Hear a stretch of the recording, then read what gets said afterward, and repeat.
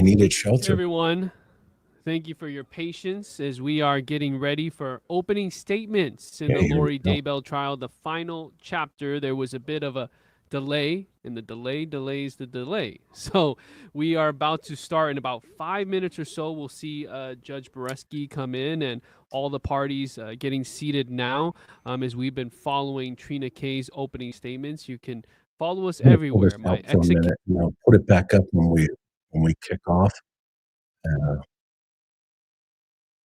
see here. Anyway, so I'm going to be streaming out of the news agency in Arizona. That's running this live. It's going to be the Fox affiliate. So as soon as they come in and get going, then I'll put the courtroom stuff back up. But anyway, so yeah, it's going to be very, very interesting to see how this particular day goes here. I thought I would at least stream the first day proceedings, the opening statements, because that's going to kind of tell us where the totality of this trial is going to go. I think the judge is already has a PhD. He's piled higher and deeper. He's already fed up with some of the shenanigans that Lori has thrown off here, and so I think that's going to be really, really interesting to see how he's going to handle everything. He's obviously walking a tightrope because he doesn't want any appellate issues, but simultaneously he has to make sure that the court runs on time and that the jurors' time is not wasted either. I mean, these folks were brought in, they've been voir dire, the jury was seated, and now this judge is going to run this particular trial, I think, like the last one, where it's just going to be boom, boom, boom, boom. Let's mess around, let's get to it. And so that's going to be interesting to see how he runs it. But I think it's going to be pretty slick. He's just going to get right to it. And I agree with you, Lisa. His patience has been very, very remarkable. And I think this judge has been fair, impartial, and I think he's going to continue, down that road. Because obviously he does not want any appellate issues, and so we'll see what's going to happen. It's great to have everybody here. It was Karen's idea to come up here and just kind of share some time with each other, and I hope we're going to be able to enjoy this together. Yeah, exactly. Exactly. Just reading some of your comments. Or what will Lori do once this is over and she's no longer center of attention? It'll be difficult for her, I assume. Yeah, 100%. I mean, she's that type of personality that is just out there, and she just needs this attention. Can you imagine her in high school? Everybody says that, she was, as we all know, we get back to this, everybody said, well, she was pretty normal, et cetera, and then, some wiring went wrong. But I have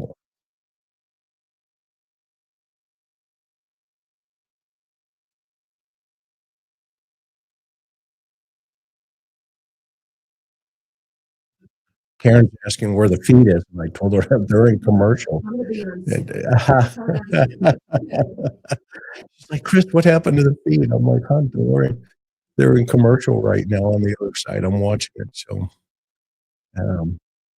I like I was mentioning, we're going to be streaming out of Arizona, the Phoenix station down there. And they have at their fingertips and the digital information that we all give out there, because of how reliant we are on devices.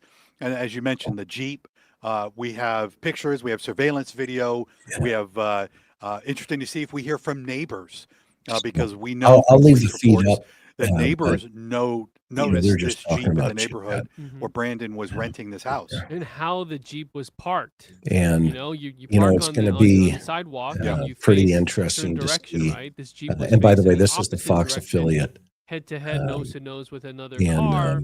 Mhm. And so that was Phoenix. strange. And obviously, we'll get into the So tinted they're running the windows. whole thing, and Now, they're this the needs to be pool noted. camera Some people may there not in recognize him if Phoenix. you've been in the You know, courtroom. they only Or if you've allowed, seen him at the as you prosecution guys know, table, the but judge a certain Detective amount of Ryan Pillar, former pool Gilbert feeds. Detective Ryan Pillar. He's not And a so detective anymore, but he was on, I it, believe, the homicide you know, unit. it's the But one that he is the lead case agent is on local Brandon right on Boudreaux's the ground. attempted murder. And so he's been at the prosecution table just like Nate Moffat So, was for Chandler in the last trial regarding Scotty Lori Too Vallow's murder. Hottie. Pillar, I would I'm doing assume well. that Thank you is so a good much. bet to go I up there really as one of am. the first witnesses You know, and I've talk about what he found. been working, Whether it's staying out of the trouble. Jeep, the shooting, as far as the We got a great evidence show on the for you on Tesla, what Sunday. Brandon Boudreaux had to say. We're going to We also cover have body cam video. a little So more the, about body Emily. cam video is going to Had show a chance to Brandon go meet with the Boudreaux's, family immediate and reaction to get this and what he said. some Obviously, insight. a lot was going through his mind, And, chaotic you know, moments. what a sad We're gonna story have still. Brandon The Boudreaux take the stand authorities at are some still point working hard in on the that, cross-exam. trying That to has tie got to be, and I should have some mentioned things this on together. Talks And, and Talks, as Ron asked me, what am I looking you know, forward to? But besides how by the Trina time we is get to going Phoenix, she'll be to lying. tie Exactly. Alex love and it. Lori together as far as a I love conspiracy, it. but cross-exam of Brandon Boudreaux by What a Lori great Daybell. song, Much of right? what Old Glenn we Campbell saw in the song last trial when back in Lori the day. cross-examined Kay, So I think you could let's see, see what we're else you almost guys got interested here. to see how that's going to work with Dogs with Brandon Jobs, in thank you this so case, much for being because here. again, this, like we Great to mentioned, see you from this is a SoCal. victim who survived all of this. And you know, Let's see here. we're looking forward to seeing how Kay would react She-Jukes to are- Lori.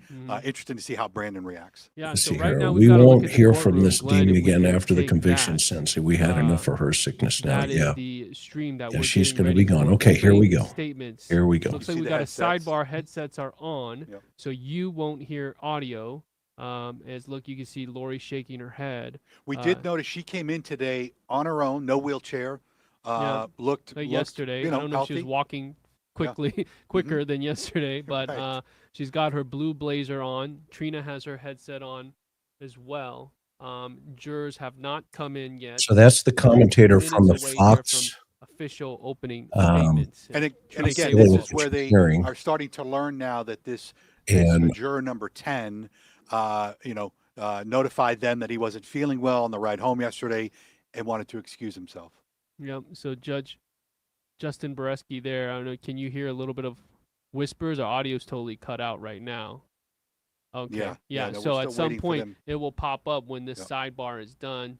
Lori Daybell looking over to Trina Kay as they discuss this. I know that there was a discussion about her private investigator and some documents that she needed. Oh, and right now in real time, She you just guys will see wrapped. that right now in real time. Lori Daybell about to give her opening statements as well. So that will be you got double earbuds in. So Trina Kay went for about 30 minutes or so, maybe less than 30 minutes. I remember in the first trial, Trina Kay went for about an hour, a little more than an hour. It was pretty lengthy. All right, Okay, let's go ahead and here we bring in go. the jury. We'll commence with the opening statements. okay, guys, here we go.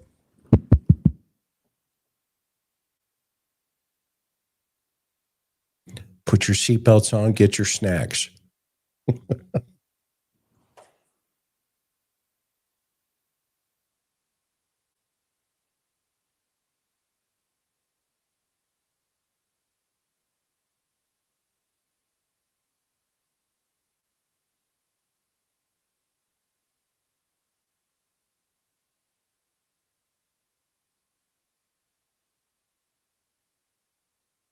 We'll have access to email right now. Yes. Okay, so maybe an email can be sent to Mr. White to see if, or even your paralegal that's now walking in could see if there's some way to coordinate picking up any documents that are needed.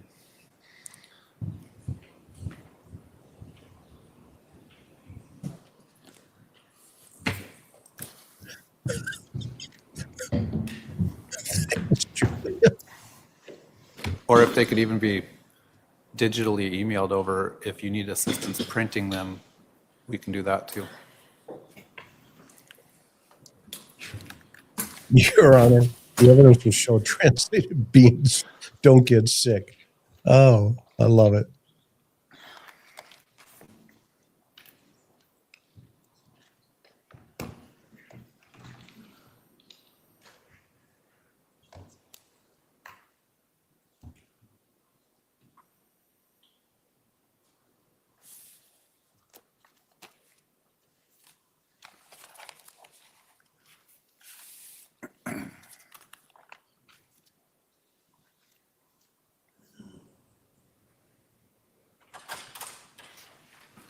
All rise to the jury.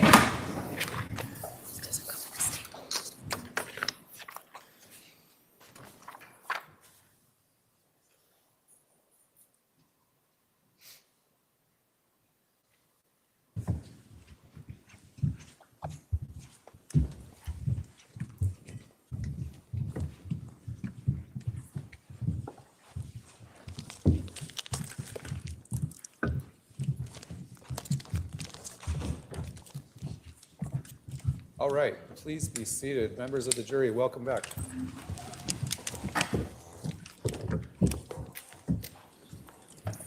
As you can see, we have extra jurors just in case someone can't proceed, which you observed that we already had to use or let one juror go.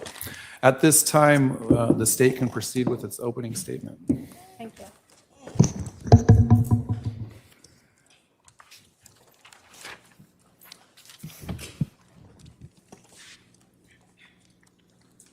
A Jeep Wrangler. The Texas license plate, no rear tire, and dark tint was parked right up next to Brandon Boudreaux's driveway, idling. At 9:13 a.m. on October 2nd of 2019, Brandon Boudreaux returned home. That Jeep had been idling there already for over an hour. When Brandon turned onto his street, he immediately noticed this Jeep because it was parked so close to his driveway. The back of the Jeep was facing towards him, and he immediately also noticed that there was no rear tire. He saw a Texas plate on the Jeep, and then he saw that back window of the Jeep open up, a rifle barrel come out and point at him, and then bang! He heard a shot and his window shattered right next to him. Brandon hit the accelerator and he took off. He turned the corner and drove a block or so away and stopped, calling 911. He talked to the operator and told them where this Jeep was going. As Brandon was speaking with the 911 operator, he had no idea that that bullet had struck his car just a few inches from his head. You'll learn that in the back of that Jeep was this defendant's brother, Alex Cox. He had been lying in wait with a rifle for Brandon to return home. This defendant, Lori Vallow Daybell, the woman seated over here, had loaned her Jeep to her brother so he could drive it to Arizona, so he could be in the back of that Jeep with very dark tint that no one could see through and wait for Brandon to return home. The goal of this defendant and her co-conspirators, to shoot and kill Brandon Boudreaux. So let's talk about October 2nd and the weeks leading up to that. All of the actions that this defendant did in furtherance of that conspiracy and the premeditated murder of Brandon Boudreaux. I'm going to start with a little background for you. In June of 2019, Brandon Boudreaux was still married to his then wife, Melanie. You're going to learn that Melanie is this defendant's niece. You're going to learn they were very close. And you're going to learn that they both had it out for Brandon. On June 25th, Brandon and Melanie got into an argument. And Brandon learned that this defendant had told his wife that he was gay, that he had hacked into her computer, and that Brandon was trying to work with her then husband to take her temple recommend away. You're going to learn that many of the people, including Brandon and this defendant, are members of the Church of Jesus Christ of Latter-day Saints. And having your temple recommend taken away is a very significant event. You're going to learn and see that Brandon actually texted Lori Vallow on the 25th of June to confront her about these lies, and that she never responded. By July, just a short while later, Brandon and Melanie were seeing a mediator and proceeding through a divorce. You're going to also hear that during this time, Lori Vallow and Alex Cox lived here in Arizona. In fact, Lori lived in Chandler. You're going to hear about an incident that occurred on July 11th of 2019 in Chandler involving Lori Vallow and Alex Cox. The Chandler police were out at this defendant's residence, and they took photographs of some vehicles. One of those vehicles was a 2018 Jeep Wrangler with Texas license plates, LWD 0997. That will be very important to you. They also noted that Alex had his own car, a Ford F-150. Both of those vehicles were in Chandler in July. You're going to learn that in August or September, or August through September, Lori Vallow and her brother Alex Cox moved up to Rexburg, Idaho, to be closer to this defendant's soon-to-be husband, Chad Daybell. Both of them moved into a complex at 565 Pioneer Road in Rexburg, Idaho. Lori took the Jeep Wrangler and a Nissan Rogue, and Alex brought his Ford F-150. So everyone had their own vehicles. You're going to learn that as the divorce is proceeding between Brandon and his then wife, Melanie, that they put their house up for sale. And Melanie moved out and got a rental property. When their house finally sold, Brandon had to rent a home too. And on September 13th of 2019, he rented a house at 3875 East Phelps Street in Gilbert. Brandon will tell you his plan initially was to stay in his own house almost up to the time of the closing and then move into the rental property. You will see a text message that Melanie asked Brandon for his new address. They had children in common, so he didn't think anything of this. And he sent her the address. That was on September 17th. You'll learn that Melanie Boudreaux, this defendant's niece, was the only person who knew Brandon's address, who knew 3875 East Phelps Street, and who also knew this defendant and Alex Cox. Brandon barely moved into that house before the shooting. In fact, he'd moved in sooner than he thought because Melanie told him she was going out of town and offered him the kids for an extra weekend. And so he moved in sooner and took the kids while she flew to Rexburg, Idaho on September 26th through the 29th to be with this defendant. So in the weeks leading up to this October 2nd shooting, we'll talk about all of these things that were done in furtherance of this conspiracy, starting with Lori Vallow's Jeep. You'll learn that Alex Cox searched out a place to have extra window tinting put on the Jeep. And I say that because you're going to see the photos from the Jeep in July, and you'll see there's tinting on the windows, but you can still see into it. And so on September 25th, Alex Cox took that Jeep to Dan's Window Tinting in Rexburg, Idaho, and he paid $200 to put some of the darkest tint you could put on it. You'll see those photos of what that Jeep looked like afterwards. This is the first action of this defendant, Lori Vallow, in the conspiracy, loaning her brother this Jeep and allowing him to put on these dark tint to get it ready so he can lie in wait, and no one could see him in the back with that rifle. It is her first mistake, using that Jeep and tying herself to the conspiracy and to the premeditation. Also on September 25th, you're going to learn that Lori Vallow and her accomplice, Alex Cox, went to the Walmart superstore in Idaho Falls. You're going to learn that's not far from Rexburg. And they purchased a burner phone. Now, a burner phone is a phone that you don't have to put your subscriber information to. And so how do we know that Alex Cox was there and Lori Vallow was there? Well, you're going to learn that each had their own cell phone, like most of us do, and that Alex Cox's cell phone was utilizing Wi-Fi inside that Walmart at the time that burner phone was purchased with cash.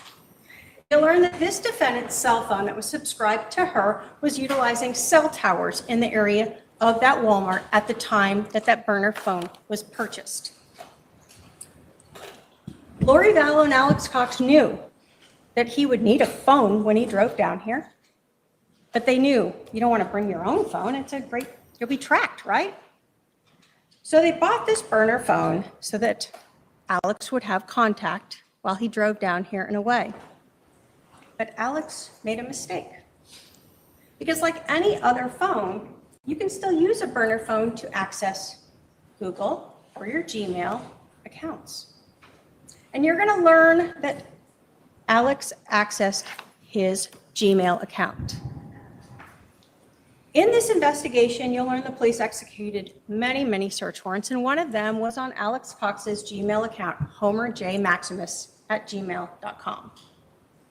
You're going to learn that Alex searched for things like window tinting in Rexburg, that he searched for places to practice shooting ranges. You're going to learn that he searched different things about angles or trajectories of shots. You're going to learn that the day before, on October 1st and the morning of October 2nd, he searched 3875 East Phelps Street, where Brandon Boudreaux lived. You're going to learn that after the shooting, Alex Cox actually searched for directions on how to get away through a back road. He knew he hadn't killed Brandon. Brandon's calling 911, and so he searched for Pine Top, Holbrook, Moab, Utah, Fillmore, Utah, and eventually Idaho Falls as he made his way back through back roads. You're going to learn that the police also executed search warrants on this defendant's Gmail account, lollytimeforever@gmail.com. On September 30th, the day when her brother took her Jeep and started driving down to Arizona, she searched, quote, how to get the back seat out of my Jeep Wrangler. And she also searched a YouTube video, Jeep Wrangler JK rear seat removal, how to DIY YouTube video. This defendant continued to be a co-conspirator and to aid her accomplice, Alex Cox, by searching how to remove that back seat of the Jeep so he could better lie in wait to shoot Brandon. This was the defendant's second mistake, and more evidence of her being a co-conspirator and the premeditation. This defendant also, on September 30th, began aiding Alex by becoming his alibi. You'll hear from Nick Valance, who is an FBI agent who deals with cellular analysis, that around 4:30 p.m. on September 30th, Alex Cox's cell phone, the one that he subscribed to, moved from his apartment in this same complex where he and Lori Vallow lived to Lori Vallow's unit. And from them on for the next couple days, Alex Cox's phone remained with this defendant. Meanwhile, that burner phone from that Idaho Falls Walmart on September 30th started moving towards Arizona. You will hear that on October 2nd of 2019, at about 8 in the morning Arizona time, about an hour before the shooting, this defendant created the alibi. She had Alex Cox's phone call her phone to make it look like he was still in Rexburg, Idaho, instead of in Gilbert, Arizona. That fake call lasted about 24 minutes. Both of those cell phones were using the same cell tower in Rexburg, Idaho. This was Lori Vallow's third mistake. More evidence that she was a co-conspirator and of that premeditation to aid her brother in this shooting of Brandon Boudreaux. So how do we know, though, that Lori Vallow's Jeep drove from Idaho to Arizona? Well, we're going to start by learning about what we call LPRs, or license plate readers. You will learn and see a photo of Lori Vallow's Jeep in Arizona on October 1st of 2019 up near Holbrook on the I-40. You'll hear that the DEA has a license plate reader there, and they took a photo of Lori Vallow's Jeep with that license plate LWD 0997 on its way to Gilbert, Arizona. You're also going to learn that the police later recovered that Jeep back up in Rexburg, and they did a couple different search warrants on it. And what they recovered inside the Jeep, among other things, was a receipt from October 1st of 2019 from Mesa, Arizona, the day before the shooting, from a restaurant called Los Favoritos out on Power Road. You're going to learn that at the time, the burner phone is down here in Arizona. You'll learn that Alex Cox was using his Gmail and Googling an address on Power Road around the time when we then see the receipt. Alex Cox, Lori Vallow's Jeep, and Alex's rifle are here in Arizona waiting to commit this shooting. Meanwhile, up in Rexburg, on October 1st, this defendant does a little more additional help. She goes to a storage unit in Rexburg, Idaho, and rents unit C52. The next day, on October 2nd, when this shooting is happening down in Arizona, or after the shooting actually, she brings her soon-to-be husband, Chad Daybell, with her. And you will see video of this as she and Chad Daybell put the rear tire and the rear bench seat of that Jeep into the storage unit.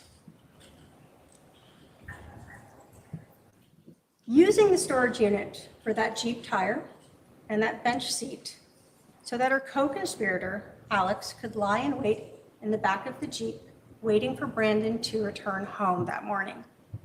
This is, again, evidence of that conspiracy and of the premeditation to kill Brandon. So October 2nd, the morning of this shooting, you will see that Alex Cox was Googling that address, 3875 East Falls Road. His burner phone from Idaho Falls, Idaho, is in Gilbert, Arizona. He's using his Gmail account, and he is using cell towers around Melanie Boudreaux's residence. Now, this is important because Melanie knew that Brandon had their kids. They had 4. She knew that Brandon that morning was going to have to drop off 3 of the kids at school and that they would exchange their youngest. They would meet at a park. Brandon would text Melanie, let her know he was there. She would respond, and they would exchange their youngest child. While Brandon was leaving his house to take his kids to school, that Idaho burner phone moves to his residence and begins waiting for him. Alex kept the Jeep running as he waited for Brandon to return. What Melanie didn't know was that Brandon was going to the gym after dropping off the kids, and so Alex had to wait longer. You'll hear that one of Brandon's neighbors noticed this Jeep. It's a neighborhood that doesn't have any real easy ingress or egress. You'll see a map of it. So there's very little through traffic. And so the neighborhood knows and recognizes most of the same cars. And you'll hear from a neighbor that as he was backing out, he saw this Jeep parked the wrong way on the road, nose to nose with another vehicle that he did recognize. He saw the dark tinting. He saw it was running, and he thought it just stood out as unusual in his neighborhood. It made him actually look into his rearview mirror to note it had a Texas license plate. This was about 30 plus minutes before Brandon arrived home. When Brandon got to the house that day, Alex was ready with the rifle. And we know that he was able to just lift up that back window because the tire wasn't on it. Alex fired one shot. Luckily, he did not hit Brandon. You will see that Brandon was driving a Tesla at the time. And unlike many cars, there's no frame around the window. The window just goes into the door, into the car itself. The shot hit the frame of the vehicle, but right where the window goes up into it. And you'll see that there is damage to the window as well as the bullet hole into the frame of the vehicle itself, right above Brandon's head when he was sitting in that driver's seat. You'll hear that when Brandon took off, the window remained in the door, that he drove away and then eventually circled back around and went into his driveway. You'll hear that for a Tesla, when you put the car in park, the door automatically opens and the whole window just shattered out. Brandon was on the phone with 911 soon after the shooting. You'll hear that call, him actually sounding out of breath from the fear. And he waited for the police to arrive. Alex Cox, of course, is Googling how to get out of there and get back to Rexburg, Idaho. And by October 3rd, he was back there. That same day on October 3rd, you will see that Alex Cox and Lori Vallow went back to the storage unit. They removed that rear tire. They removed the rear seat of the Jeep and took it with them. You will again see video of that. You'll also see that they Googled that day, news in Gilbert, shootings of Brandon, to try to find out what the police knew. How did the police figure out that this defendant and Alex Cox were involved? Well, when the police were interviewing Brandon, they asked him if he had any enemies. Who would want to do this? And Brandon told the police the only people he could think of was Lori Vallow and Alex Cox. He told them that Lori had lived in Texas and that the Jeep had a Texas license plate. And he told them about that incident on July 11th of 2019 in Chandler involving Lori Vallow and Alex Cox. And he believed this was all tied together. You'll hear that the Gilbert police reached out to the Chandler Police Department and learned about that Jeep with the Texas plates, LWD 0997, the same plate that was seen on that license plate reader on October 1st coming into Arizona. The Gilbert police learned that Lori Vallow and Alex Cox were living in Rexburg, Idaho, and they reached out to law enforcement there. You'll hear that on November 1st, police in Idaho went to 565 Pioneer Road, that apartment complex, and they saw Lori Vallow, they saw Alex Cox, and they saw Chad Daybell.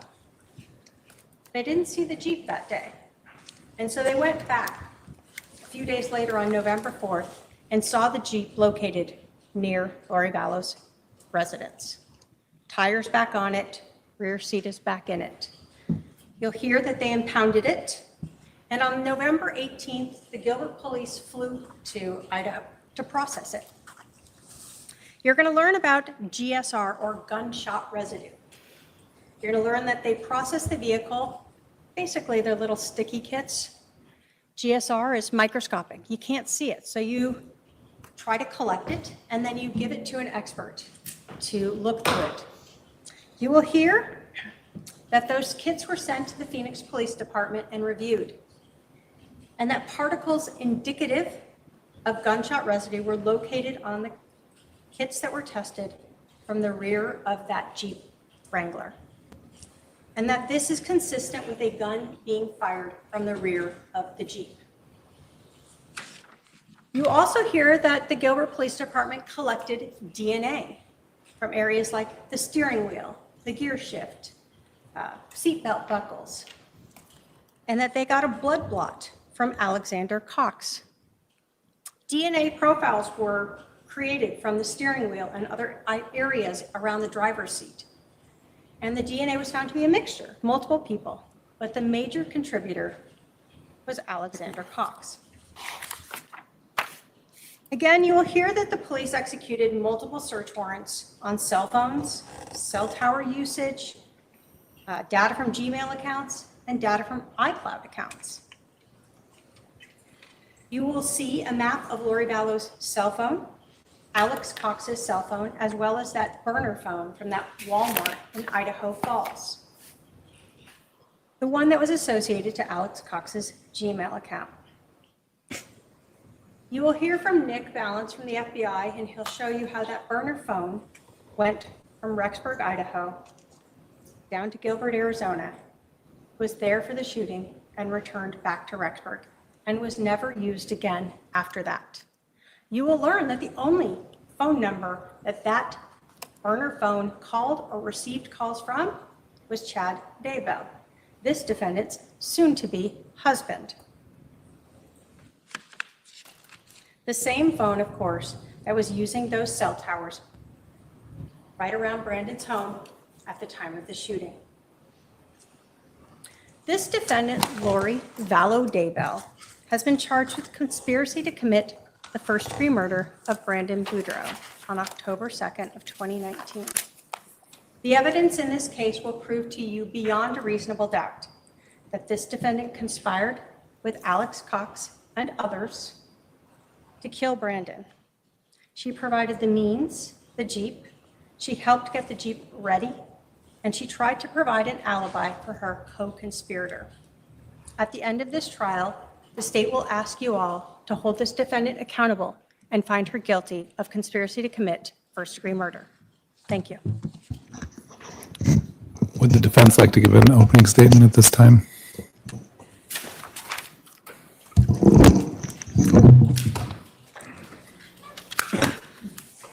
Put your seatbelts on. Get your snacks. Here it comes. Surprised she's not in a wheelchair.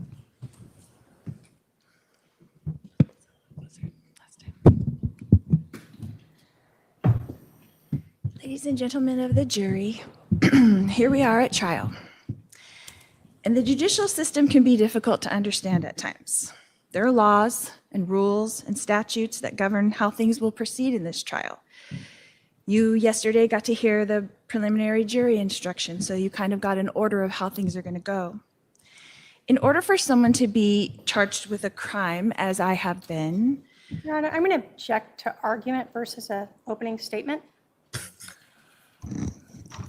I'll remind the defendant, an opening statement should be a preview of what is to be expected at trial. So go ahead. That law enforcement presents evidence that they gather, and the state prosecutors are going to present that to you.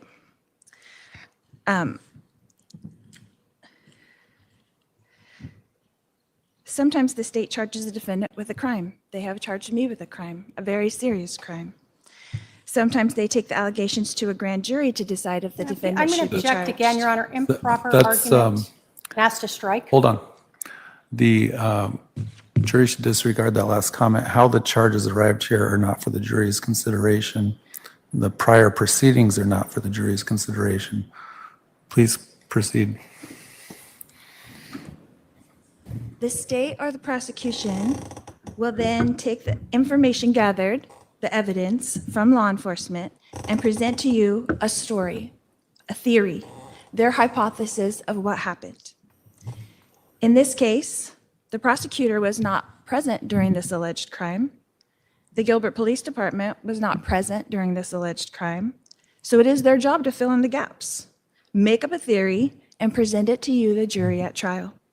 This is their job. This is the song. They are not witness to the actual events because they weren't there that day with Brandon at the house when this alleged shooting occurred. Defense. This case is about a conspiracy. Some other dude. And a conspiracy is when two or more people make an agreement to commit a crime. They have to willingly and knowingly participate. Conspiracy is an ancient word that appears in the Bible on many occasions. Judas conspired against Jesus with the chief priests for I'm going to 30 pieces of silver. object to, unless this is being presented at trial, I'm not sure that this is appropriate opening. What is the legal objection? You're arguing. The opening statement is not argument. I'm going to allow it briefly, but I may cut you off depending on where you're going with that. Judas did it. Cain conspired against Abel, his brother. This case is a case of conspiracy. The charge against me is that I conspired with my brother, Alex Cox, to murder my niece's husband, Brandon Boudreaux. But you will find, as you begin to see the evidence put forth in this case, that there was not any animosity between Brandon and myself. I personally did not have any motivation to have harm come to Brandon.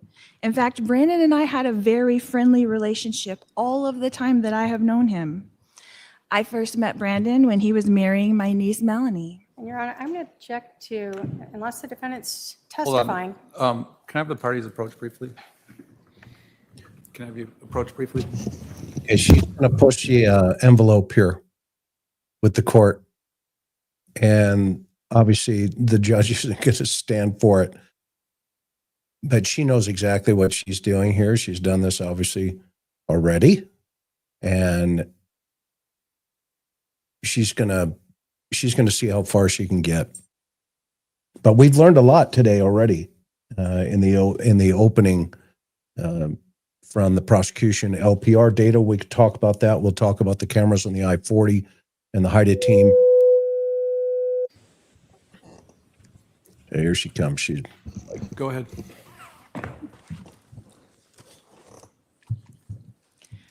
I first met Brandon when he was marrying my niece, Melanie.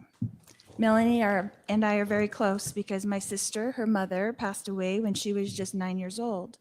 So Melanie and I think of each other and love each other like a mother and daughter, even though we are aunt and niece. So our families remained close. Melanie and Brandon's family and my family. And in each other's lives, like everyday lives. We spent holidays together and shared in everyday life. I was there for Melanie and Brandon's wedding and for the birth of all four of their children. I was also very close to all four of their children. In this case, you will hear Brandon himself tell you that someone shot a gun at his car. You will learn in this testimony that Brandon was not hurt. You will learn that he wasn't even sure what had happened. But you will hear that Brandon immediately blamed me, which begs the question, was I an enemy to Brandon? That is news to me, and hopefully by the end of this trial, we will all have some answers to that question. In this case, you will learn that Brandon had called 911, and Gilbert Police did respond.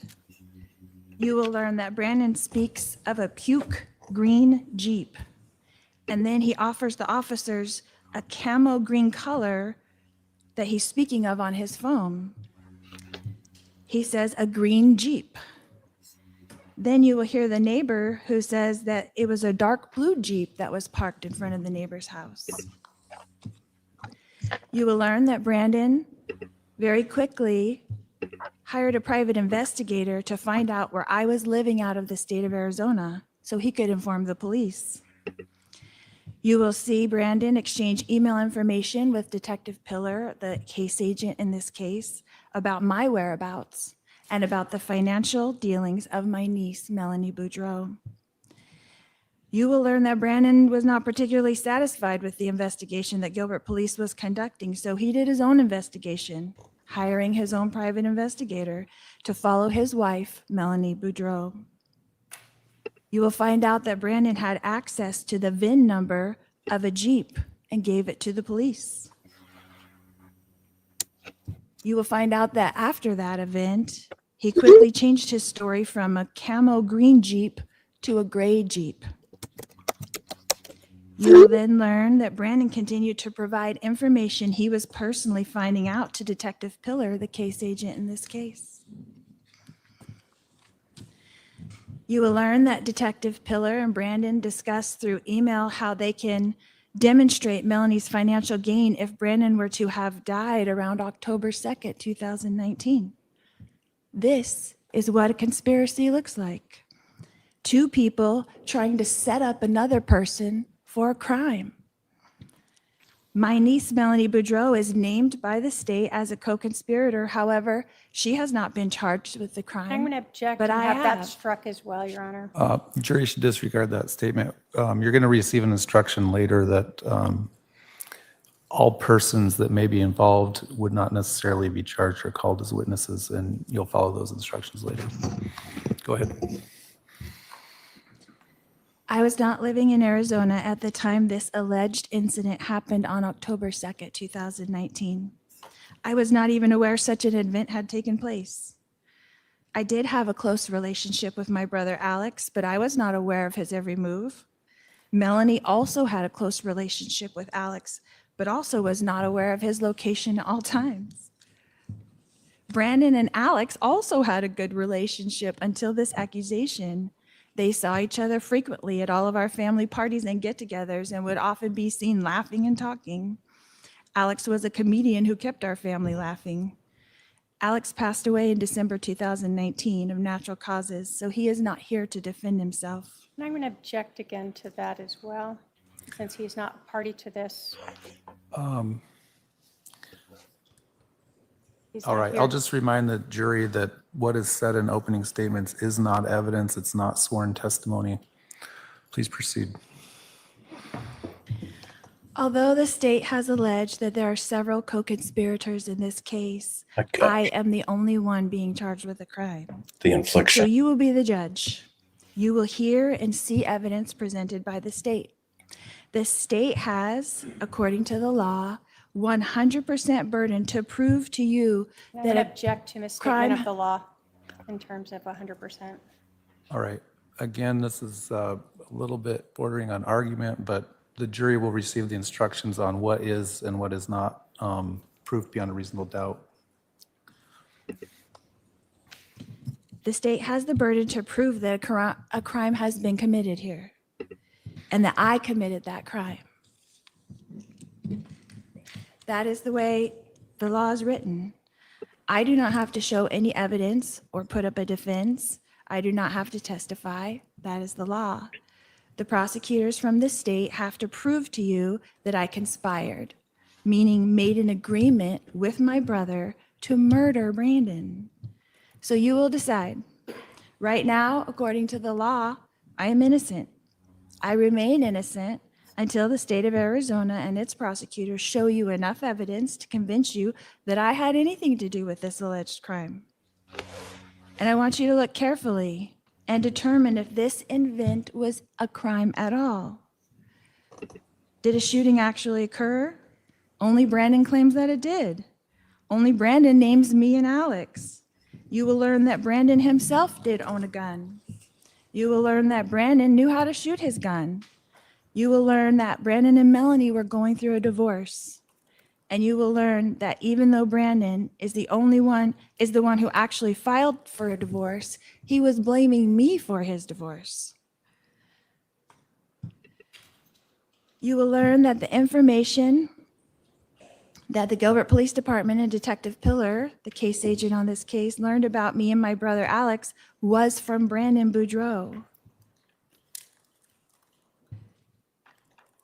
You will learn that Brandon and Detective Pillar communicated frequently and were on a first name basis. I want you to look closely at the motivation of Brandon and the Gilbert Police Department, because I'm the only one charged with the crime, and I need you to decipher what really happened here, because I'm the only one who's being asked to pay a consequence for this And crime. again, Your Honor, I'm going to ask to object and strike that. There's Sustained, the jury in their instructions received an instruction that said the jury is not to consider a penalty. That will be in the final instructions area as well. The jury's job is to determine whether or not the state has proved the case beyond a reasonable doubt or the charge beyond a reasonable doubt. Go ahead, proceed. You will hear many references during this trial about the state versus Lori Daybell. Well, who is the state? The state are the prosecutors. Can I object to argument and relevance? Sustained. And you, the jury, are brought in to stand between the state and me. And I'm going to object again to improper statement of the law, argument, and relevance. Sustained. You are here to say if a crime has even been committed at all. You are here to say if I committed this very crime and if the state proved this to you beyond a reasonable doubt. If at the end of this trial you have reasonable doubt, then I remain innocent. If the state does not prove to you that I, 1, committed a crime, and 2, committed this crime, then I remain innocent.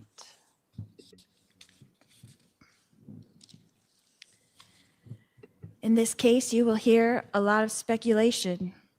The definition of speculation is an idea or guess about something that is not known. During this trial, the state will try to convince you that I committed this crime by using speculation, innuendo, and insinuation. And the state is hoping that this will be enough. In this trial, you will in fact witness a power struggle between the state and the defendant. Your Honor, For I'm what gonna a fact object to really argument. is. Sustained. Because they want to convince you, the jury, that a fact is speculation, that a fact is innuendo, that a fact is insinuation, that they knew what I was thinking, what I was feeling, what I was planning, when they don't know it all.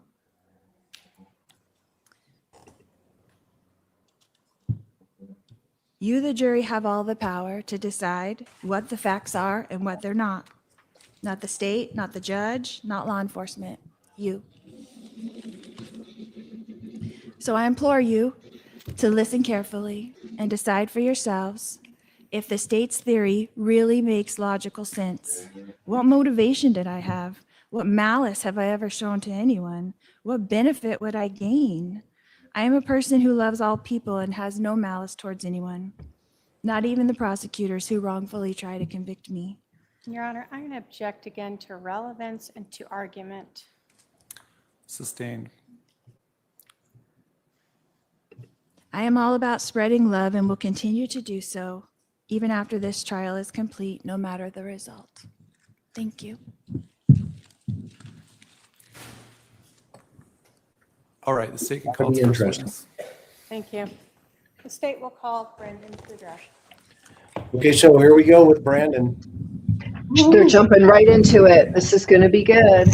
Your Mr. Honor, could we Boudreaux, have a, you're going to come up here and be sworn in by the clerk. Can you please state and They got the spell mics pretty hot in your here. last name? You're gonna learn. You're gonna learn, according to her. Yeah, the jury's gonna learn. Yeah. And you know, she's all about spreading love, Chris. Yeah, She's all about spreading love. All right, sir, go around the court reporter, have a seat up here to my left. yeah, they're gonna get Brandon out of the way. They're gonna hit him. Is it about what we discussed earlier? The state's probably going to, you won't complete your direct before lunch? I don't believe so, no. Okay. Yeah, get your snacks. Get your snacks. She's toast. Throw some toast up there. Yeah. Would you please introduce yourself to the jury? My name's Brandon Boudreaux. I live here in Arizona. And if you can pull the mic just a little closer to you and roll in a little closer. Thank you. Sorry. It's okay. How old are you, Brandon? I'm 40 years old. You said you're currently living in Arizona? I am, yes. What do you do for a living? Currently, I own a solar company. Okay. I want to talk to you sort of about your marriages. Are you currently married? I am. Do you have a prior marriage? I did, yes. I want to talk about your prior marriage. When did you get married initially? I was married initially October 31st, 2008. And who were you married to? Melanie Cope at the time, she became Boudreaux. How long were you and Melanie married? A little over 10 years. Did you two have any children? We have 4. Do you recall approximately when you began divorce proceedings with Melanie? It would have been in July of 2019. And do you recall approximately when your divorce with Melanie was finalized? It would have been in October of 2019. Was it before or after October 2nd? It was the middle of October, Okay. so after. Now, do you have family here in Arizona? I have a brother who lives in Tucson now, but at the time I did not have any family here in Arizona. They lived in another state. Yes. Did Melanie have family that lived here in Arizona? Yes, she did. Did you know someone by the name of Lori Vallow? I did. That was Melanie's aunt. And did you spend a lot of time with Melanie's aunt, Lori Vallow? Yes, we spent a lot of time together. Do you see her in the courtroom today? I do. Can you point her out and tell us what she's wearing? She's directly behind you wearing glasses and a blue top. Your Honor, may the record reflect the witness has identified the defendant. It shall. When you knew or were spending time with Lori Vallow, was she married at that time? She was. Who was her husband then? Charles Vallow. And how often would you see Lori Vallow and her family? Pretty often. We would spend holidays together. We often vacationed together, and our children were close, so it wouldn't be unordinary to see each other every week. Were you close with Lori Vallow's prior husband, Charles Vallow? I was, yes. Did you know other members of Melanie's sort of expanded family? Yes, I did. Did you know a person by the name of Alex Cox? Yes, I did. Who was he in relation to Melanie? That would be her uncle. Okay. So Lori's brother? Correct, yes. And before your divorce from Melanie, did you see Alex Cox often? Not as often as Lori, but yes, I did see him. Okay. Usually at a family get-together. Did you know anyone by the name of Chad Daybell? No, I did not. Did you later become aware that Lori Vallow married a Chad Daybell? Yes, I did.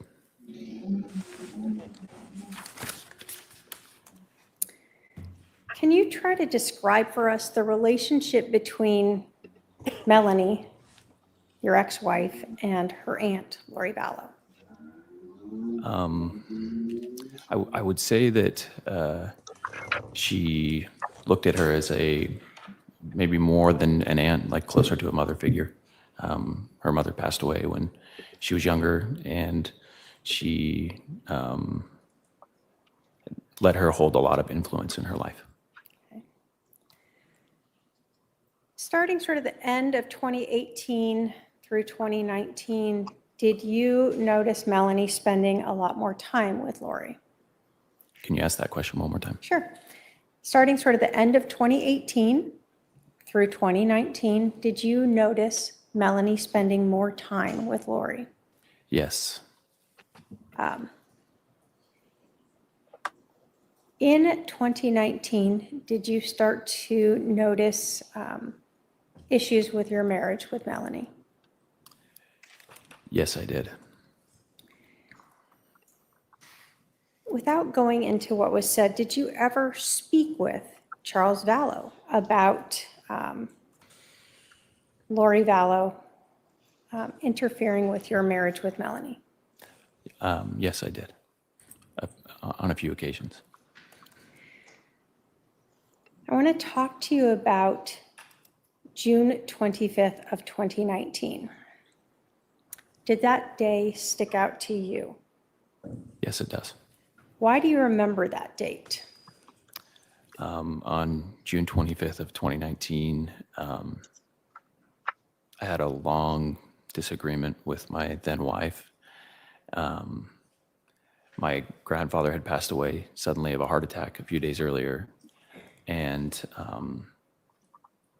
she had told me she didn't want to go to his funeral, and that had led to the start of a disagreement that quickly changed and was very different than what I thought was going on. I'm going to have you put your mic just a little closer to you. Yes, sorry. That's okay. So you said it started out as a conversation about going to your grandfather's funeral, Yes, and then it changed into something different? it did, yes. During this conversation with Melanie on June 25th, were you accused or told that you had been involved in doing some things to her aunt, Lori Vallow? I was, yes. This sticks out because it was so bizarre to me. I was trying to talk to my wife about our relationship, and she was using different language that was confusing. She kept saying that she was going to reveal things about me, and it just didn't make sense. And then she accused me of hacking Lori's computer, which I knew I hadn't done, and I didn't know why it mattered to what we were talking about. So, that something like that sticks with you because it's just doesn't connect. Do you know how to hack into other people's computers? I do not. So you're being accused of hacking into Lori Vallow's computer. Did anything get raised during this conversation regarding your sexuality? Yeah, it was a very long argument. It started in the afternoon and went past midnight. And as things kept escalating, more different allegations that didn't make any sense kept coming up. And one of those was that God had revealed to her that I was gay, and that one stuck out because Charles had told me that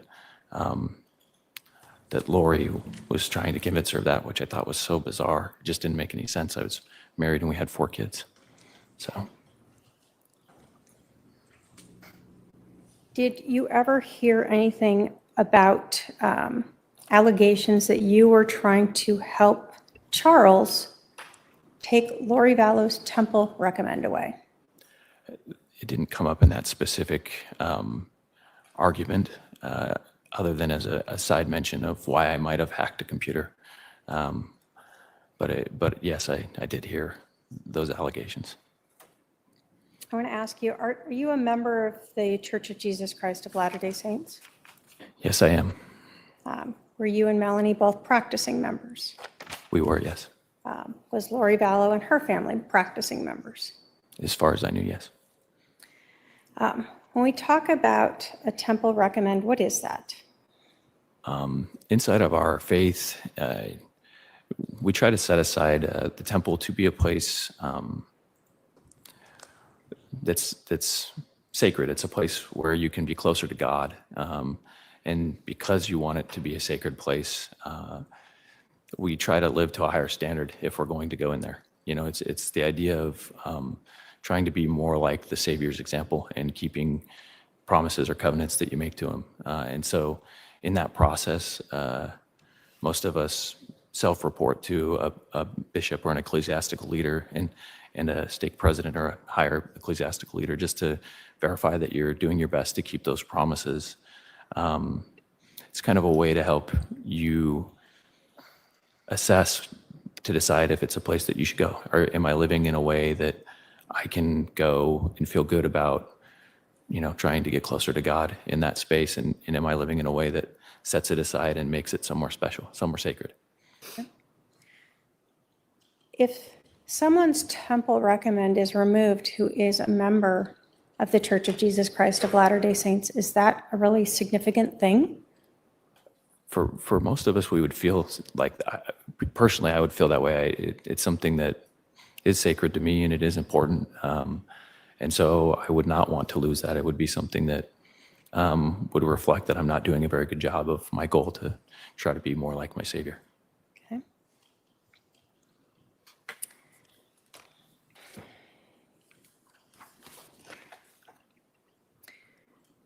When you are having this argument, this conversation with Melanie on June 25th, what are you thinking?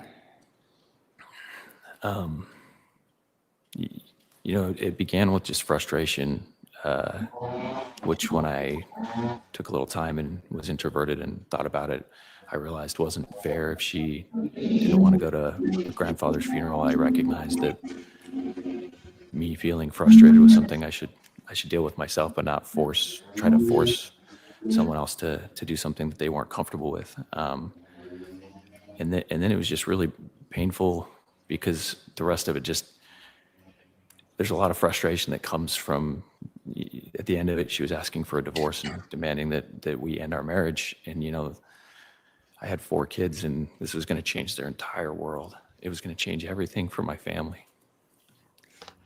Did you, having spoken with Melanie, feel that Lori Vallow was involved in some of these things that Melanie was telling you, that was why your divorce should end? Can you ask that question one more time? Sure. It's starting to. As you are listening to the things that Melanie was telling you that evening or afternoon into the evening of June 25th, He's going to break down. did you believe that Lori Vallow had been involved in some of these ideas that were being told to you as to why your marriage should end? Yeah, I mean, how else does her aunt's computer getting hacked even come up without Lori being involved? So I got pretty frustrated at one point, and I think I told her I'm going to take a break, and I texted Lori and Charles and tried to call both of them to discuss it with them, because I wanted them to understand the gravity. This is my family. This is my kids. This changes the rest of their lives. It's not just whatever was going on for those two. So you told us that you just mentioned that you actually sent a text message or a couple of text messages to Lori Vallow that evening? Yes, I did. Can you scoot just a little closer? I've seen it so many times with victims that this moment, the realization is. Why did you text Lori Vallow that night? Hope that she would have integrity, that she would respond and acknowledge that I didn't hack her computer. I don't know, honestly, just hope, I was trying to find something to fix the problem. So you felt strongly enough that Lori Vallow was involved in these ideas that Melanie was putting at you that you actually reached out to her? Yes. Think about that over a computer. Your Honor, I've shown the defendant Exhibit 122. I'd like to have my paralegal bring that up. He's doing math. He tried to kill me. I think the jury. I want you to look at Exhibit 122. Do you recognize those text messages? Will bond with him. Yes, I do. Are those messages that you sent to Lori Vallow on June 25th of 2019? Yes, they are. Do those relate to the allegations that were being told to you by Melanie that Lori had provided her? Yes, they do. And that was you trying to fix these things that were lies? Correct. State will move to admit Exhibit 122. Any objection? No objection. 122 is admitted. And if I may publish.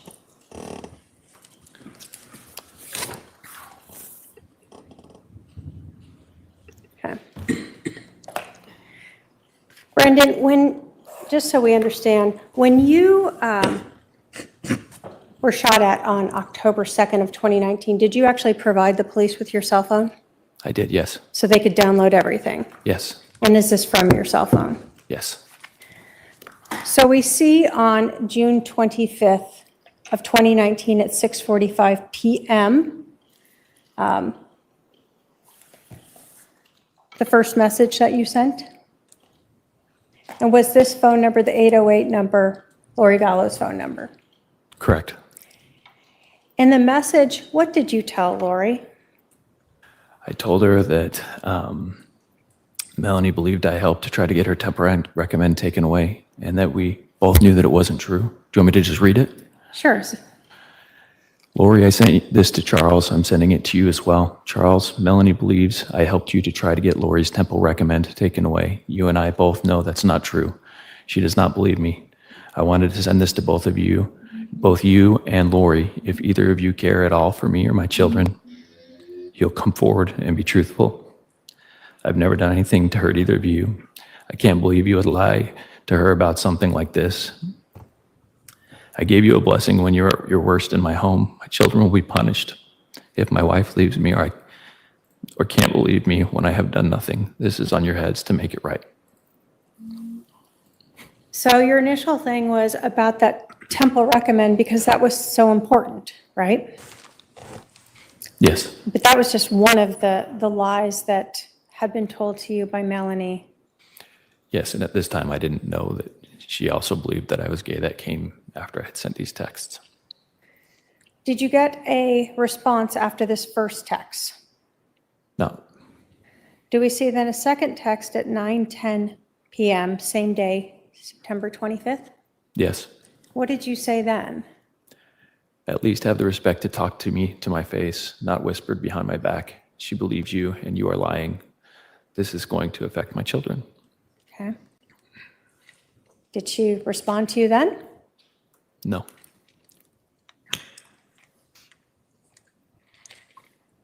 He's holding back all his emotion. And a couple minutes later, did you send Lori another message? I did. What did you say then? I will not stop until the truth is known. It says I didn't dip, but a typo. I didn't do the things you said, and because I know I did not, I will find a way to prove it. He's texted her about him defending his character and his honor. Did Lori ever respond to any of those? No.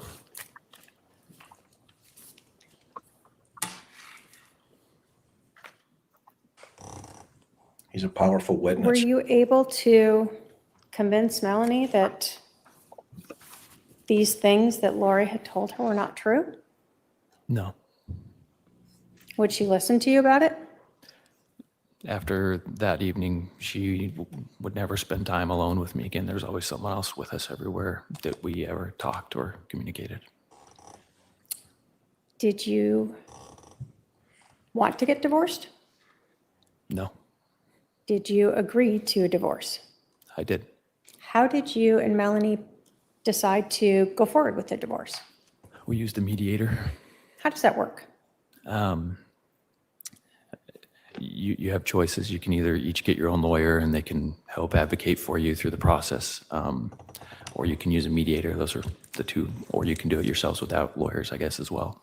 And as you go through that divorce process, you really discuss two key concepts: all of the money and the finance side, and then the children when you have children. And so a mediator is helpful in being able to help you understand what the law thinks if you both can't agree on something, and help you go through and think. It's a lot to think about. And, you know, you're very, I was very emotional going through that. And so they're helpful that they can kind of guide you to make sure you're covering all your bases and you're thinking about the future for your kids, thinking about what's fair in the financials, all of those things. At that time, what were the ages of your kids? I know, I got to go back a few years. So in 2019, Braxton would have been 9. And then I would add a 5-year-old and what would like be 2000? A 4-year-old and a 2-year-old. The silent victims. and you told us that you started to see a mediator sort of in July of 2019. Yes, Do you recall if it was the beginning, middle, or end of July? beginning of July. So really fairly quickly after you were confronted with these theories of you hacking Lori's computer and trying to take her temple recommend away. Yeah. As you went through a mediator, did you agree to have joint custody of your kids? I did. Did you and Melanie have a house at the time you were married? We did, yes, and in the mediation, we agreed to sell it. Now, prior to the sale of the house, did Melanie move somewhere else to live? Yeah, we agreed that I would help her find a rental, which we did. And then our house was an expensive house. We were listing it at about $1 million, and so having those young kids inside of it while you're trying to have it show ready all the time was a concern. So we agreed we'd get a rental house where the kids would be able to stay so that they could just be kids and not have to try to live super, super clean. And I would stay in the house and just kind of live in it as a shell house till it's sold. Okay. Do you recall approximately when Melanie moved out? July, around the 14th or so, I think. I'm not 100%. It's been 6 Mid-July? years. Yeah, mid-July. I think there's going to be fireworks on this one when she gets So the kids across. were living with Melanie in the rental house and you were staying in sort of I'll call it a community property house at this point. Do you recall when your house sold? In September, I think we got it under contract, and at which point I started looking for a rental house, probably, For yourself? yeah, for me to move into so that we could then do our joint 50-50 custody Okay. with our kids. Did you find a house to rent? I did. And was that the 3875 East Phelps Street in Gilbert? Yes. When you were looking for a residence, did you consider at all the location of Melanie's rental house? Yeah, I tried to, we had agreed we would stay within a couple miles of each other so that it would be convenient for each of us. And I also tried to move close to where I had before I had built the home that we had, I had lived in that same neighborhood. So I tried to move closely to a place my kids would be familiar. Okay. Did you sign a lease for that 3875 East Phelps Street on September 13th of 2019? Yes. What was your plan in terms of when you were going to move into that new house versus staying in the community home?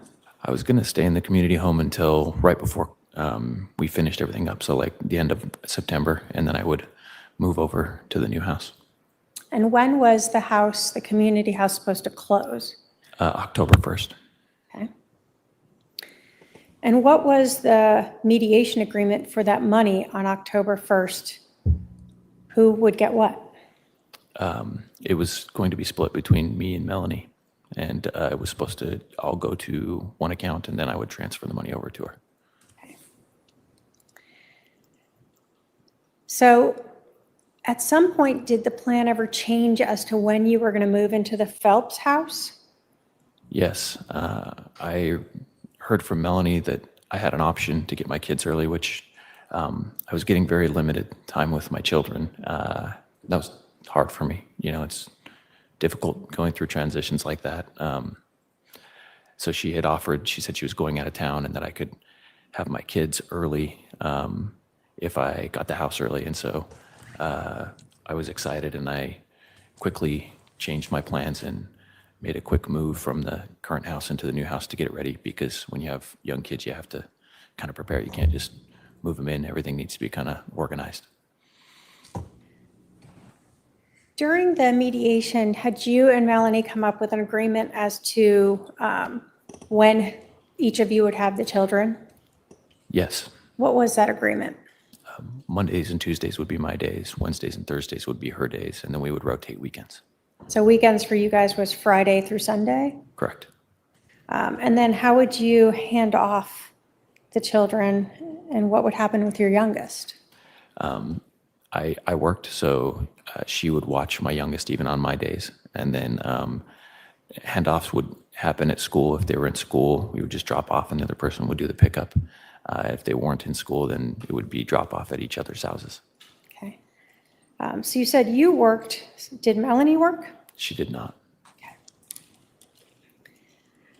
So Melanie kind of just tells you she's going out of town on the 26th and offers the children to you. Do you recall about when you moved into now this residence on Phelps? It's been a really long time. Shortly after, I think, that conversation, about a few days prior to when I got the kids. I think it took me a couple days to move in. So you had the kids on the 26th. I did, yeah. How did you told us you had been planning to move in a little bit later. How did you get moved earlier, quicker? Did you have people help you? What'd you do? My neighbors that lived across the street from me at the house that I was selling noticed that I was moving and offered to help. I just went and got a truck and decided to move. I was excited. I didn't tell anybody even. I just kind of jumped after it, and then one other friend found out, and he brought another friend. So there's 4 people who helped me move, and they were the only people. I mean, I immediately had my kids after. They're the only people who even knew that I had moved. It was a very quick decision. Now, you told us that part of the agreement would be that you and Melanie would would drop off the kids. At any time, did Melanie ask you for the address of your new residence? Yes, she did. Did you provide it to her? Yes, I did. You think anything of it when she asked you that?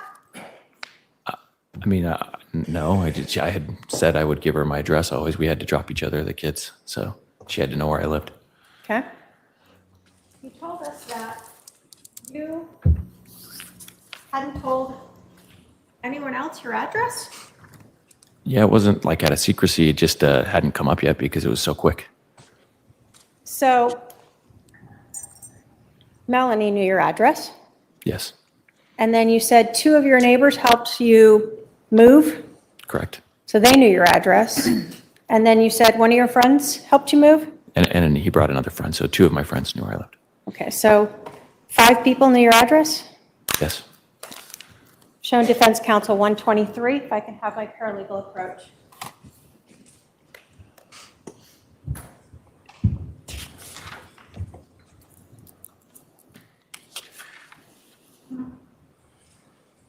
Do you recognize those text messages? Yes, I do. Are those the text message between you and Melanie where she asks you for your new address and you provide it to her? They are. And was that on September 17th of 2019? It is. Your Honor, the state will move to admit Exhibit 123. Any objection? No objection. They're 123. tying it together. The state will move to publish. Go ahead.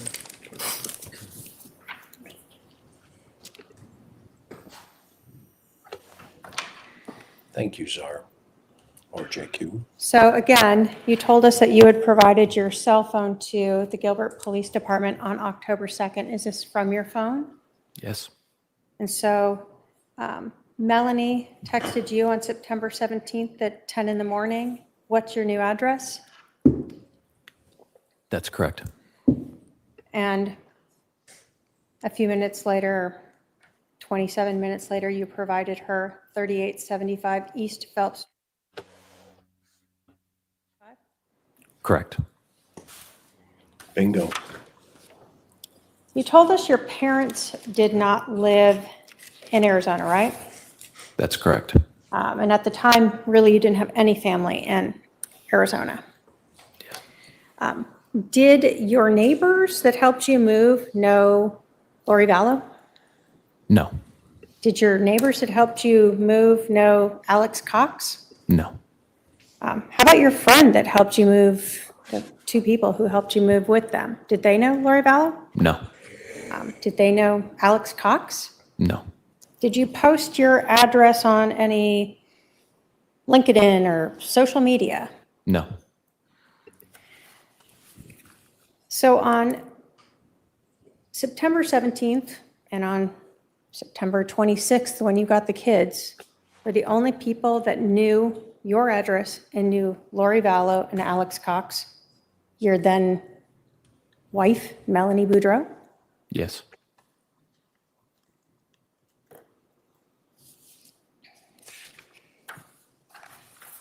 It's going to be interesting how she crosses him on that. So on September 26th, you're in your rental house on Phelps Street. You have your children with you. And is this sort of the first time you have been there with your kids? Yes, And this was over a weekend, correct? correct. So you had your kids sort of that weekend of Saturday, the 27th and 28th. And then did you follow your normal schedule now of Monday and Tuesday having the kids? Yes, And then was October 2nd sort of Wednesday, October 2nd? And that would be the day you would normally exchange the correct. children? That was the first day that I would not have my kids. Okay. And so on October 2nd would be the day that Melanie would now have control of the kids that evening. Yes.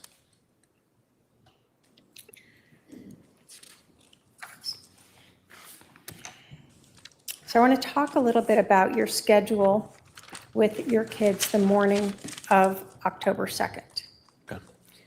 Can you tell us sort of what your general schedule was? What'd you get up and do with all the kids? Yeah, it's been a long time. You know, my kids are different now, but back then, I would probably wake up an hour and a half early. Got to wake each kid up individually. Kind of, each of them has different needs. I think Breeze was still in diapers. Blake might have even still been in diapers. So you wake them up, you make sure that you get them cleaned up, changed, you feed them. Got to get 3 of the 4 of them dressed. They don't know how to dress themselves. So you got to give yourself time. So probably an hour and a half making food, getting kids ready, making sure everybody's good to go and prepared so that when you get within a short amount of time of school, you can get the 2 that are in elementary school there on time. All right, so you said you had 2 that were in elementary school. Your Are they in the moms same are school? amazing. Yes, And so that leaves 2 other kids. yes. What did you do with the other 2 kids? Blake was in like a pre-K preschool that was right by the new rental that we got Melanie, and then I dropped Breeze off at Melanie's. Well, she didn't want me to come to her house, so I would drop her off at the park, and then watch her run to her mom. Okay. Wow. Do you recall approximately when you left the house that morning to start taking the kids to drop them off at their different locations? Let me ask you this. Do you recall approximately when the kids had to be at school? 7. I probably would have left at 7:30. They probably started at 7:50. That's And were the schools you said close to your Phelps Street? it was like probably a 5 or 10 minute drive, depending on if there was some traffic or not. Okay.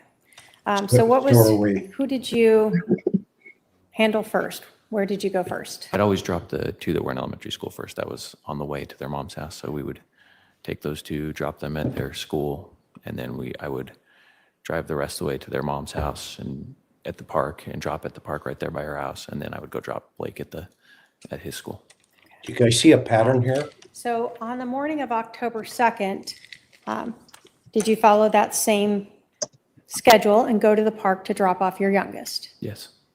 And how would Melanie know that you were there? I would text. Okay. Lori took JJ to school. Did you do that morning? I did. And then you said you would kind of just once you knew she was there, let your daughter go to her. Yeah. So would you visually see her and then let your youngest go to her? Of course, yeah.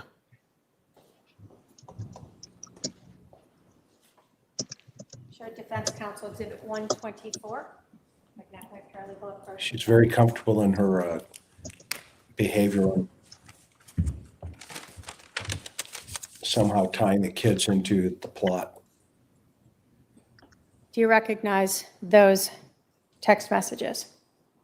Yes. And are they from October 2nd of 2019 around 7:40 in the morning? Yes.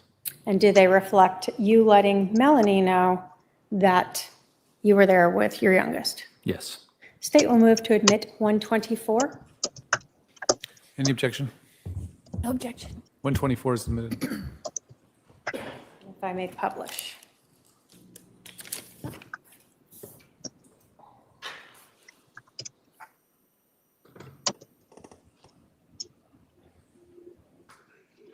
So do we see here on October 2nd at 7:40 in the morning, you sent a text message to Melanie saying pulling up, Correct. and then you received a message for her that she'd be there in a minute? Yes. Were you able to hand off your youngest to Melanie? Yes.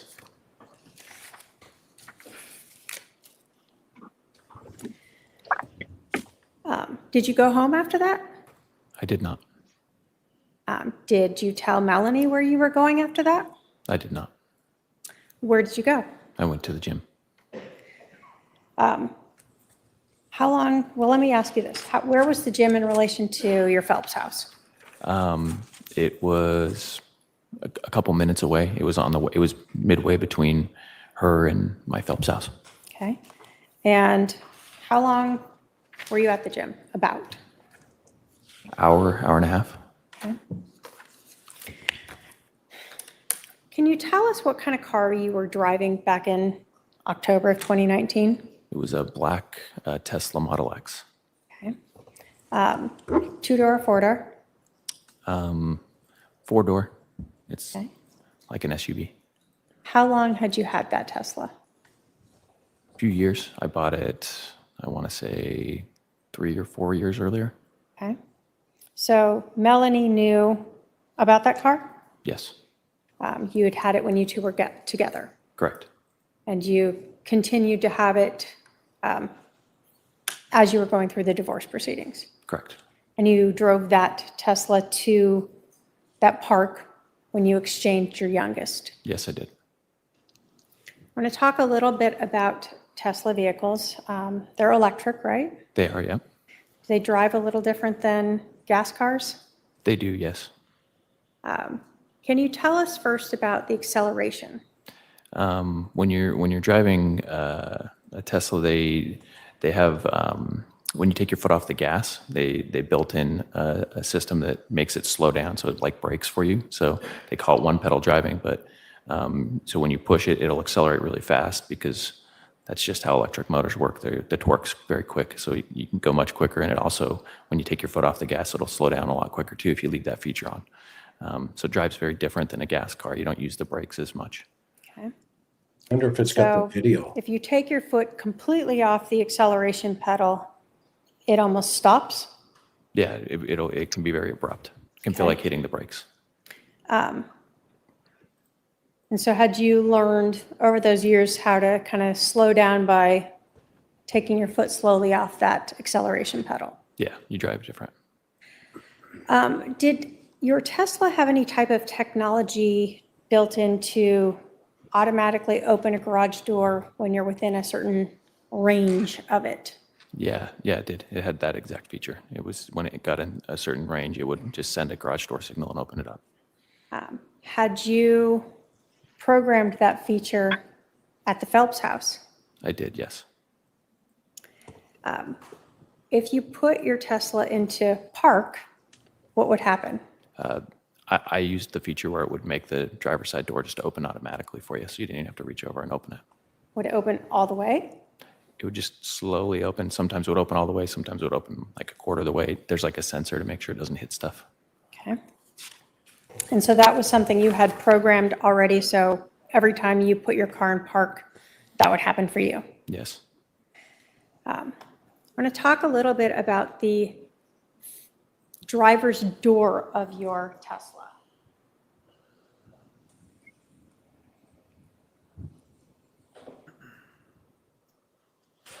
See if he looks over. In a lot of cars, we see a metal frame that goes around the window. Did your Tesla have that? No, they make the window seal up into the frame of the car, and so there's no top frame on the door itself, no metal top frame.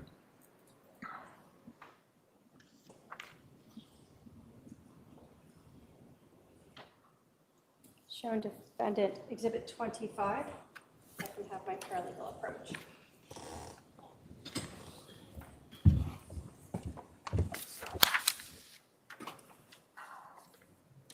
Do you recognize what that photo is? That's a photo of my car. And does that show the door itself without the glass, but the frame of the door? Yeah, does a really good job showing that. State will move to admit exhibit 25. Any objection? No objection. 25 is admitted.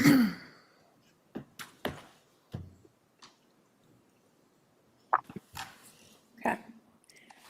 So is this actually a picture of your vehicle from October 2nd of 2019? Yes. And so we can see that there's no sort of metal frame around where the window would be, right? Correct. Okay. And is this actually your glass window right here? Yes, I believe it fell out when I opened the door, or when I put my car in park. Okay.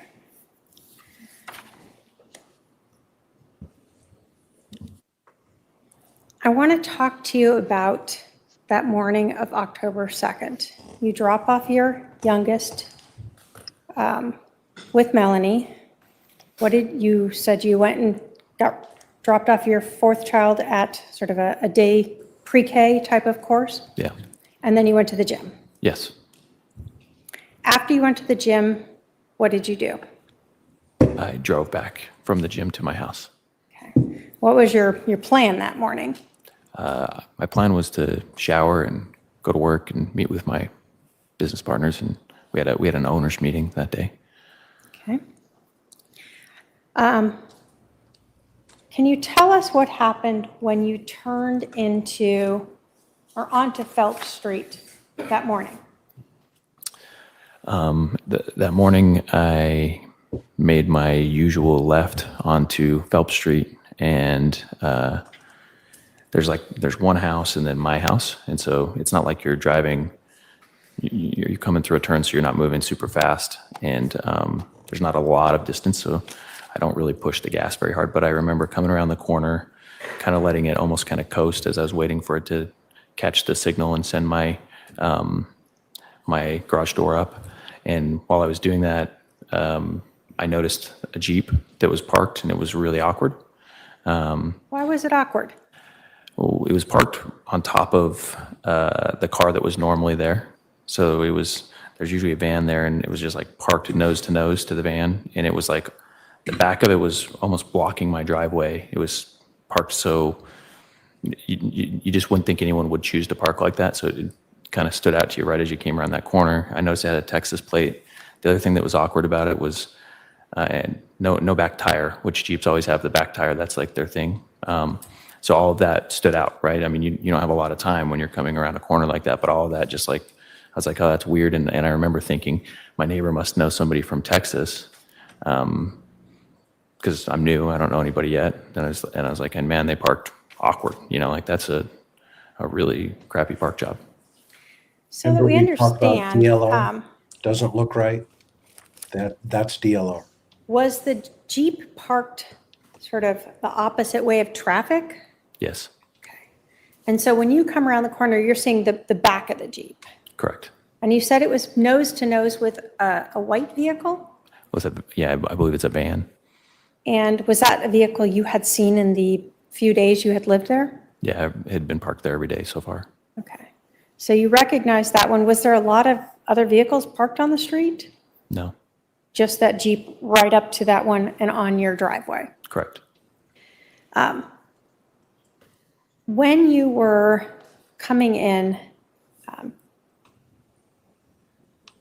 and sort of slowing down, what do you see happen? So as I let the car kind of coast in, the back window pops up. I see a muzzle. I hear a bang. And you know your fight or flight kicks in at that point. So for me, I just immediately thought, and my window shattered. You know, all that happened in like the snap of a finger. And so I just immediately thought someone's shooting at me because I saw a muzzle. So I hit the accelerator and I just went straight. I no longer was planning on turning into my driveway to let the garage door trigger. And I'm going to have you pull your mic just a little bit down again. Yeah, I'm sorry. I can lean forward. Could you hear all of that? So let me go a little bit through it. So you said you saw the rear window open. Yes. Is that sort of the window that normally the tire would block from opening? Yes. Did you see any hands or anything pushing it open? I can't say I did. It was, the windows were dark and I remember it lifting and I remember seeing a muzzle. Let's talk about the muzzle. Could you tell, like, was it a handgun muzzle, a rifle muzzle? What are we talking about? It looked like a rifle or a long gun. Yes. Also, possibly like there was a silencer on it or a suppressor or something because I remember the muzzle looked a little bit awkward at the end. Okay. Have you shot guns before? Yes. Have you shot rifles before? Rifles and handguns and shotguns. Did you grow up sort of shooting, hunting? Yeah, my family hunts. I'm not a big hunter myself. But you're familiar then with rifles and shotguns? Yes. Had you shot handguns before? Yes. So when you saw this, what did you think it was, the muzzle that you saw? I mean, you had a very short window, but it looked like a rifle to me with maybe a suppressor or something on it. Okay, so it was able to come out of the window enough that it looked like a rifle to Yes. you. You said you heard something. Can you describe that for us? It's a loud bang. It's gunshot. That's the only thing I can think of. And you've heard gunshots before. Lots of gunshots, yeah. So you hear this and you recognize that as a gunshot. Yes. And you said then your window shattered? Correct. Did you see a hole through your window? No, which was confusing. So I was, all this stuff is happening quick. I'm sure I had some kind of what's the word I'm looking for? Tunnel vision. Shock, some form of shock. I'm sure there's a little bit of that, but I remember. I think slows down. The first thought I had was I need to call 911. Someone just shot at me. So that, and I remember my phone flying forward and backward because I was driving quickly and accelerating quickly. I remember getting my phone and calling 911 and just, I mean, I remember having a hard time breathing, just feeling overwhelmed that somebody shot at me. And then I think maybe because I was feeling a little guilty or something, I remember thinking like, oh, maybe, there's no bullet in my car. I don't see a bullet hole anywhere. Maybe they did, maybe it wasn't a real gun. Maybe I'm overthinking this, you have a lot of thoughts going through your head. Did you ever say maybe it was a paint gun? Yes, I think I did. Thinking now, have you seen a paint gun before? Yeah, I've played paintball lots of times. Does paint come out? And Not as loud and it marks stuff everywhere. would it have left, in your experience, having fired paint guns, does it shoot out paint that you would then see? Yeah, wherever it hits, it leaves a bunch. I mean, that's why it's called paintball. Did you see any paint on your window? No, Were you thinking clearly at that point when you're thinking about that? I think there's a lot of thoughts that go through your mind. It was a very stressful situation. I've never had someone shoot at me before. You called 911, and you told us that you drove away from the area, right? Yeah, I accelerated, went around a corner, and I parked by, there's a pool right there in the community. So I pulled over and parked next to the pool. I want to show defense counsel. 911 call is going to be interesting because it's still going to be in that shock, that fight or flight. And I think we all know your system slows down, your mind starts to speed, and things just start to get confusing unless you have a lot of training where you can control your breathing, your thought process, Approach with exhibits 1. muscle memory. And also, Chris, you can tell he's reliving this, 5, 6, almost 6 years later. All those emotions are still right there. Can you look at those 2 exhibits and tell me if you recognize them as maps of the neighborhood, a closer up, as well as a further away map of your Phelps Street address and the streets around it? Correct. Yes, they are.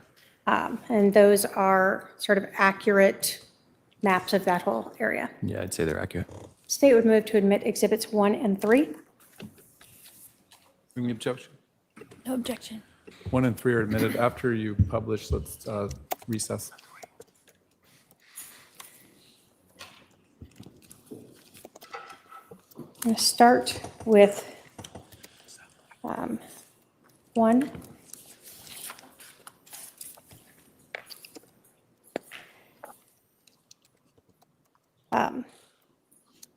Actually, I think it's this way. When you were driving to your residence, I'll do it this way. We see here 3875 East Phelps Street. Is that your address at Yes. that time?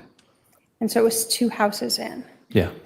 When you were arriving back to your residence that morning of October 2nd, can you describe for us how you came in to the neighborhood? I guess people probably can't see when I point. Huh? I would have gone up. Let me pull out just a little bit. I would have come around where the map kind of starts there. Yeah, where your pen was. If you go down to that corner, I would have come there off Fairview, come all the way up, gone up that street where your pen was, and gone. And that's the way that I came in, Okay. where your pen just traced. So you went through this intersection and then you turned left here, and that's where you saw, as you turned that corner, that Jeep Wrangler. Correct. Did you notice if the Jeep had 2 or 4 doors? 2 doors. Okay. Did you notice anything about the license plate? It was a Texas plate. Were you able to get the license plate number? I was not. After the shooting, you told us that you sort of took off, and I'm putting exhibit 3 up now. I'm going to zoom in a little bit here.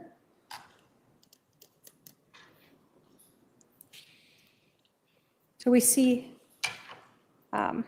Phelps Street. Is that the same street we were talking about? That is You told us that you accelerated. Was it this direction on Phelps? correct. And what did you do when you got to this intersection? Made a right on Cole, and you can see there's a pool right up there. I parked right there in front of that pool where that little walkway is, right on the. So you parked right near the pool here. Yeah, right where your pen tip was there, kind of by the E. Were you on the phone with 911 prior to reaching that pool? Yes, I was on the phone with 911, I think, as I got towards the end of Phelps Street. So Did he's you actually see passing the Jeep as you were there turning into at the pool? driveway. I did, yes. when the window? Where did you see the Jeep go? It came down Phelps Street, went north on Cole, then it made a right on Waite when it saw me, and then it continued down Waite and made a right down whatever that road is. There's no name on it. And then I lost it at that point. It went down Fairview, and if you go to the bottom of this, it actually exits out onto Pecos Road. So I knew where they had to have gone, because the only way out of that neighborhood is to go down that Fairview Street drive and go around He just said on Francis and then go out onto Pecos. And so that's what I told the police when I told them what happened. I told them that it had exited out onto Pecos. So wonder if basically, the only somebody's two ways to get out of your neighborhood was either to go up Cole, where they would have had to go past you to get onto Fry, or to go south to Pecos Road Correct. through this neighborhood. Yes. We're going to do Amita. Members of the jury, we're going to recess. We're going to resume at 1 p.m. Please remember the admonition. Please be in the jury room ready to go at 1 p.m. she's going to go back for peanut butter and jelly sandwich.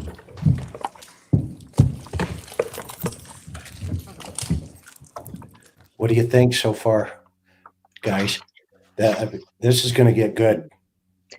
Yeah, and it's really The great that jury they being put excused Brandon right up. now for lunch recess. You're getting a look at Lori Daybell, I thought that last as she's piece of accused of information that conspiring just showed up to there. kill Brandon Boudreaux, the man on be the interesting stand, to her see. former nephew-in-law. And as the jurors are excused, there are a couple of things to Can you go hear me? over with Judge Yeah, Preston. say again, Chris. Mute it. Wait, let. Does the state have a rough Hey. estimate of how much more what the direct judge on this said. witness? Sorry. Probably 30 to 45 minutes. We have a 911 call to play, but Okay. Do you have an update for me on obtaining documents from your investigator?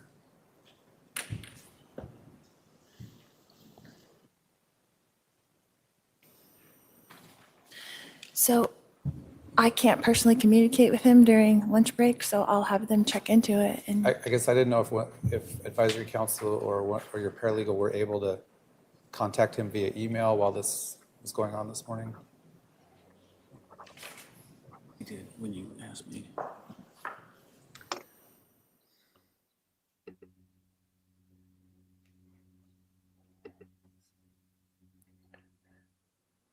Was she supposed to get hold of her PI or something? Yeah, I'm not sure. She must have brought it up to the court. Do you guys know? they did email him, but there's been no response yet. All right, if anyone gets in contact with him and identifies what documents are needed, obviously if you email those to our staff, we'd be happy to print them out for you. But please let me know with any updates. Are there you have identifiable specific documents, and have you attempted to contact him on what that is that you need here this afternoon? If I can meet with my team right after this, I'll make sure that they have a list of everything Okay, so that we all can right. do that. Please keep us updated. Okay. Recess till 1 o'clock.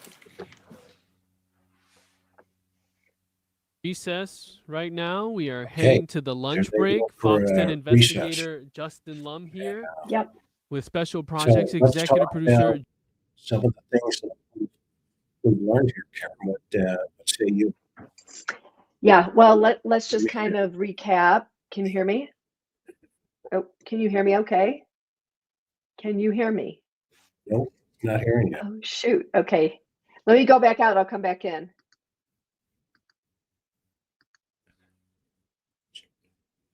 Oh, where'd she go? All right, she'll be back here in a second. Okay, so let's talk about. Oh, I see what's going on. Maybe that's what's going on here. Can you hear me? Everyone's saying they can hear me. Okay, hang on for a minute. Maybe you can't hear me. I'm trying to figure out. You're on the same line as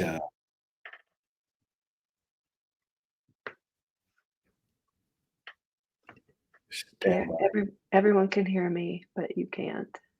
Okay, sorry about that. Okay. You're in. You're back.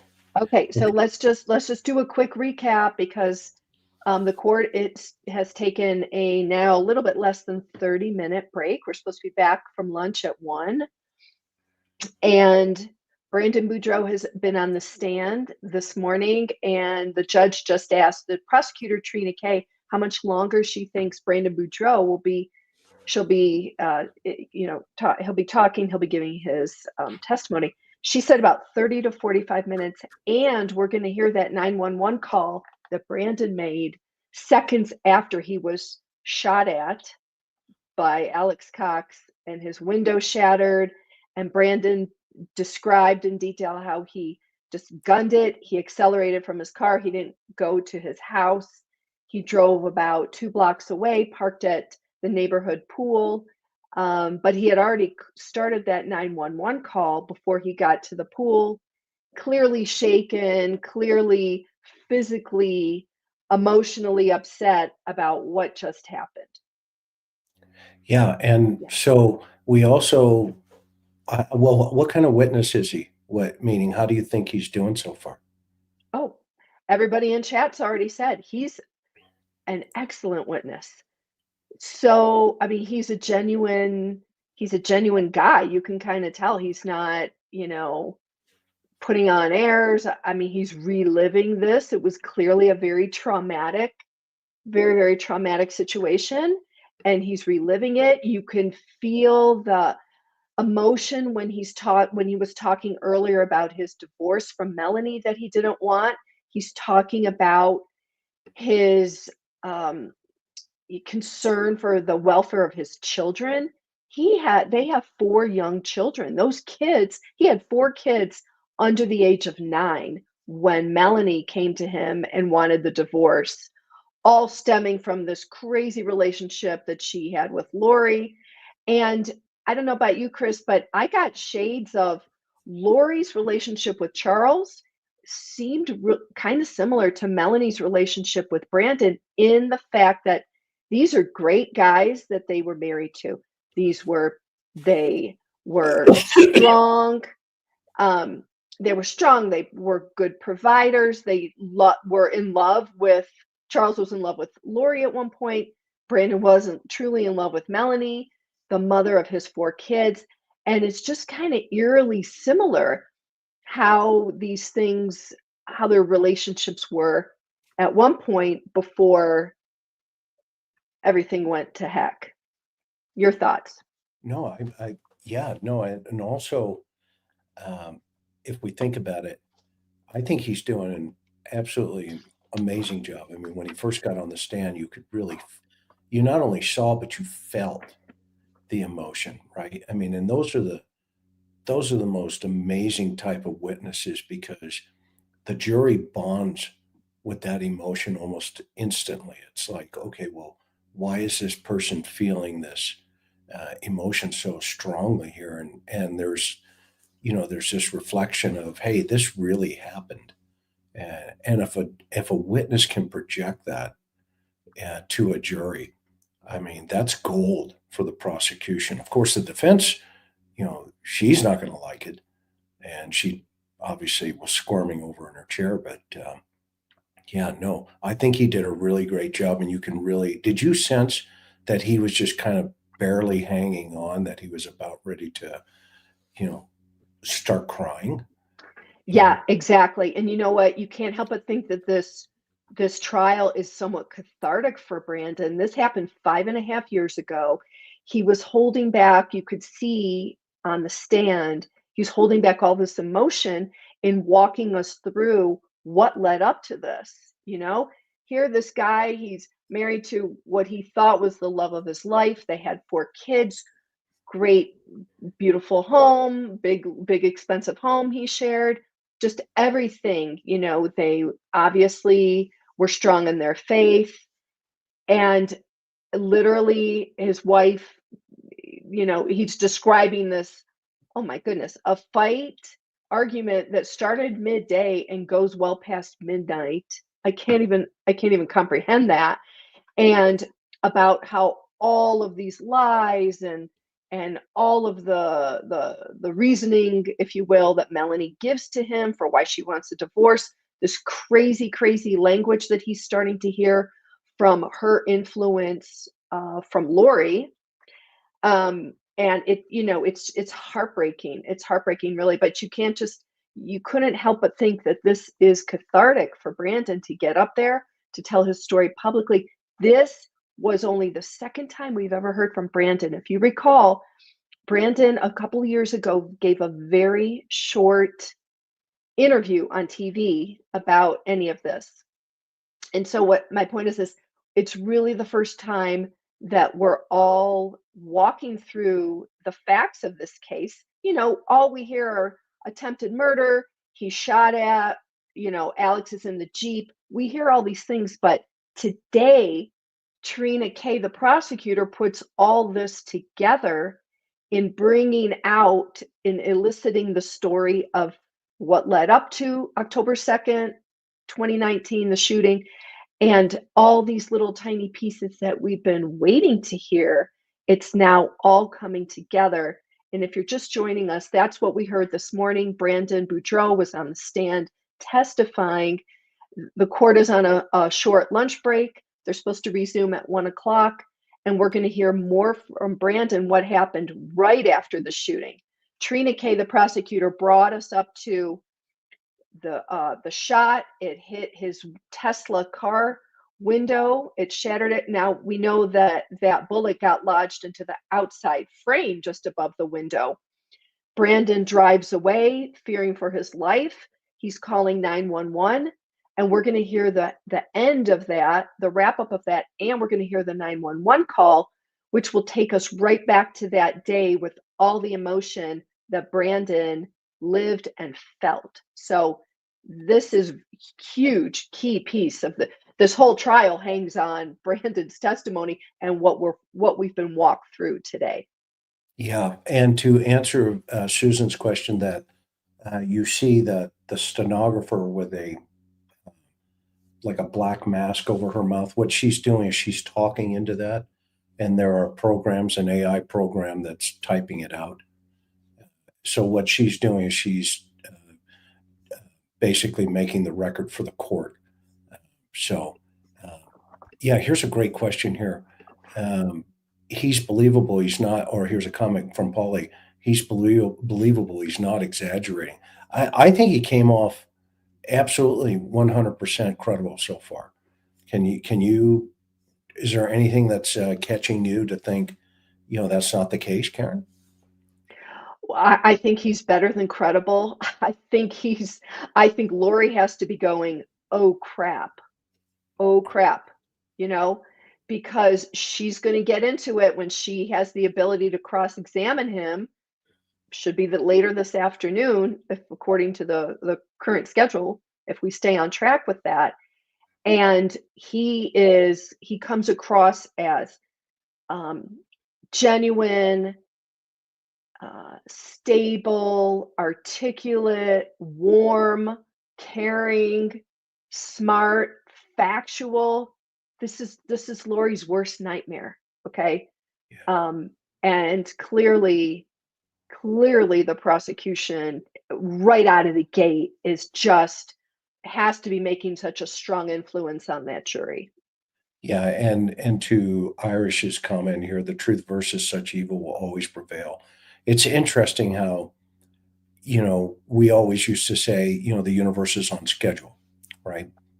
How many times have we talked about that, Karen, right? Thousands. And it's always interesting that God always leaves a witness. And here you have a scenario that, this woman is such past feeling. And of course, the court here will hear, or the jury will hear everything and make their decision. But, here's a woman that is killed. Everything dies around her. And she's already been convicted of multiple homicides. But this really goes to show that she is a true serial killer. I mean, she would have kept on going. Who knows how many other people, were going to get in the way. And then at some point, you know, they too may have been taken on. Maybe Melanie, at some point, maybe she had. I don't think they realize how lucky they are that she's locked up now, because she really would have kept on going here. So let's talk about some of the information, the other information we learned. Were you going to say something, Karen? I'm sorry. No, go ahead. I'll just jump in to what Okay, your points were. So in the opening, the prosecution talked about LPR data, right? License plate reader data. Well, and she also mentioned coming into Arizona on the 40, where you've got to go to the back roads, and what you would do is you take,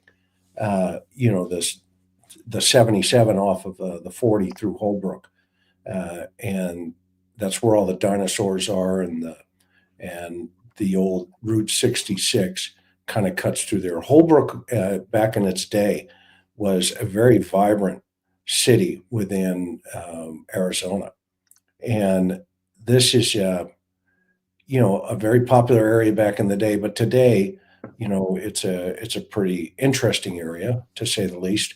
But so they find evidence that there were Google searches on how to get to the valley from the mountains. And basically that's what's happening here, and what the prosecution was talking about, because Holbrook's, a little bit higher up, and then you come down, you cut through, and you can go to the 260 or the 60. And by the way, those would have been the same routes that Emily Pike was found off of, the 60. So you can cut through, and you can drop down into Gilbert and Chandler and Mesa, into Phoenix as well. So that's interesting that they had that pre-planned. It sounds like they're going to present evidence that's going to show that they hit them on an LPR data point. And the reason for that is on the Interstate 40, just outside of Holbrook, there's a HIDTA team, and that's high impact drug trafficking. So that is a drug trafficking corridor. And that means they got his plate from one of those OPR data hits. And there's a company called BriefCam, BRIEF, CAM, CAM. It's an Israeli company. And BriefCam runs a lot of those camera systems, as well as there's another company called Flock, FLOCK. And that is in the higher mountain area, like Show Low, up through Snowflake and all those areas up there. And so those Flock cameras also will give you LPR data. So it's going to be interesting to see what comes out of the LPR data. I thought that was cool. The prosecution. You have any comments on that, Karen? On the No. I have comments about some of the physical evidence that they brought up. I will go back to what you're saying. I don't want to disrupt the flow, because Trina Kay, the prosecutor, talked about all the digital evidence that they have.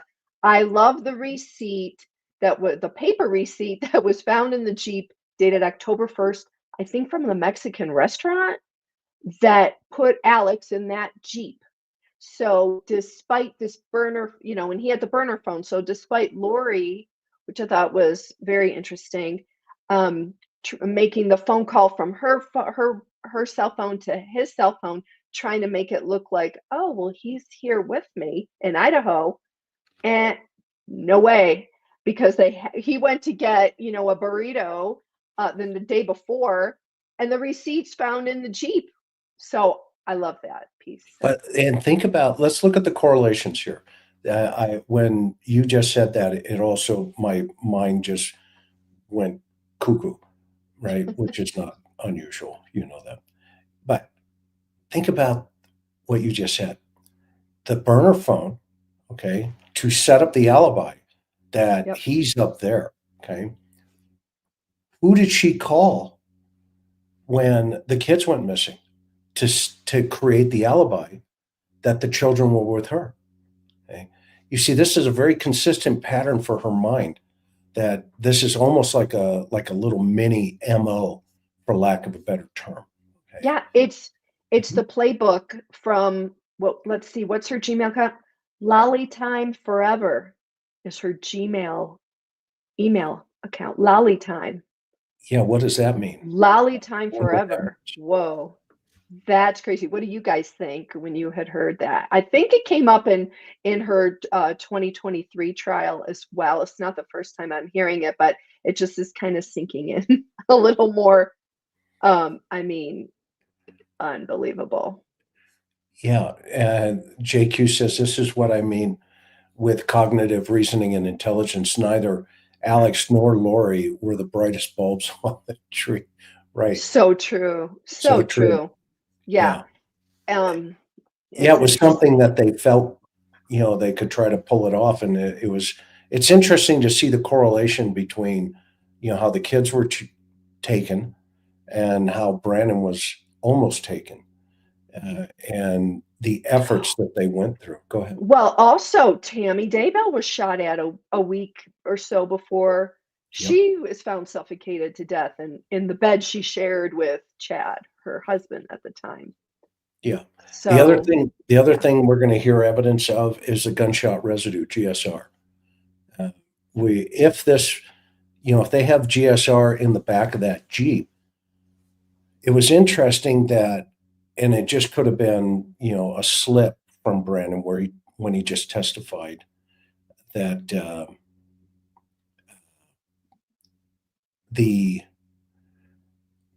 when he's leaving, he says they. Now, he could have assumed that there was another driver.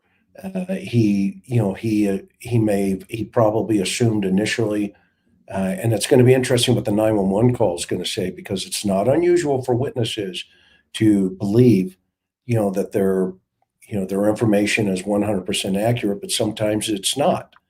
Eyewitness testimony is very difficult, but for him, he's an actual, the victim. So everything is slowing down for him.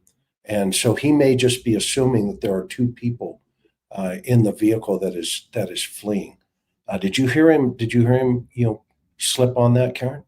I did. And I always wondered if it was a subconscious thing that he instinctively knew it could be Lori and Alex, because don't forget, October 2nd, it was a couple months earlier that Alex shot and killed Lori's husband, Charles Vallow.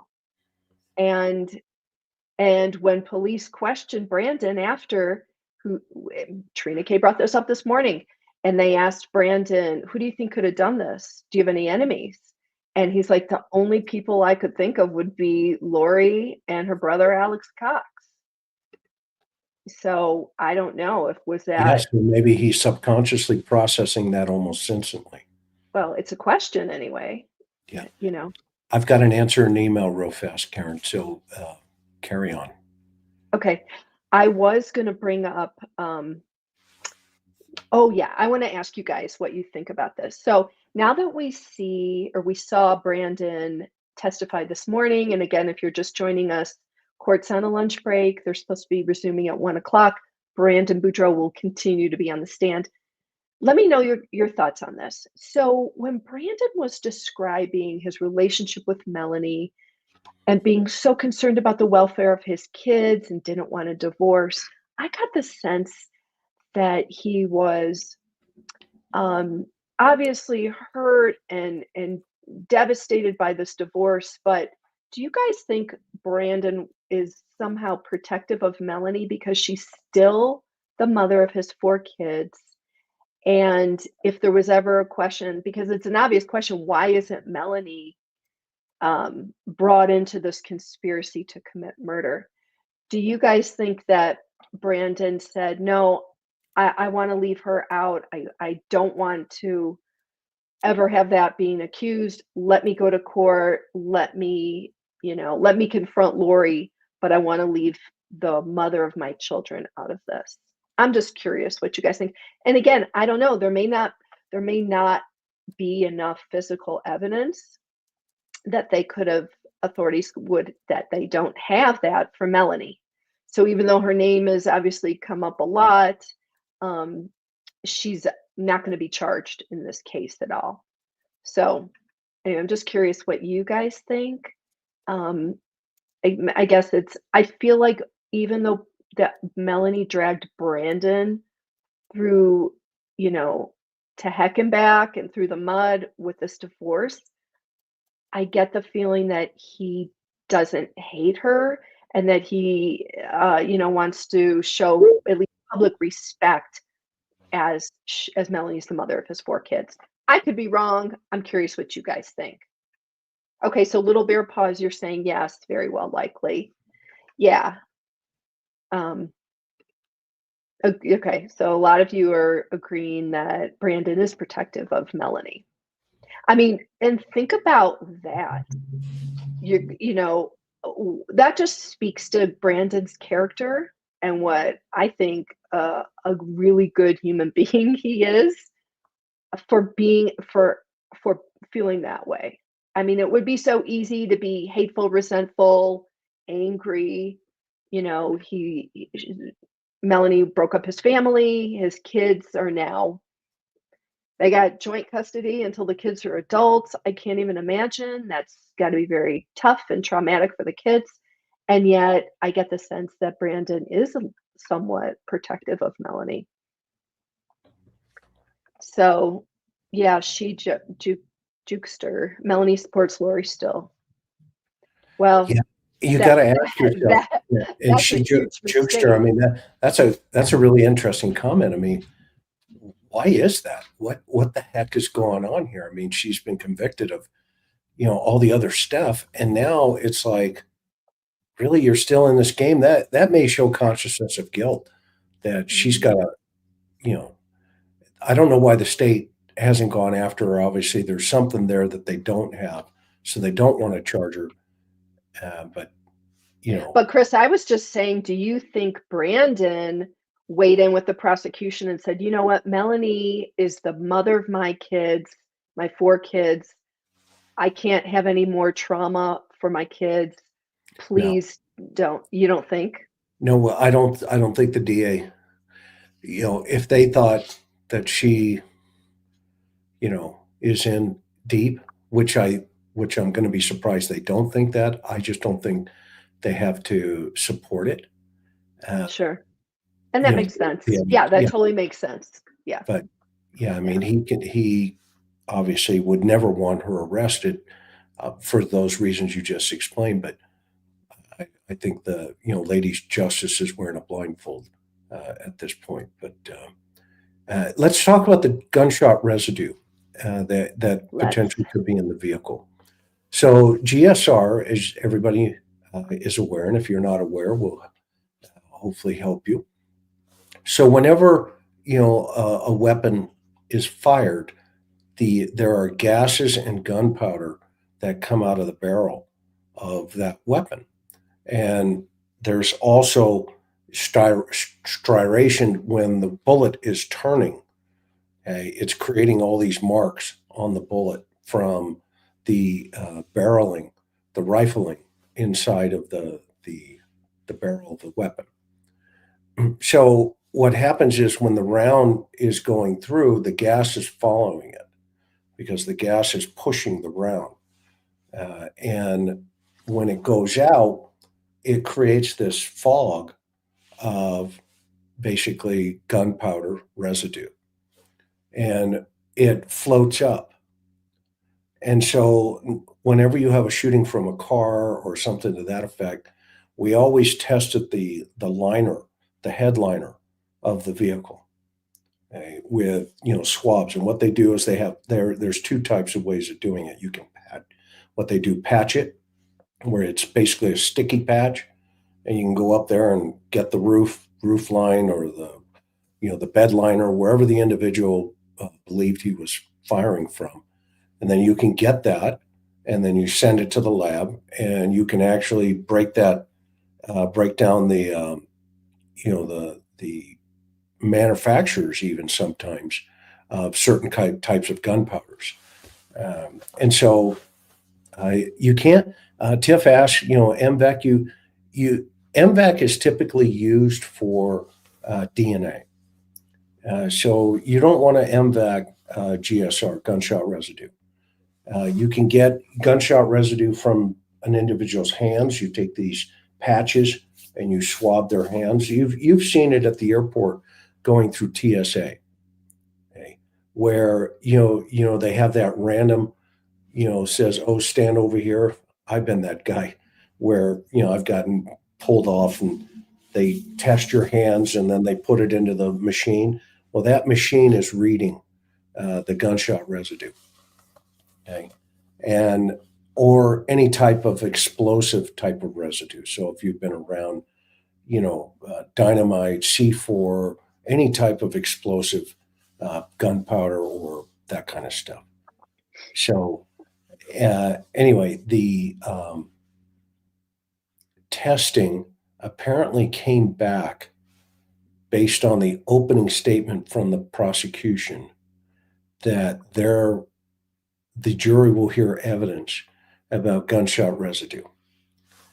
So that's going to be really interesting in of itself.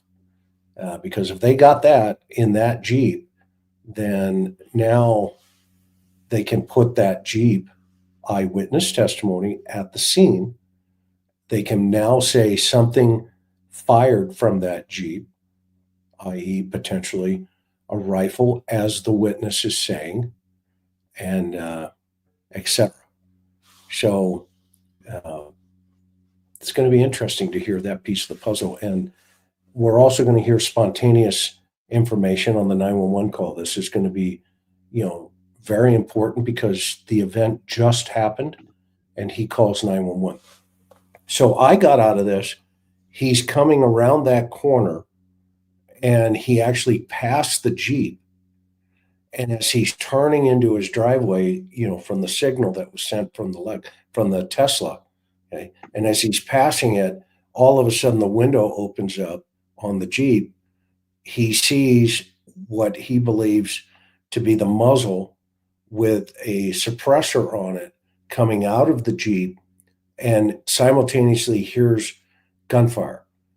And as he's turning, that his window shatters. So basically, the person who's firing, he's turning and boom, he fires, shatters the window, and he takes off. He accelerates and goes around the opposite. He basically takes off the opposite direction. But what's fascinating is we then heard him say and testify that the Jeep came looking for him, and actually, when he saw him, he actually turned, and that's when he said they. So my question was in my head, did he see somebody driving? And if so, Now, here's what I thought. I was always under the impression Brandon pulled up into his driveway and the shot rang out. But that's not what happened. He was in motion. He was in motion when that shot came into his window, headed for his head, clearly. Right? Yeah. Yeah. No, this was an execution. It was an assassin. There was a lot of premeditation that went into this, and I think that the prosecution, laid it out pretty clearly. That hey, there's cell phone data, there is gunshot residue data, we have eyewitness testimony, and she just laid the foundation. Laid the foundation for the jury. So, this next piece of this puzzle is going to be, gripping this afternoon. I'm glad we chose to broadcast this one, Karen. This was a great idea that you had.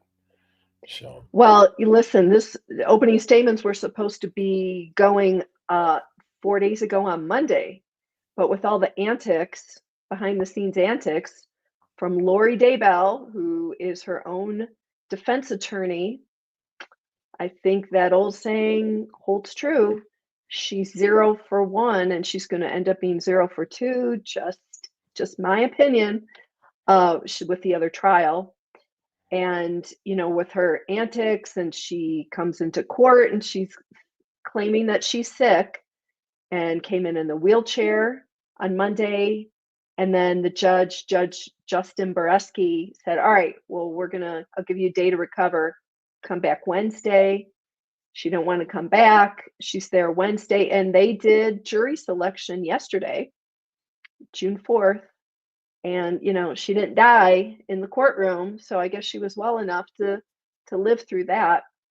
And now opening statements were today. And I'll just make a mention, if you guys are just joining us, this morning, the judge said that they did lose one juror. I think it's juror number 10, who was not feeling well yesterday afternoon, and he was out sick. So he's out. And so that would mean one of the alternate jurors is moved into that slot. So I think they're now down to 15 jurors, 12 jurors, if we're keeping track of that accurately. Yeah, it's, this is why I wonder why she just hasn't given up and said, okay, yeah, guilty, 10-8. What do you mean? You mean Which not is- even go through this, or just have a defense attorney represent her? Yeah, just, it's kind of like, okay, you're going away for 3 life sentences. Okay, no deposit, no return. You don't get to cross, pass go and collect $200. You're done. It's over. Have a great day. Write your little stories or do whatever you're going to do. Get translated and whatever you're going to do. Just move on. Nothing to see here. But she just won't let them. Go ahead. This is a get out of jail card free moment, right? Tiffany goes, Hey, she's Looney Tunes completely. Yeah, good one. Go ahead. Yeah, she definitely loves the limelight. This is beyond a malignant narcissist. This is pure delusion, purely delusional. Again, you don't have to be a psychiatrist to analyze her. But, here's the thing. Listen, if you've got nothing to do but waste away in jail, prison, yeah, represent yourself, get the stimulation, read the documents, put on the glasses. Another thing I would add, some of our audience is going to know this. This is a tidbit. Lori Cox, which was her maiden name, she wasn't the first member of the Cox family to impersonate a lawyer, right? Because we say she's representing herself. Okay. So yeah, Lori's her own defense attorney, and legally she can do that. Well, Lori's father, I believe his first name, I think it was Barry Cox, a number of years ago. First of all, her father did over a year in federal prison for tax evasion. I don't know, 25-ish years ago, something like that. It may not be 1,000% accurate, but it was a while ago. After he got out of prison, Barry Cox circulated a flyer in his neighborhood in, I believe, Arizona. Is this Lori's dad? Lori's father, who is still alive. Lori's father's still alive. So he says, I'm an estate planner. And by definition, estate planners are lawyers. And he was soliciting business. And somebody got one of the flyers, turned it in to authorities, and he was trying to impersonate being a lawyer to, I guess, drum up business.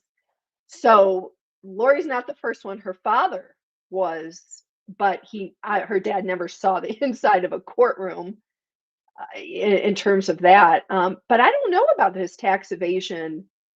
I don't know how he pled. I don't know if there was a trial or what, but he did. Lori's father was imprisoned for a year for tax evasion. And her father was very vocal for decades about being anti-government and anti-paying your taxes. So a rebel, if you will. Anyway, I thought that piece was kind of really interesting. How much did she identify, and does she identify with her father? You just got to wonder. We're just asking the questions. Barbara Yes, is, exactly, Barbara. Her father did write a book. Yeah, exactly. You can still find it out there somewhere. Yeah, exactly. So, wow. Jamie, you think Lori's being a good job? I mean, talk about acting, put on the glasses and have the right lingo. And yeah, she thinks she's doing well. I mean, I feel bad for the judge. Can you imagine this poor judge? He's stuck with her till this trial is over. He is stuck.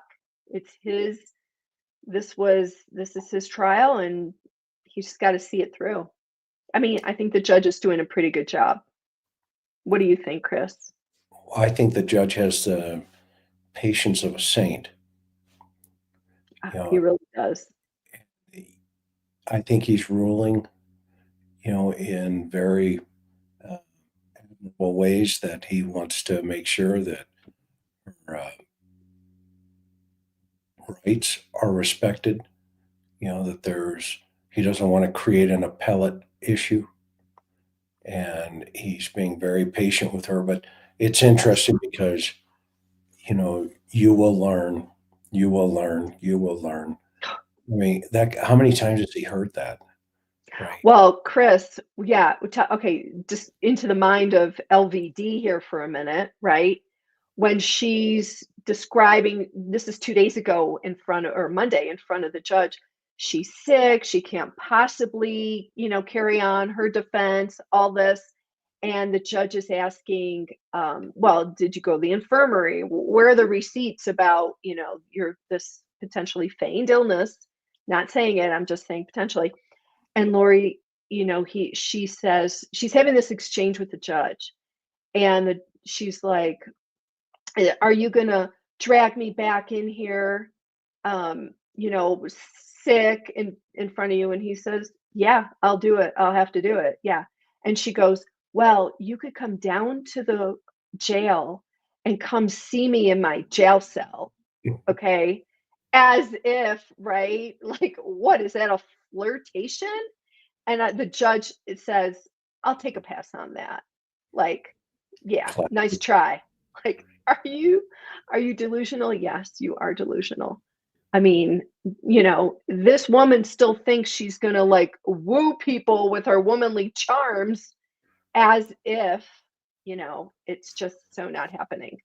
I mean, so it's gonna be really interesting to see Lori cross-examine Brandon coming up this afternoon.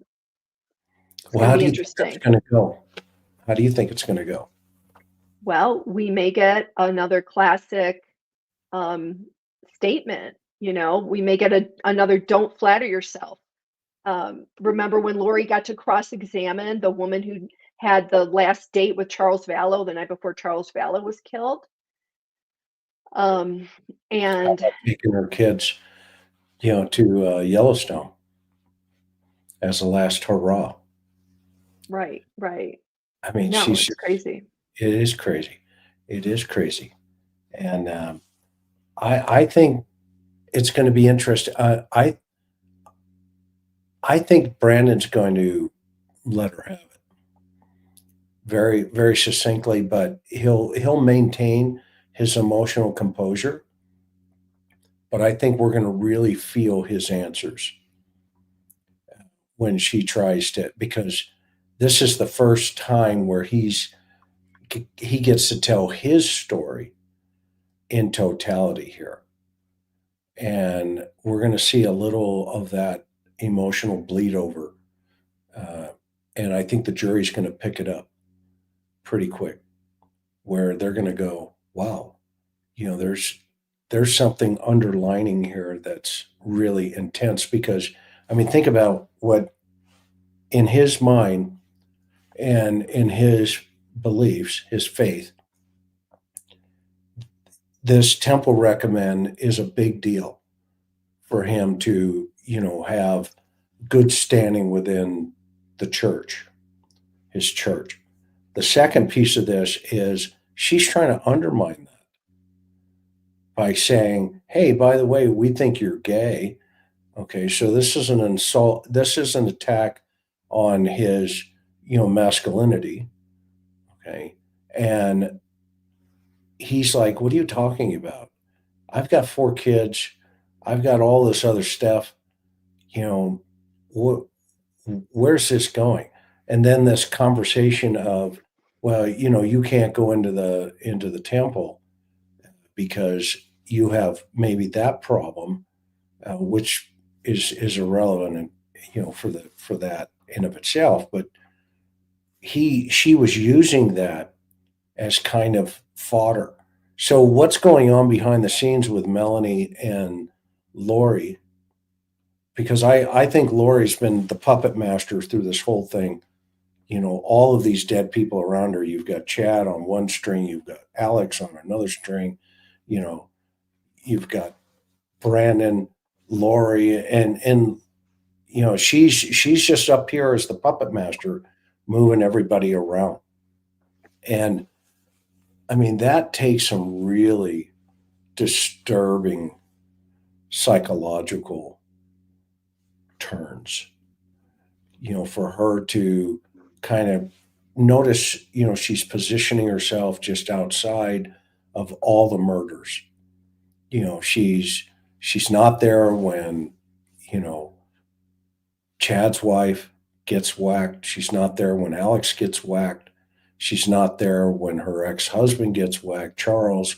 She's not there when the kids get whacked. Okay. But she's always in the circle somewhere in conversation. She's the one, you know, it's almost like the cover, right? When the cops go looking for the kids, oh, she's over there at, you know, my girlfriend has them. Okay. And, you know, she's pulling that person into the circle. And then we obviously going back to JJ and, you know, Tylee's murder, where the phone call is, why did you do that? What are you doing here? Okay, what's going on here? And now we have this fake, you know, burner phone concept where she's calling, you know, the phone. Can you see that happening over here? Hello? Hello? Hello? You know, where are you? You know, you don't need a voice, right? You just need the data. And she leaves an open line for 24 minutes. as if that's your alibi. Yeah, well, she's on a phone call with him for 24 minutes. Yeah. Right? Okay. Yeah. But great work from the law enforcement to put those 2 pieces of the puzzle together. And Yeah. And you know, you can really start to see why Arizona is going after Lori on these 2 separate trials. You know, yeah, okay, she's doing 3 consecutive life sentences without parole for killing her 2 kids and Tammy Daybell, having a hand in that. Now add Charles Vallow to it. And by the way, Lori hasn't been sentenced yet for Charles Vallow stuff, but will be. And, you know, some people would say, well, why don't, you know, she's already behind bars. Why even put a trial on? And now you can kind of see why. The state has a mountain of evidence of her involvement in this. Brandon Boudreaux is the only person who lived out of like half a dozen people who were killed. And there has to be justice. And yeah, she's gone. She's going away forever and ever and ever and ever. But when you hear this evidence today, we're gonna the 911 call, everything that the prosecution is laying out. I think the state of Arizona would have been neglectful had they not brought these charges against Lori. why is that? Why do you think that? Well, it's a crime where justice wasn't served. Okay. So if they didn't, she would have gotten away with puppet mastering, in your words, an attempted murder. You know? And yes, we have to suffer through the Lolo show with her defending herself. And you know, I mean, Trina K also has the patience Did you of a just say saint. the Lolo show? The Lolo show, yeah. Shout out to Linda, and it's a crime. We love her. So so yeah, we have to suffer through it, but you're listening to this evidence and you're hearing it all, and you're like, what, the state was just supposed to sit on that and not do anything with it? So, in my opinion, I think, that this, as insufferable as that woman is, Brandon deserves justice and to be heard, and we can finally air the rest of this story out so we can hopefully and finally be done. And she goes away in the slammer, and that's the end of it. And I know somebody said, yeah, she can write a book or work on books. I hope the judge in her case does not allow, I hope the state of Idaho does not allow her to profit or make media appearances like we have previously seen with her, because they can do that. And she's going to have a lot of time to think about all this. Yeah, it's amazing that when she is sentenced at some point, these folks are going to have access to social media in the joint, because they're given, pads, tablets, etc. And this is just the beginning for the rest of her life. If she's going to do 3 life terms, and she's going to, she'll be a little mini celebrity in her own mind. But yeah, it's crazy though, the world we're in today. I mean, here we are, 2025, talking about prisoners having access to the World Wide Web. And yeah, go ahead.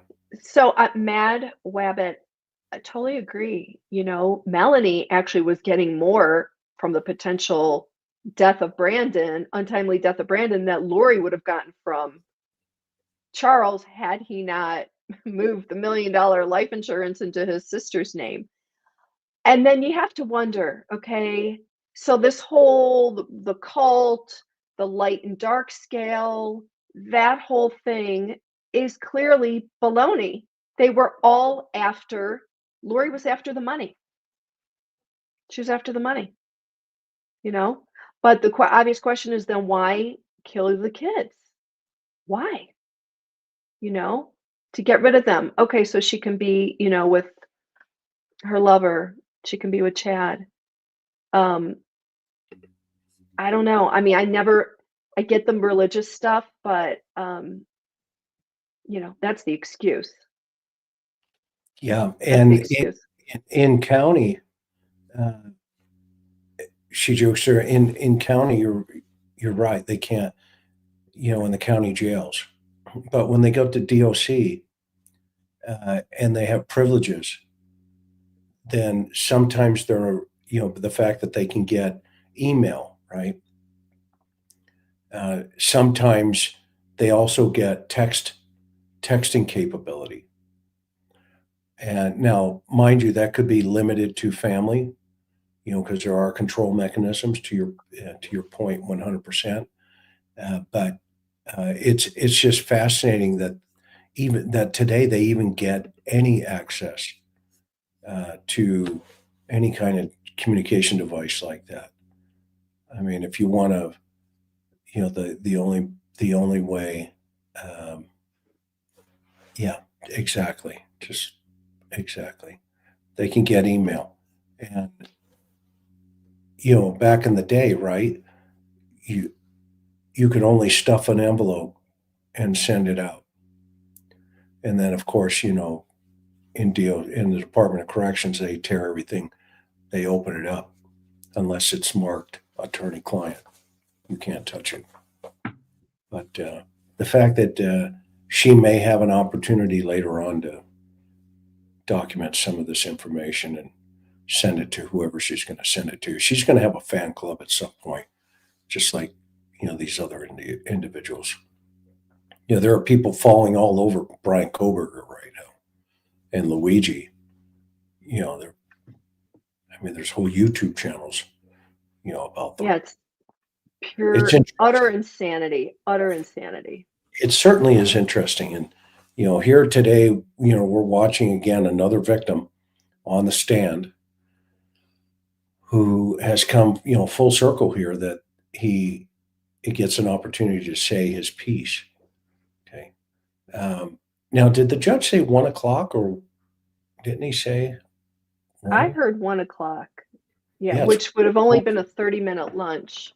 So I don't know how much time he's actually giving them. Yeah, well, it looks like something else is going on behind the scenes because they're not up Could yet. be. Let me Right. double. Hang on. Okay. I know the judge, right before they broke for lunch, was mentioning that Lori had requested some kind of document, and they were trying to get a hold of her investigator, the defense investigator. And so the judge was allowing Lori to, Lori gets to talk with her team at lunch. That was one of the things, that was a motion that the Judge Boreski, granted for Lori, that she gets she gets to meet with her team during lunch breaks.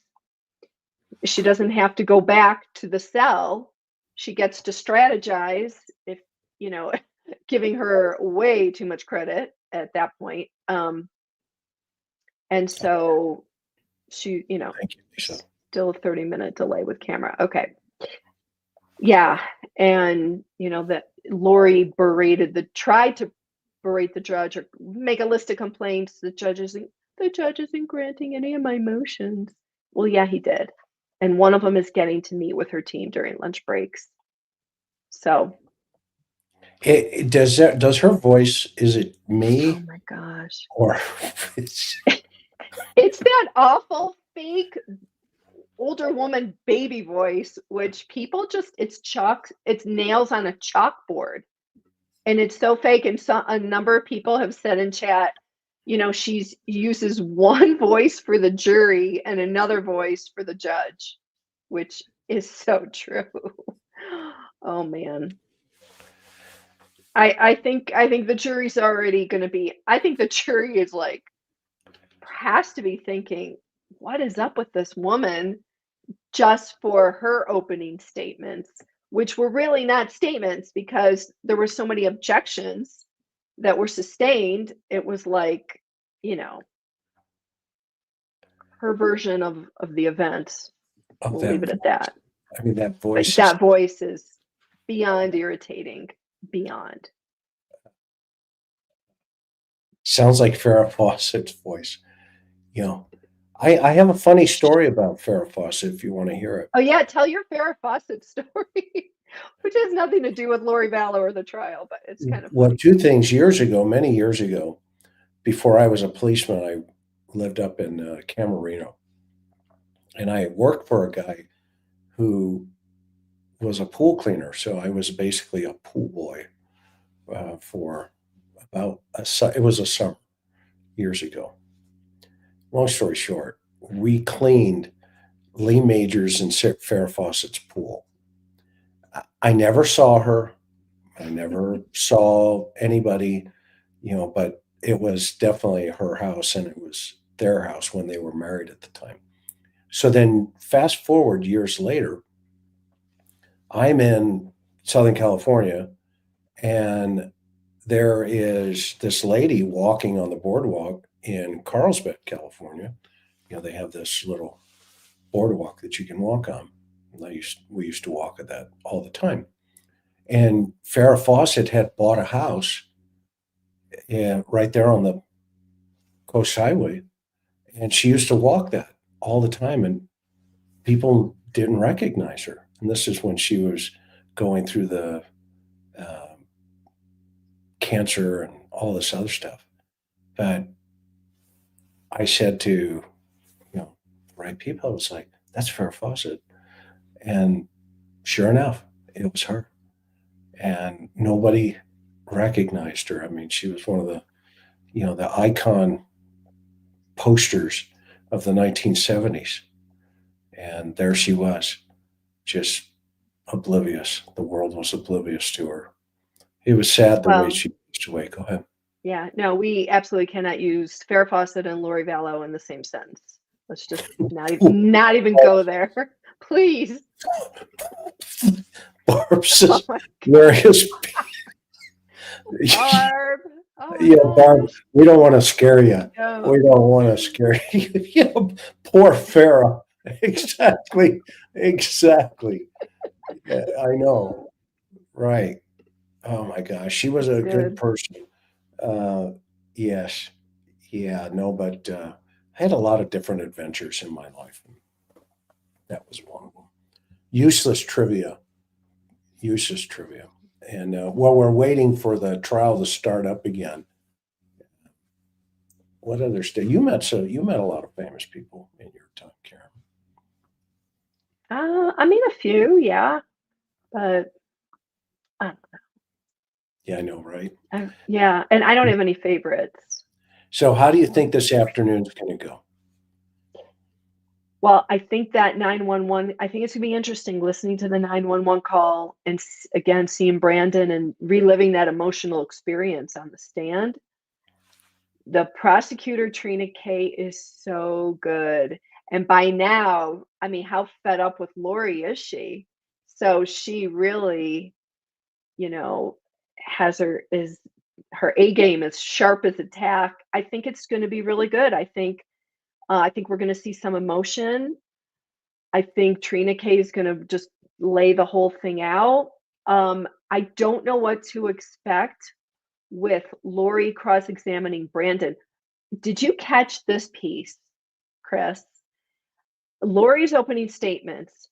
She says, I'm just going to paraphrase.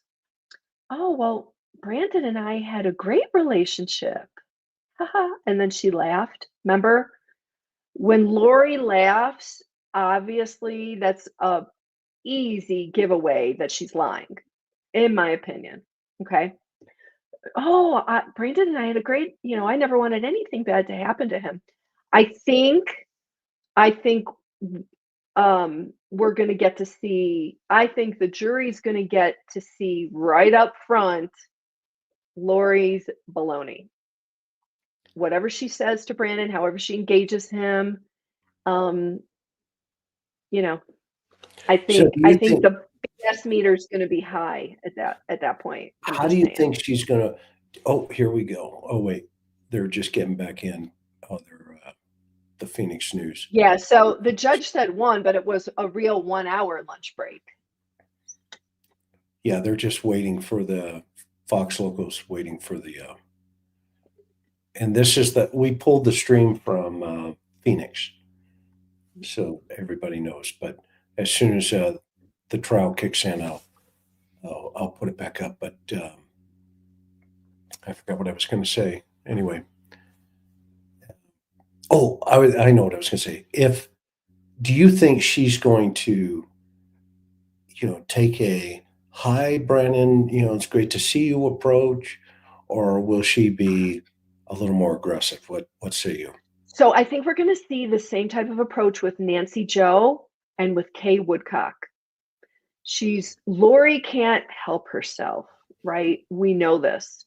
Psychopath, narcissist, they can't resist. They can try to act and persuade. So I think she's going to start off gentle, but she's going to lose it and she's going to go full Lolo on Brandon.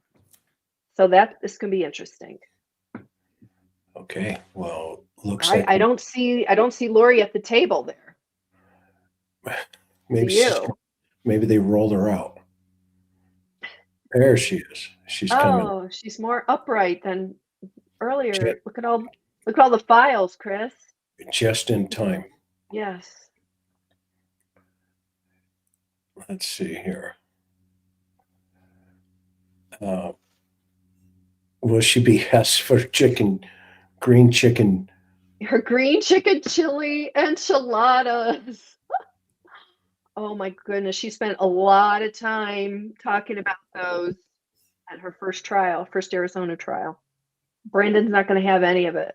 He's going to have none of it. Okay, I'm not getting the sound real fast. Maybe they're not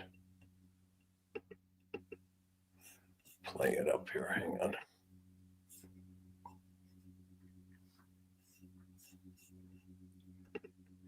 Yep, it's still muted from the court. Okay. Yeah, so we've got like 20, 30 more minutes with Brandon, and we're going to hear the 911 call. And, oops, they're pulling back out All here. right. So something is about to happen here. Usually we can kind of read the tea leaves. Lori Daybell walked in, last one to walk in. Brandon Boudreaux waiting on the stand. Judge Boreski talking to his judicial assistant. So we're about to find out what's happening. Jury is not in there yet at all. We're looking at state seal.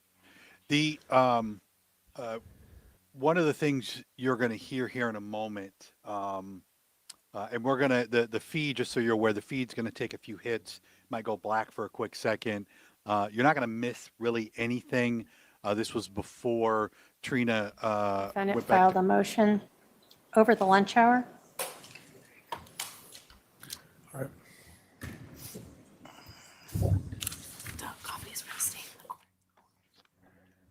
Who filed the motion over lunch? I believe Heard Lori there. did. Trina K say the defendant filed a motion over the lunch hour. She has her advisory council during the lunch hour. So we're already seeing the impact and having that help and not being isolated and having that game plan. And let you guys hear, you may have been following on X, but don't spoil it for everyone. We'll see what the motion is by Lori Daybell this time. And again, you're not hearing anything now. They're discussing this amongst themselves, and you'll get a little bit of better explanation here in a second. I knew Again, she was going to try to push the court. we do know that the I said feed it earlier, right? cutting in and out You here in the did. beginning. Yeah. Um, So it's not us, just so you know. There are a couple things that were us during the lunch recess. We're still figuring out. I'm just kidding. I love But, these guys in Court Phoenix. TV's the pull camera. So when we get those hits, we will we'll jump in and talk to you guys and navigate through those tech issues. Okay. but again, So it sounds Brandon's like there. Court TV is going to be The jumping in jury with has the not live been brought back stream in yet, as but, well, he's from what waiting. they're saying. I Okay. think they're still trying to sort out a little bit about what happened. We do wonder, though, if she is meeting with her co-counsel at lunch, how much that's helping her in all of this. Maybe things that didn't help her in the last trial. But again, an hour lunch, not a long time. The parties are present, the jury's not present. Here we go. See what the judge says. Trina K getting ready to go. Lori Daybell talking to her counsel. I love this prosecutor. I mean, she's I like, guess there was some issue. let's go, man. When we had our pretrial conference a couple weeks ago, you had filed a motion to meet with your advisory council over the lunch hour. That was granted, but apparently you weren't.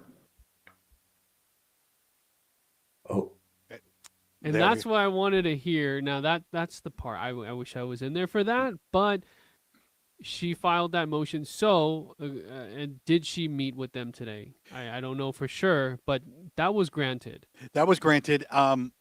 As I think what we learned in the morning session was she was still waiting on a private investigator.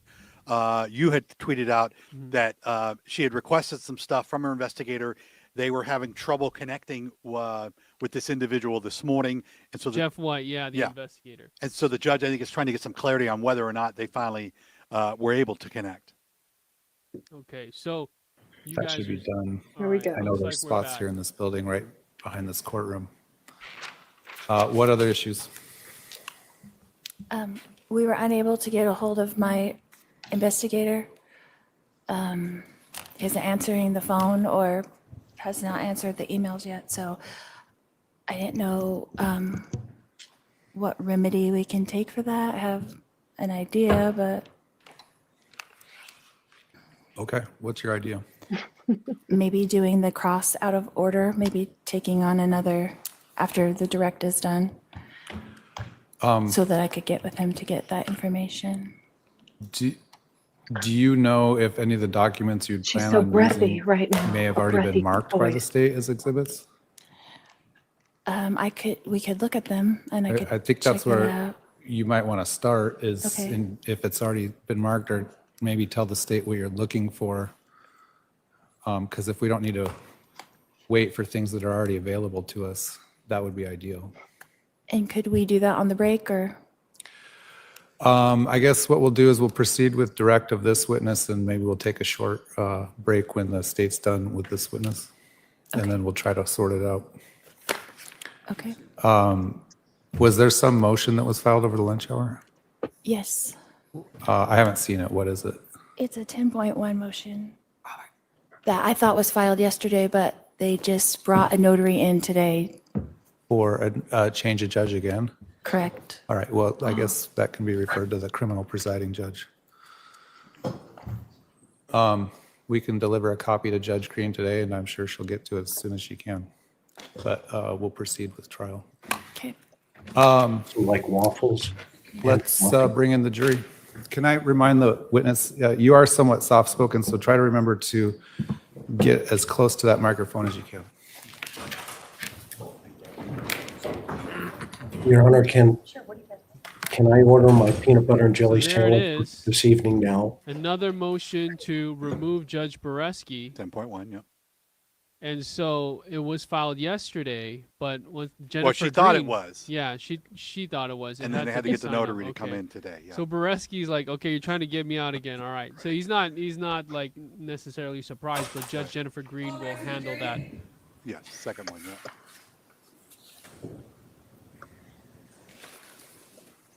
And so as the jury gets seated, we get back into direct exam. Unknown when we get into cross, though.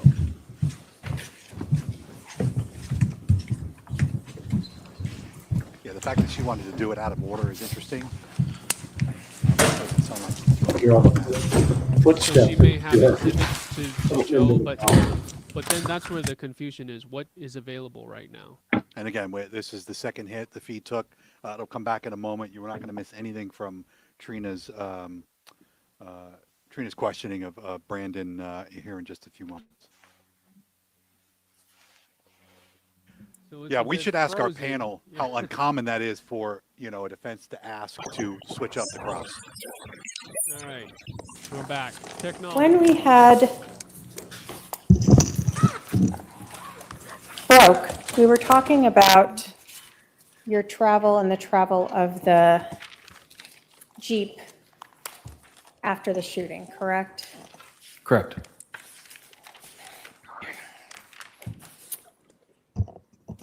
In terms of your movement, you told us that the Jeep had gone, and I'm going to take this out of the shiny gloss. You told us the Jeep had gone on Phelps up to Cole, and you were here, and that's where you saw it turn on Waite? Correct. Were you able to kind of see across here to watch the Jeep?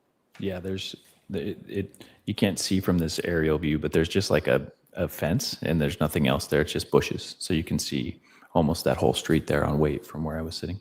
Which direction was your car facing? Towards Fry or away from Fry? My nose was pointed towards Fry. Okay.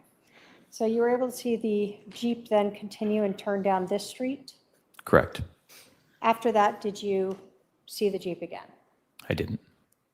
Where did you go? What was your return route back to your house?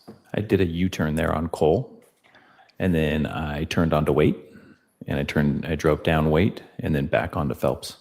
So sort of following the path of the Jeep as well until you got to Phelps? Yeah, and then I just pulled into my driveway. Okay. And then I sat and waited for an officer. Were you on with 911 during that whole time? I was. Share defense. Exhibits 4, 9, 13, and 14.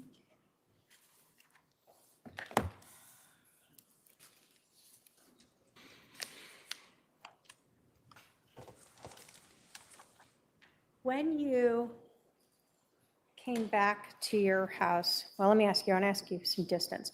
When you first arrived at your house and you saw that Jeep, you told us you'd never seen it before. Can you tell us approximately how far away you were from the back of that Jeep when you heard that gunshot? Well, you could kind of see in that map, there's only two houses. I was at the end of the first house, and the driveway was on the end half of my house. So I was past the point of my house and moving towards that driveway. So I would probably say a few feet, 15 feet or 10 feet or something like that was the distance. Do you recall ever saying maybe 20 or so feet? I'm sure I could have. It was a long time ago. I've shown the defendant exhibits 4, 9, 13, and 14, if I can have my paralegal approach with these exhibits. You can take a look at those and let me know if they depict Phelps Street and the house you rented, as well as some cones to represent different things in the street. Yes, Do you recognize all of those? I do. State will move to admit 4, 9, 13, and 14. Any objection? No objection. 4, 9, 13, and 14 13 and 14. are admitted. I'm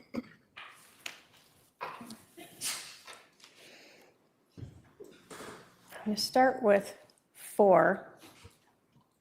In this photograph, we see a police car down here.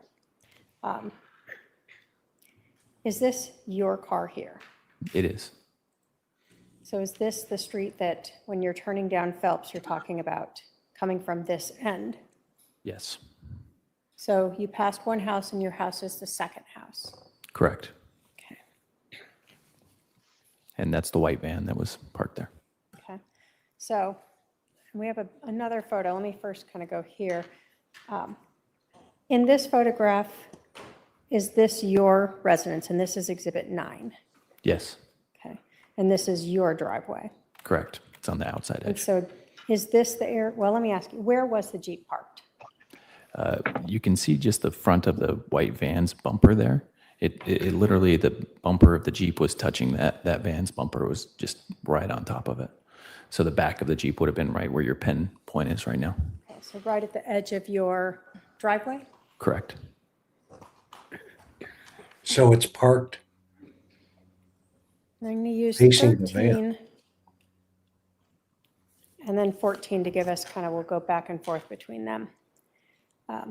So in 14 here, is this the white vehicle you were talking about? Yes, And this shaded area between the Jeep and the driveway is where you're discussing that the Jeep was parked? correct. And then this is your driveway. Yes,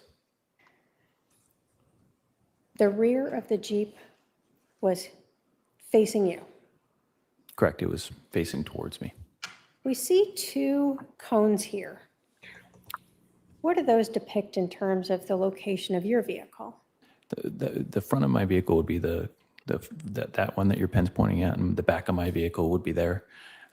That's an estimate. Obviously, we were trying to recreate, but that's an estimate about where my car was when I heard the shot and my window shattered. Okay. So at this point, when we were talking about slowing down, had you started to turn into the driveway yet? No, So you were still sort of straightforward? correct. Okay. And so the distance that we're talking about is what we see here in 13 from this cone to the edge of your driveway here? Correct. So a little over the width of your driveway. Yeah,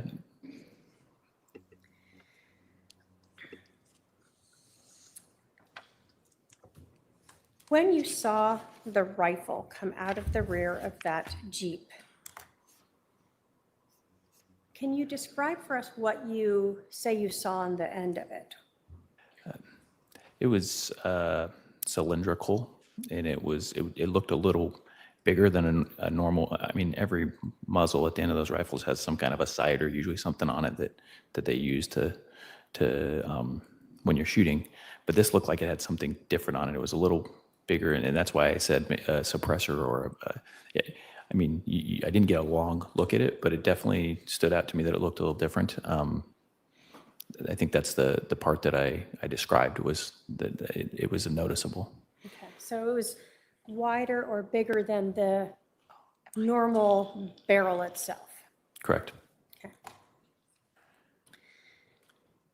What's interesting is the driver would have been at When the sidewalk the side, window so he may not have shattered seen the next to driver you, if there was a driver. did anything come in to you that you recognized at that time? No. Did you understand at that point there wasn't a hole in your window? Correct.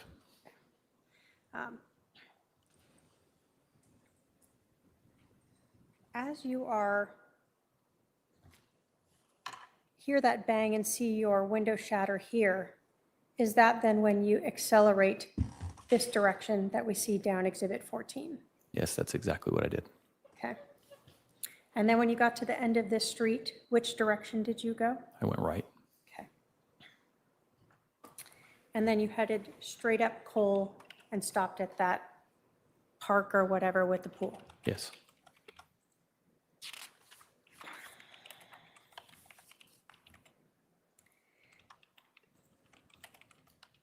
As you are waiting in the driveway here in your car, did you get out of it? I know you said the door opened, but did you get out? I didn't get out and look at my car. The door opened, the window fell down, and I think that I just kind of let the window fall there, and I might have moved like part of the window over, but I'm pretty sure I did. I think that and I'd have to probably review, but I'm pretty sure they asked me to stay in my car till the police officer arrived. So I'm pretty sure I just stayed in the car and waited for the officer. So before the officer arrived, did you look at your vehicle itself? I'm going to put up Exhibit 25 again.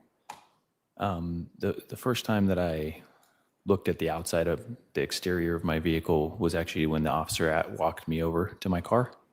And both of us at the same time saw on the top of the door frame there's the spot where the bullet hit. And that was the first time that I knew for certain that I had kind of been shot at. And I remember probably another feeling of shock again, kind of like the first time when someone shoots at you and it's loud, and I remember just thinking like, that's really close to where I was sitting. Like it was inches from my head.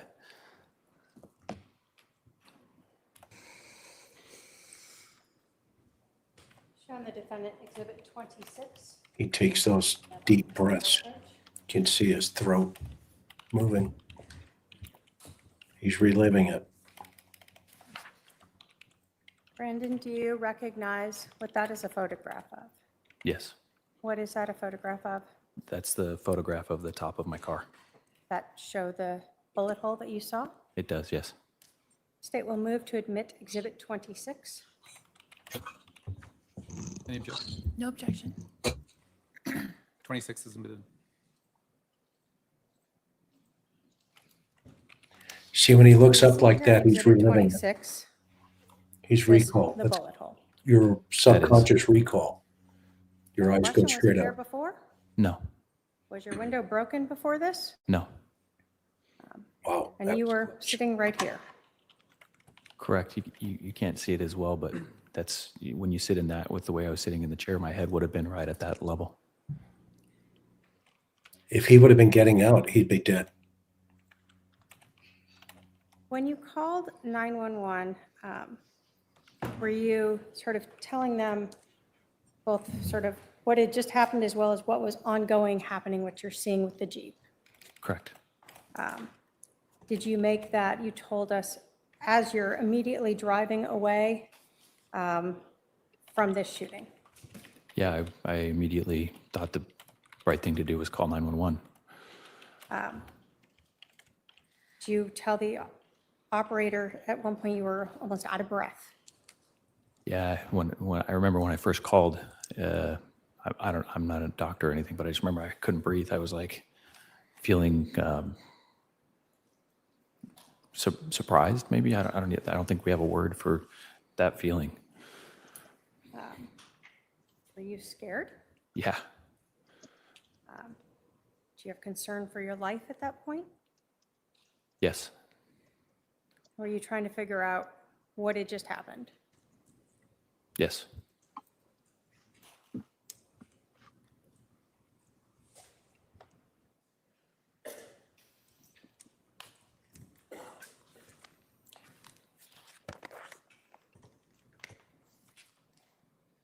I've shown the defendant, Exhibit 125, the 911 call. If I could have our legal play that, just have the witness identify himself in it. Go ahead.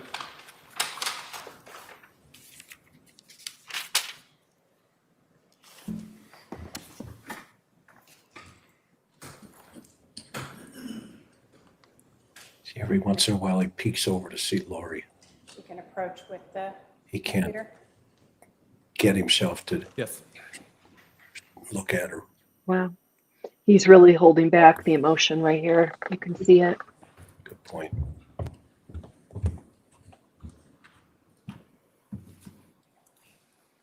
Brandon, if you can just listen to that. Have you listened to your 911 call before? I have, yeah. You can listen Yes. to that and let us know if you recognize that as your 911 call and as your voice.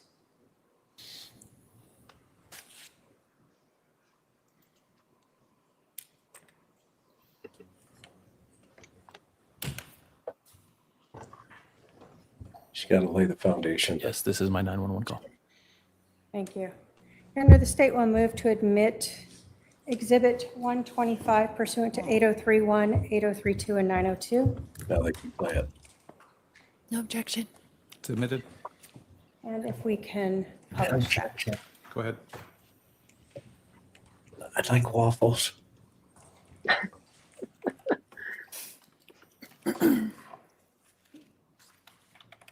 This poor guy's up there suffering, and he has to hear that. No objection. I wish the bullet was a little lower. Gee, I moved to a new home about a week ago. What kind of vehicle is it that drove? October 2nd, 2019. 9 hours, 14 minutes, 53 seconds. 911, where's your emergency? Someone just shot my window. Okay, where they're in a at? Jeep. I'm in the Cooley Station neighborhood. I was pulling in my house at 38755 East. But I can see them driving off. Okay, someone shot at your vehicle? Yeah, and it hit my window. It shattered my driver's side window. Okay, when you pulled into his driveway? As I was trying to pull into my driveway. Sorry, Okay. I'm a little lost for breath. They just drove off. I saw them drive off. Okay. I saw Do you them. know who these people are? I have no idea. I moved into a new home about a week ago. What kind of vehicle is it that drove away? Jeep Wrangler, had a Texas plate on it.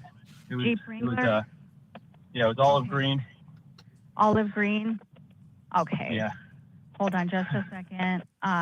Texas license plate? Yeah. Okay. I didn't get the plate. I'm sorry. I got a little nervous. That's okay. That's all right. Oh, which way did they go? Do you remember? You're driving south towards Pecos Road. He thinks there's two between people. Pecos and Rector. Okay. Okay. Do you don't see the vehicle anymore? No, they left. They drove off. Did you see how many people were in the Jeep? Sir? Yeah. Hello? Oh, did you see how many people were in the Jeep? There must have been at least two because somebody shot at me and then somebody else drove off, and I don't think they had enough time to go climb from the back into the front. Right. Okay. And then do you have any injuries? Did they shoot at you? They shot at me, it hit my window, it bounced off. It might not have been a real gun. It was loud, but it might have been like a paintball gun or something. 'Cause, I mean, it should have hit me or gone through my window. It just Okay. shattered it. It didn't go through. Okay.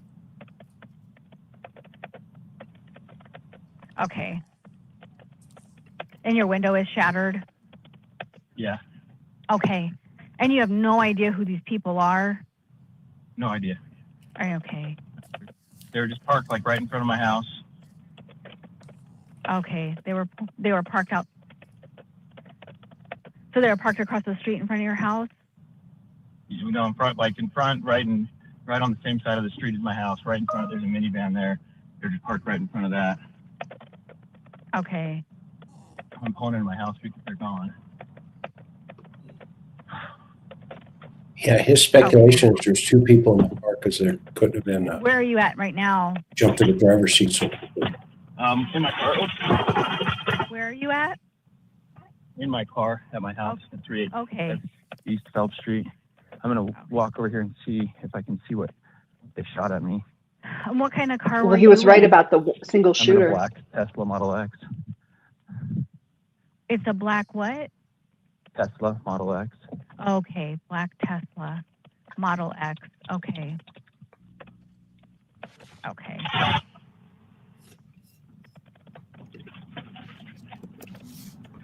All right. I do have officers on the way to meet you. Okay. Do you want to go inside or do you want to wait outside? Wherever you feel. I'll wait out here. Yeah, I don't know that it was a real gun. Maybe it was. I can't tell. I Okay. don't think it was because my window we should have gone through my window. Okay. All right. And what is your name? My name's Brandon Boudreaux. And your phone number?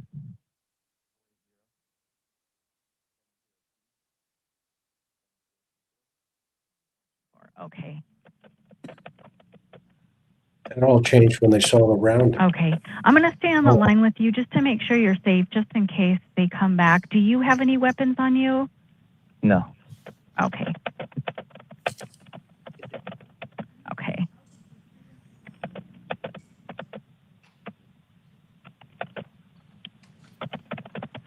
Do you see the officer pulling up? Not yet. Not yet. Okay. Looks like he's coming up Phelps. You said 3875 East Phelps, correct? Correct. I wonder if he's on. There's another section of it. He might be on the other section. Okay, because his car is showing right near Fisher Lane and Phelps Street. I'm at, what is the cross street? Sorry, I just moved over here. Yeah, I'm at Fisher and Phelps. I don't see it. Okay. Okay. It's a good dispatcher. Very calm. Interesting. It's funny. His car was showing there for a second, and now it's showing back at Higley and Pecos. So that's kind of weird. Wonder I if don't he saw know. the Jeep drive off or something. Maybe. I know that there's actually an officer that's heading towards you, and then there's other officers that are dispatched that are looking for the car. So we've got several guys looking out for the car, but we have one headed towards your house. Okay. I think he accidentally hit his arrive button is what happened, because he's still moving. So in the police car, there's an MDT. It's a mobile, unit, and it has buttons. Instead of getting on the radio and saying I'm 1097 or I'm arrived, you just press a button that says arrival, and that's what she's talking about because she can see it on a map in front of her. So just out of nowhere, did you see the guy that I didn't see who it was. It was weird because I was pulling in and I saw a Jeep, Texas plate, and I thought, oh, that's weird. My neighbor must have someone visiting, and then they lifted up their little back window in their Jeep, and I saw a muzzle, and then I heard a snap, and my window shattered. So I just, instead of turning into my driveway, I just hit the gas and drove off because I didn't know. And kind of when I got my bearings, I realized I should call 911. Okay. So then I drove, and then I didn't drive very far. I just drove around the corner and waited for you guys to pick up, and then I kind of saw them come around the corner and go down the road and start driving down south towards Pecos and Brecker. Okay. And did they look like Hispanic? And I knew that was the only way white out. males? I didn't see a person at all. I didn't get to see a Okay. person.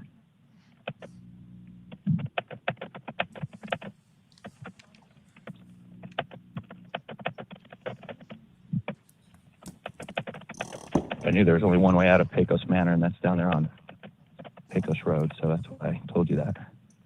Okay. All right. I do see the officer pulling up on Fisher from Fairview. Okay. So he's coming from the other way. He'll come around right now. I'll see him in just a sec. Okay. Yeah, I see him. Okay. All right. I'll go ahead and let you go. Okay. Thank you. Bye-bye. Bye. October 2nd, 2019.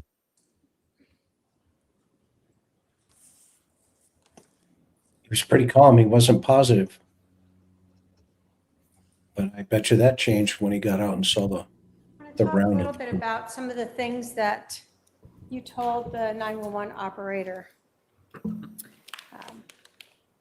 You mentioned in the call that you thought it might be a paintball gun because it should have gone through the window. When you were saying this, were you at all contemplating that there's no paint on your window? No, Were you sort of that frantic, you're just trying to come up with excuses or ways to explain what happened? I was just trying to figure out why a bullet didn't come through the window. A bullet should always go through the window was what was going on in my mind. So I was trying to come up with a reason. So you didn't know through this whole call that your car itself had been hit? No. We hear that you, when you got into the driveway, a loud crash. Yes. What was that? When I put my car into park, when it automatically opened that door, and then the whole window just fell right there. And most of it kind of stayed together, like I think the window tint or something held a lot of it together, but also a lot of it didn't. And it was like all over inside my car and all over on the a little bit on the driveway. Okay. You also told them that you thought there might be two people. Why did you think that? I was trying to figure out how someone could have been laying in the back shooting at you and gotten into the front and gotten out of there so quick. I was thinking like you'd have to jump over a chair. It seemed like they moved very quickly. So I think I was just trying to come up with a logical reason how they could have moved so fast. There you go. We can have the Elmo again, please. Thank you.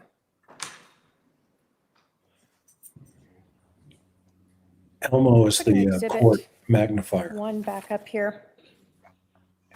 It's for putting pictures down and project. So this is the residence that you were arriving back to, correct? Correct. And your car was facing this direction west? Correct. And so the Jeep itself was also facing west? Correct. When you drove up to the pool, is that in this area off of Cole? Yes. And were you all the way up here before you saw the Jeep turn on to wait? I was, yes. So there was some time actually before the Jeep was able to follow and catch up with you. Correct. I think in your mind, everything's happening so fast. I was just surprised by how quickly they were moving, but listening to it, for instance, you can hear that there was a lot more time that elapsed than what you thought in the moment. So time when you were going through this stressful situation seemed faster to you. And now listening to the 911 call that you're talking while this was occurring, you can tell it's a little slower. Yes. Do you recall where you were when you were able to finally get your phone and start calling 911? I was at the end there of Phelps Street, about to turn on to Cole and then I had to unlock my phone, so it took me a couple more seconds around the corner to get it. Okay. So you were able to drive down Phelps, get into your phone and get up to Cole and park there. And then you saw the Jeep also turn on Cole and then turn on wait. Mm-hmm. Is that yes? Yes.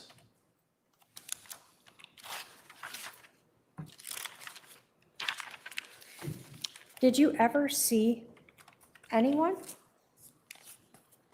As in a in the person? vehicle, in the Jeep? I didn't see who was driving the Jeep. When you saw the rear window go up, you couldn't see who was in the back? I didn't get a look at a person, no. And then when the Jeep turned, you're looking in your rear view mirror towards it? Yes, and then because I noticed it, I turned my body and looked out across. And so as the Jeep came up Cole and turned on to wait, you were not able to see who the driver was? No. In the 911 call, we hear the 911 operator refer to the officer as a he. Was the first officer on scene a male or female? Female. When the female arrived, you got off the call with 911? I did, yes. And did you speak with her and then walk her over to your car? I did, yes. And did she point out this bullet hole in your car? She did, yes. When you saw that, what happened physically to you? I remember within a short amount of time, I asked her if I could sit down. I started getting a little bit overwhelmed because I realized that someone shot at me, was trying to kill me. If my head was that close, that's the only logical thing. Before you saw that bullet hole, were you still sort of trying to explain how there's not a hole in your window? Yes. It's getting good. After you saw that bullet hole, did you start to think that someone had tried to kill you? Yes. I remember I texted my father, told him that.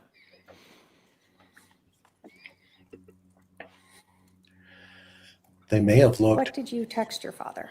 but it could have discharged. I think someone just tried to kill me. Interior of the vehicle. Great question. Were you thinking about how close you had come to death? Yeah. As you were experiencing all these emotions and trying to figure out how to handle this and texting your dad, did the police ask if there was anyone that could come stay with you? Yeah, they did. And because I didn't have any family, I just said, I had my 2 business partners who were really good friends, and I asked if they could come. Did you have to tell them where to come? Yeah, they didn't have my address. Did they come and stay with you? They did.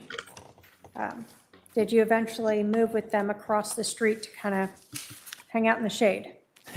It was hot, so yes, we moved over to a cooler spot as the day went on. And we see in Exhibit 9, is this actually you guys sitting over here? That is. At some point, did a detective come get you and interview you? Yeah, Detective Pillar came over and got me. Did he interview you? Yes, he did. Where did that interview take place? We walked around that corner. He had his car parked and in a kind of a shady spot, and we did an interview in his car. Was that recorded? I believe so. The first patrol officer on scene, that female officer, did she ask you if you could think of anyone who would want to harm you? She might have. I don't recall. I'm not certain. Okay. When you met with Detective Pillar, did he ask you if you knew anyone who would want to harm you? Yes. Do you remember a lot of your interaction with that first officer? Wife's crazy family. To be honest, like the part that I remember the most is just when I saw the bullet hole, and I think maybe just kind of got a little bit of shock because it was real when I called 911, but then I kept thinking to myself, a bullet didn't come through my window. And, I just, when I saw that, I just realized like, no, someone is 100% trying to kill me. And then it was kind of an emotional little bit. Like I felt a little overwhelmed. When you talked to Detective Pillar, was that a little bit later, but while you're still sitting here on the scene? Yes. Had you had time to kind of get yourself back under control? Yes. Do you remember that conversation more than your Yes. conversation with the first officer? Yes, I do. At that time, when you were asked by Detective Pillar if there was anyone you knew who might want to harm you, were you able to provide any names? I told him the only person I could think of. And who was that? It was 2 people. It was Lori and Alex. Is that Lori Vallow? Lori Vallow and Alex Cox. So the morning of October 2nd of 2019, you have already told Detective Pillar that's who you believed is the only person you could think of who would want to harm you. Yes. Had you met Detective Pillar before that morning? No, didn't know him. Did you tell the police to tell Detective Pillar that Lori Vallow and Alex Cox had been involved in an incident in July of 2019 in Chandler, Arizona? I did. Did you think that that incident had something to do with this? I did. You were asked by the police, or do you recall being asked by the police if you had any issues with money or anyone else? I do. And did you have anyone else that you could think of that would want to shoot at you? I did not. Did you tell the police about your wife Melanie's relationship with Lori Vallow? I did. You told us that the Jeep that you saw parked right next to your driveway that we see here in Exhibit 9 had a Texas license plate, correct? Correct. Did you tell the police that Lori Vallow had lived in Texas? I did. So during the time you had known her, you were aware that she and Charles Vallow had lived in Texas? Correct. Did it seem relevant to you that you see a Jeep with a Texas plate in front of your house? It did.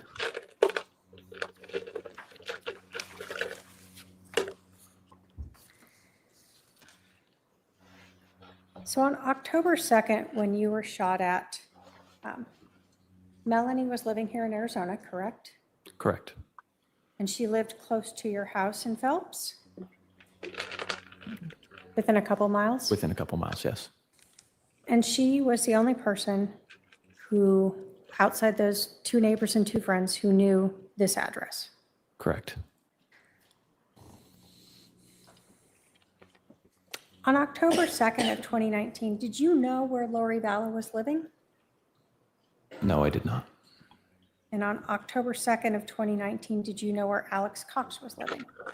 No, I did not. But in July of 2019, you knew they were living in Chandler, Arizona. Or Yes, I did. Lori Vallow was living there. Did you ever learn that Lori Vallow and Alex Cox moved to Rexburg, Idaho? Yes, I did. Did Melanie ever move out of Arizona? Can you restate that? Sure. Did Melanie, your wife, or maybe by then your ex-wife, ever move out of Arizona? Yes, she did. Do you recall when she moved out of Arizona? The end of October 31st or November 1st, 2019. And did you learn where she moved? Next door to Lori. In Idaho. Rexburg, Idaho? Yes. Yes, but I'm muted. I'm snacking. The state has no other questions, Your Good Honor. stuff. Here we go. All right, I need to take a couple-minute recess to sort out an issue. I'll have the jury retire to the jury room. Please remember the admonition. All right, jury.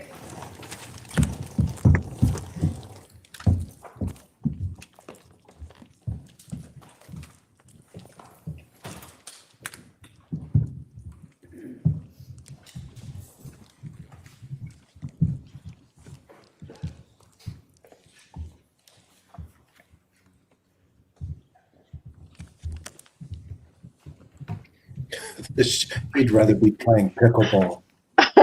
Exactly.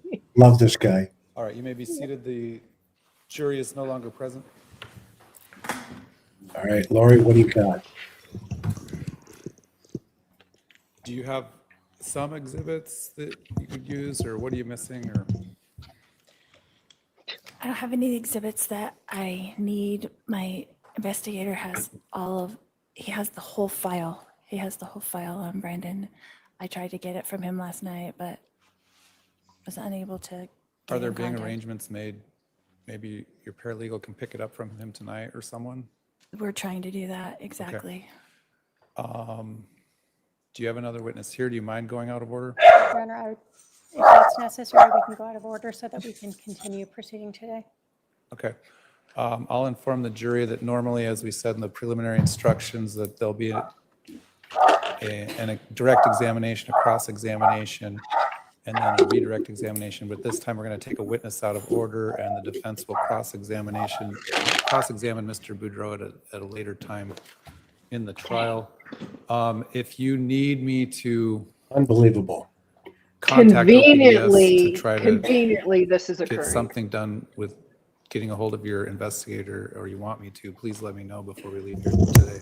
All right, Judge, if I can just make sure, I told my witnesses too, okay, because I obviously didn't know this. So if I could go check and see if they're Absolutely. here before we bring the jury in. that's fine. And Your Honor, can we make this? Can I get some 15-minute break, waffles? or no? Do you need some time? All right, we'll go ahead and do a 15-minute recess for the court reporter as well. And just let us know when your witness is here. Thank you. Thank you. Okay, another curveball in the courtroom there as 15. Yeah, another curveball. Right. So here's the curveball. Conveniently, Lori's investigator has the file of the documents that Lori needs to cross-examine Brandon. Nobody can conveniently get a hold of this investigator. His whereabouts, we don't know. And so now Lori pushes off cross-examining Brandon to a later time. Wow. She's intimidated by him, and this is really getting good. What do you think, Chris? I think I cannot disagree in any way, shape, or form.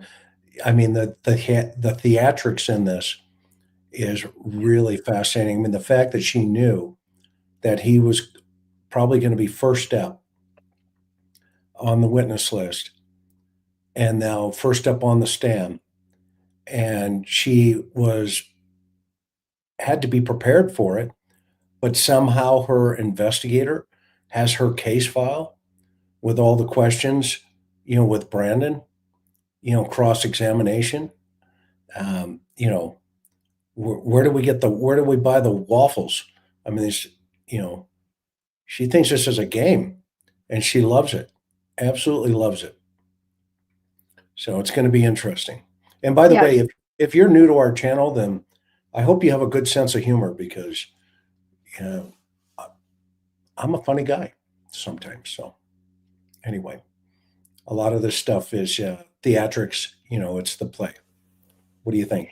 It's theatrics, it's performative, from her breathy, soft voice that you can barely hear because she's allegedly still sick, to the missing file. Oh, her investigator conveniently cannot be located. So now she cannot possibly cross-examine Brandon. Now the prosecutor, Trina K, has to go out of order, bring another witness in, totally disrupting the flow.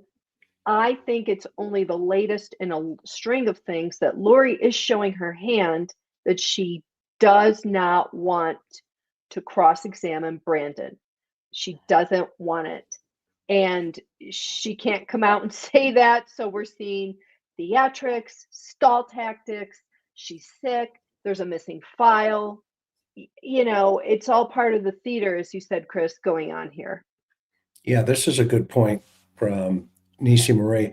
I bet if the PI gets there, I bet she never contacted the PI, then called later today.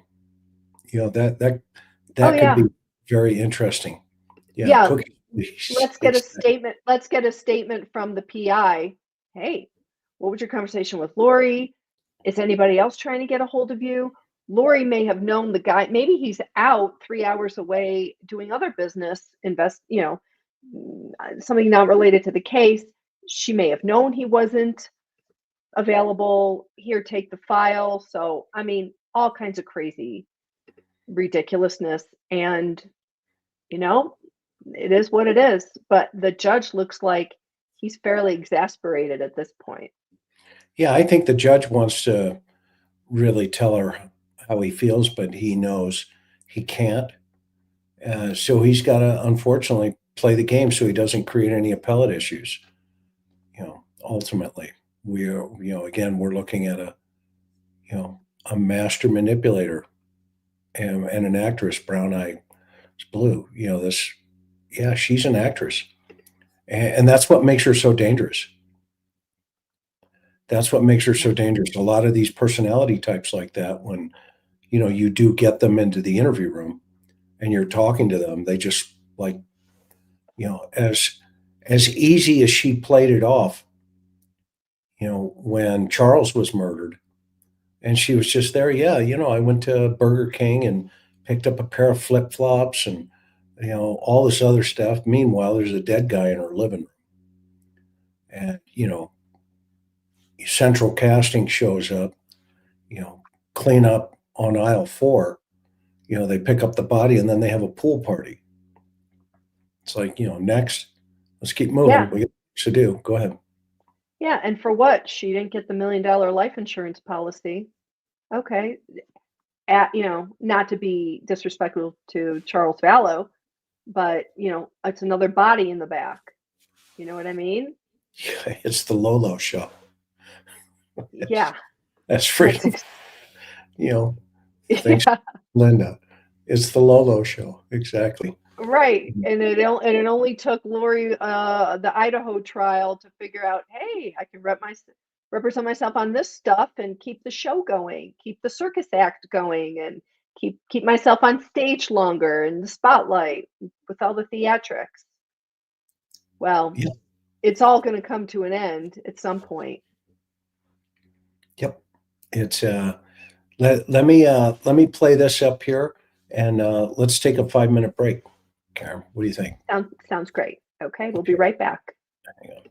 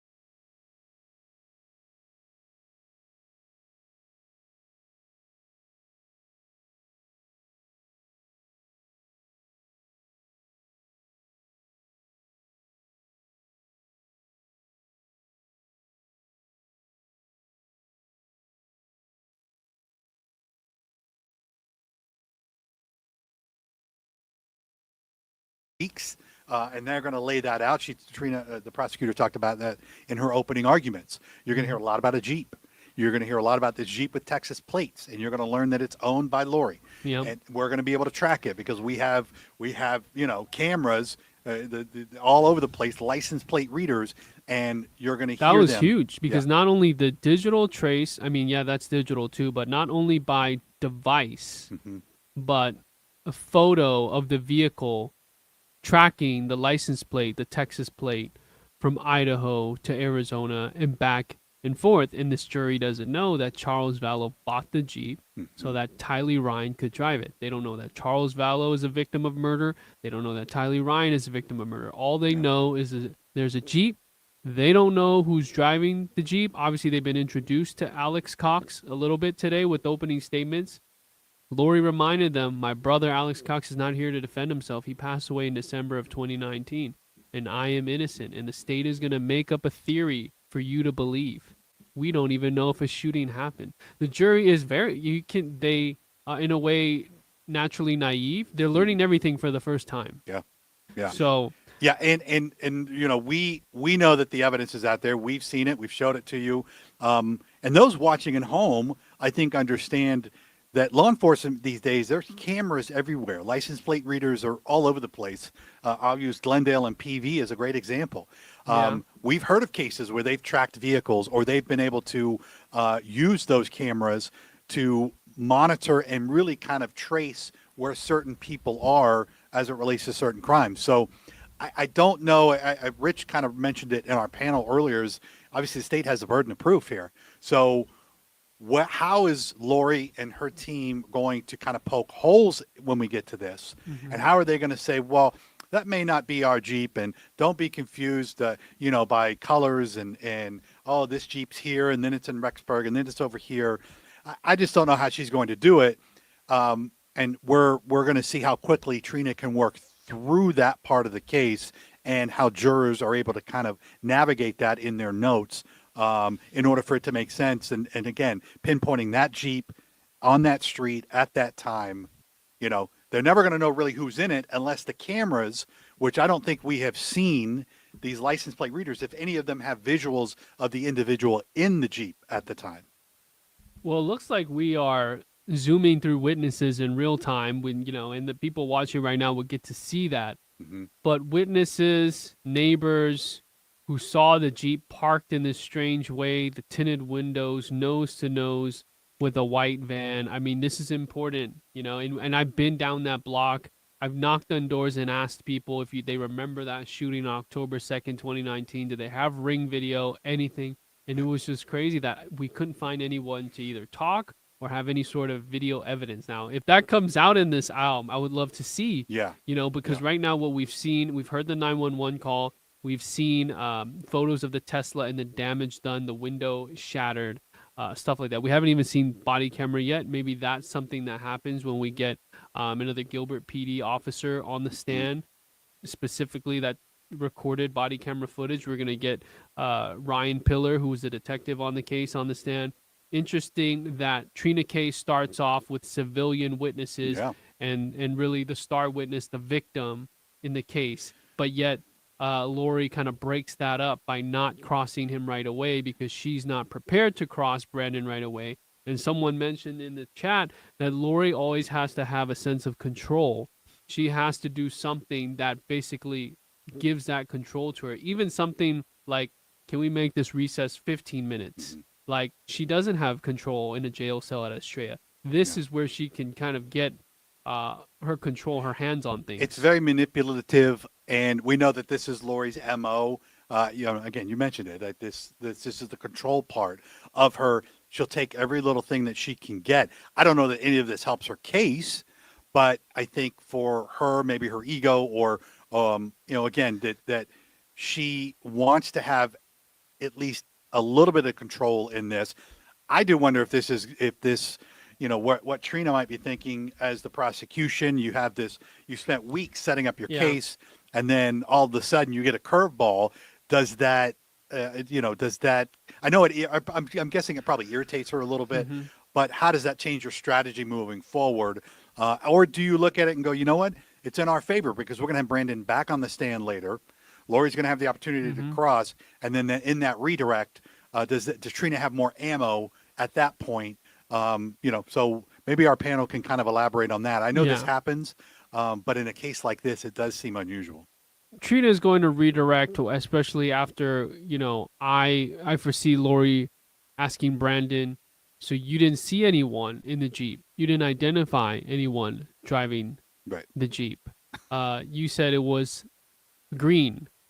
Later on, your document is saying that it was gray. Is that correct? So you're not sure exactly what color this Jeep was. Trying to cast any defense attorney would. And then the question: did you see me outside on Phelps Street? Yeah.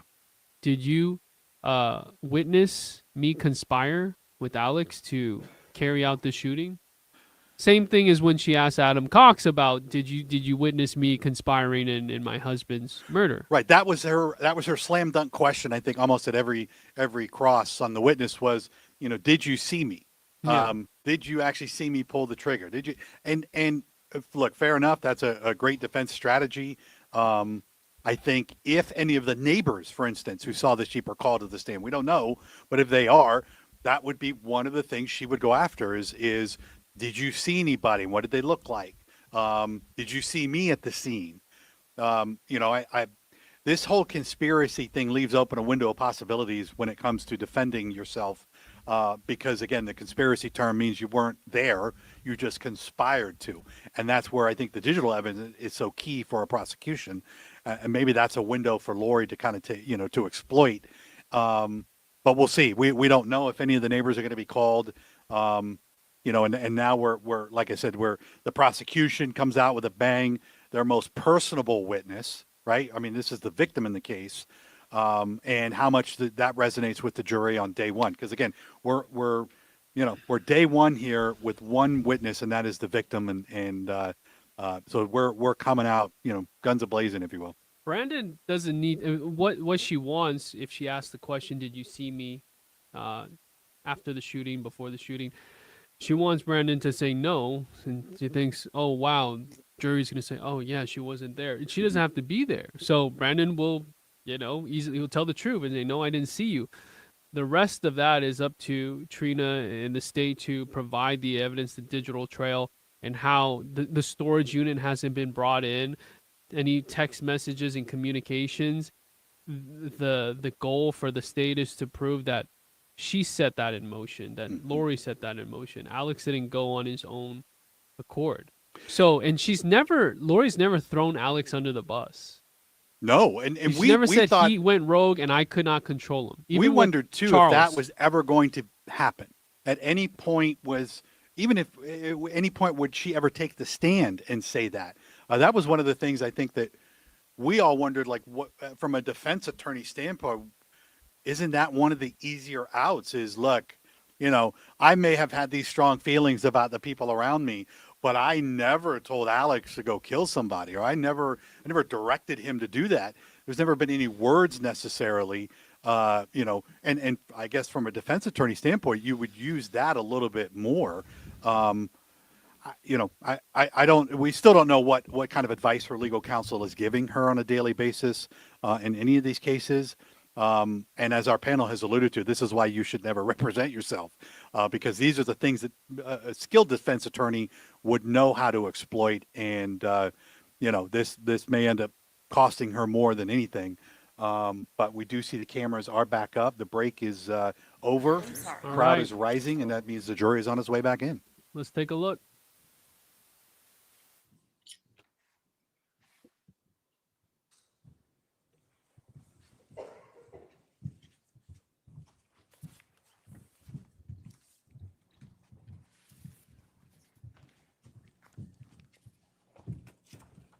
Here we go.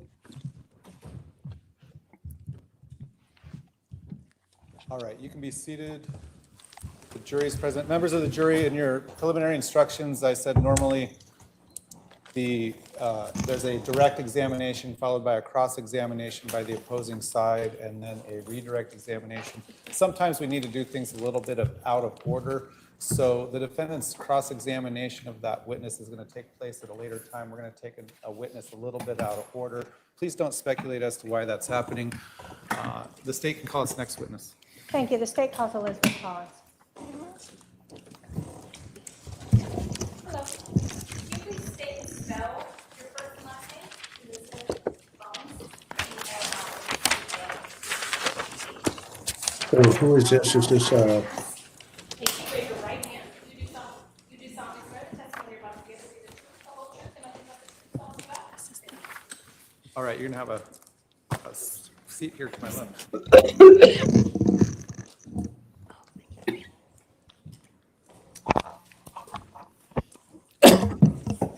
she the dispatcher? Please introduce yourself to the jury. My name is Elizabeth Collins. And do you live here in Arizona? I do live here in Arizona. Back in 2019, did you own any rental properties? I did. Okay. And did you own a rental property at 3875 East Phelps Street in Gilbert, Arizona? Yes. Is that here in Maricopa County? Yes, it is. When did you purchase that house? I purchased that house in October of 2018. And how long had you been renting that house? I've been renting it since I purchased it. Was this a long-term rental or one of those short-term Airbnb type of things? Long-term rental. Did you have a minimum lease length? Our minimum lease length for the initial lease is 1 year. So you'd had at least one person in there since you'd purchased the home? Correct. Prior to October 2nd of 2019, had you ever had any issues at that house? Never.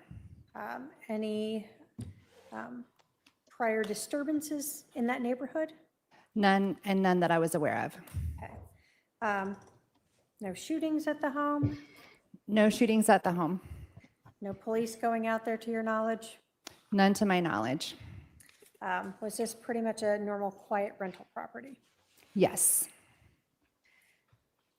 Did you ever rent 3875 East Phelps Street house in Gilbert to Brandon Boudreaux? I did. Did you go through a company to advertise the lease?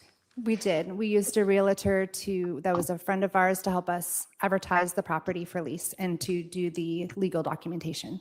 Okay. I'm going to put up oops, can I have the Alma? Thank you. Has previously been admitted as Exhibit 9. Do you recognize this street? Yes, I do. I'm going to zoom in a little here. Do you recognize this house over here and this sign? Yes, so the rental property is on the right-hand side of that photograph. So basically the house right here? Yes. Then you indicated that you used a company to do your lease agreement. Yes, I did. I've shown the defendant Exhibit 119, if I may have my paralegal approach.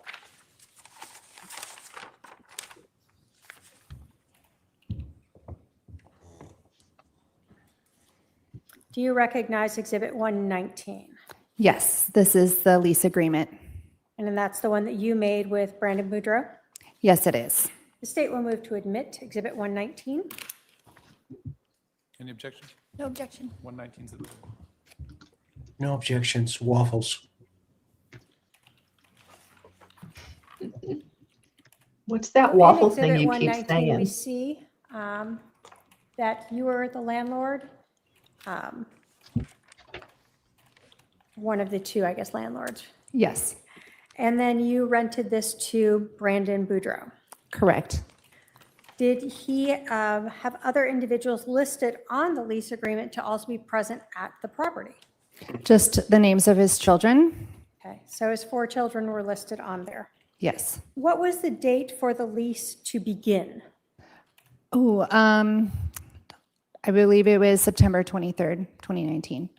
We signed it on the 13th, which is what threw me off, but Perfect. So the lease agreement started September 23rd and was going to be until September 30th of the next year? correct. And then you indicated that this was signed on the 13th of September? That's my recollection. Let me go to the last page of Exhibit 119. Watch when she looks at So Lori. does that show the different signatures, or at least yours at that time? I think, Correct. Mine and my husband's. Quick glance. and then we see Brandon's signature as well for the 13th? Correct.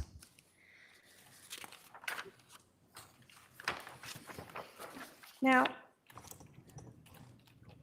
when you leased this property to Brandon Boudreaux, did you include, or was there ever any inclusion of a person by the name of Melanie Boudreaux on that lease?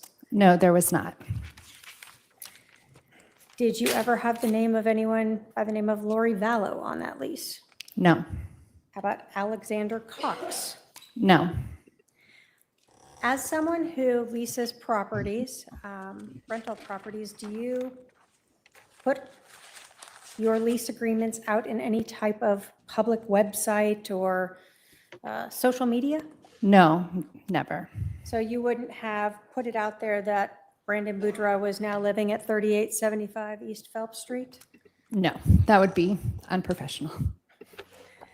So prior to October 2nd of 2019, once you signed that contract, that was just your information and his information? That was my understanding, yes.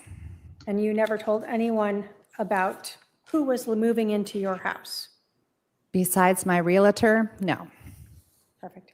Thank you. I have no other questions for this witness. Any direct? No questions, Your Honor. All right. Any questions for this witness from any member of the jury? I don't see any. You can step down. Thank you. Go ahead.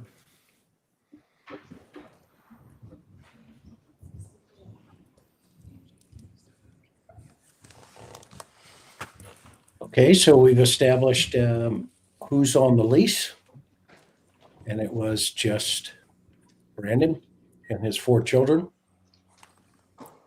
And I wonder if that looks like the PI sitting next to Lori now in the blue shirt, if he brought the file. If so, maybe we'll get lucky and we'll hear from Brandon today. But if not, I mean, it could be to the prosecution's advantage, actually, to wait, you know, because it's all setting in with the jury right now, everything that he said. All right, so you're going to come on right up here. My clerk will swear you in. Hello. Can you please state and spell your first and last name? Robert Abbatamarco, ROBERTABATMARCO.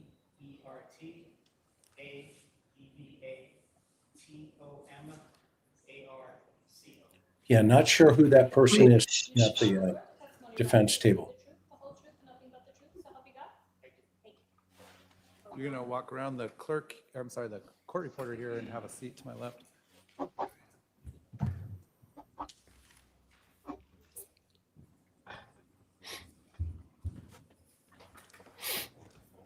If you can roll up close to the microphone, thank you. Would you please introduce yourself to the jury? Robert Abbatamarco. Can you tell us, do you still live in Arizona? Yes. Back on October 2nd of 2019, where did you live? 3870 East Phelps, Gilbert. Did you rent or own that house? Rent. How long had you lived there? A little over 2 years. Okay. Can you describe for us that neighborhood? What was it like? It was a quiet residential neighborhood. It was a very quiet street. It was not a through street, a mixture of families living there. Okay. Had you ever had any problems or issues on that street? No. Okay. And you said that it wasn't a through street. For that whole neighborhood, I guess let me ask it. Sometimes there are neighborhoods that have that are kind of cut throughs to go to other main streets. What was your neighborhood like in that way? Was there a lot of traffic of people trying to cut through to get to other thoroughfares? No, it was a series of residential side streets winding and into inside the residential community. I'm going to put up Exhibit 3 here. Pull it out a little. Does this sort of show that neighborhood with this being Phelps Street where you lived? Yes. So when you're talking about this neighborhood, there's no easy way to get from Pecos to Fry Road, right? Correct. Since you lived in this neighborhood for a couple of years, did you see some of the same vehicles parked on your street all the time? Yes, And so you sort of knew which ones would belong to your neighbors? generally, yes. Okay. I'm going to put Exhibit 1 up here. Not sure if you're able to make out sort of little house shapes.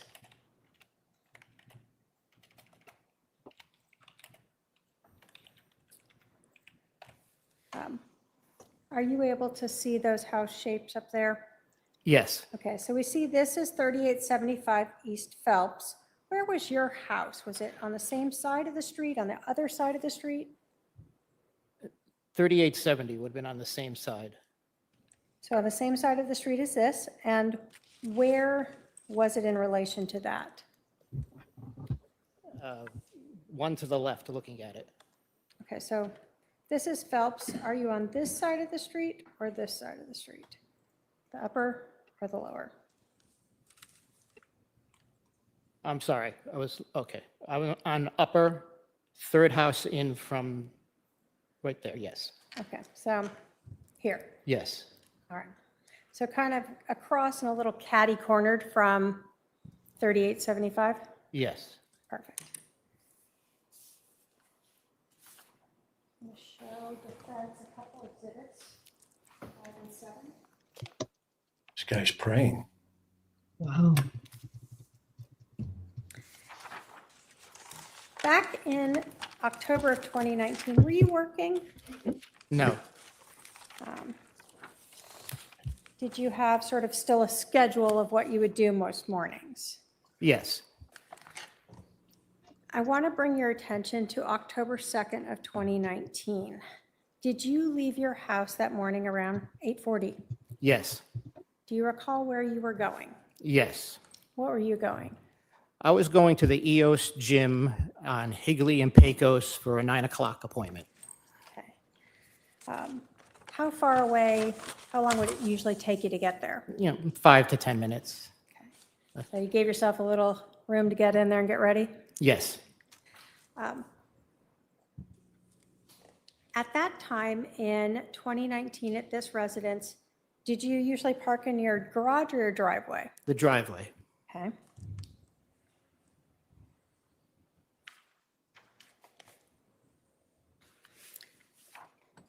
I'm going to put up, sorry.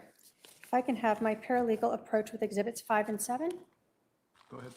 So if you can look at these two photos and let me know if you recognize these exhibits, what they're photographs of.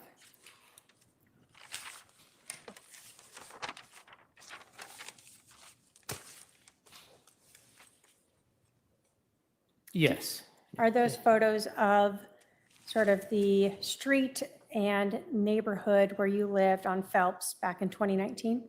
yes. The state will move to admit exhibits 5 and 7. No objection. They're admitted.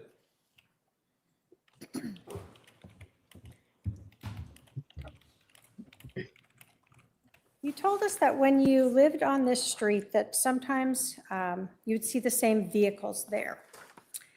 Was there any vehicle on sort of the opposite side of Phelps Street that you would regularly see and you would have to pay attention to when you were exiting your driveway? Yes. What was that? There was a van owned by my neighbor who parked generally across from my driveway or a little off. Okay. I'm going to put up exhibit 5. Do you see a van in this photograph? Yes, Is that the van you're talking about? yes, So this white van here. yes.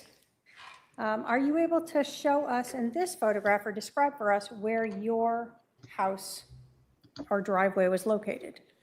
The house is what's seen at the far left of the image, the beige colored house, and the driveway would be right where you're indicating. So he lives right across the So this street. was your driveway right here. Yes, And so you would often have to kind of pay attention to this white van so you didn't go out and bump right into it? yes.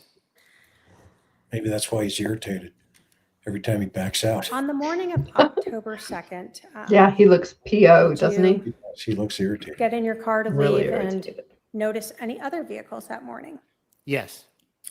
I'm going to put up Exhibit 7. In this photograph is your driveway here? No. It's one over. Yes. Okay, so we can't see your driveway. This would be your neighbor's house. Yes. Where did you see another vehicle that stood out to you the morning of October 2nd around 8:40 in the morning? Parked in front of the white van, nose to nose, where that tree is. So right in this shade area? Yes. All right, so when you say nose to nose, the front of the Jeep was to the front of this van? Yes. And so the rear of the Jeep would have been along where this driveway was? Yes. Did anything about that vehicle catch your attention? Yes. What? I noticed that it was running. It had tinted windows. I didn't see anyone, and it was right across from the back of my driveway. Okay.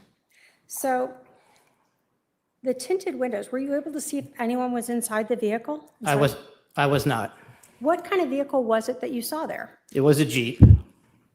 Were you able to tell anything about 2 or 4-door? No. Do you recall anything about the color? It was dark. And you said the Jeep was running. Yes. When we talk about the Jeep being nose to nose, is that sort of the wrong way on the street, parked the incorrect way on the street? Yes. Did that also stand out to you? Yes. Had you ever seen that Jeep before in your neighborhood? I don't recall seeing it. So it wasn't something you had seen before? No.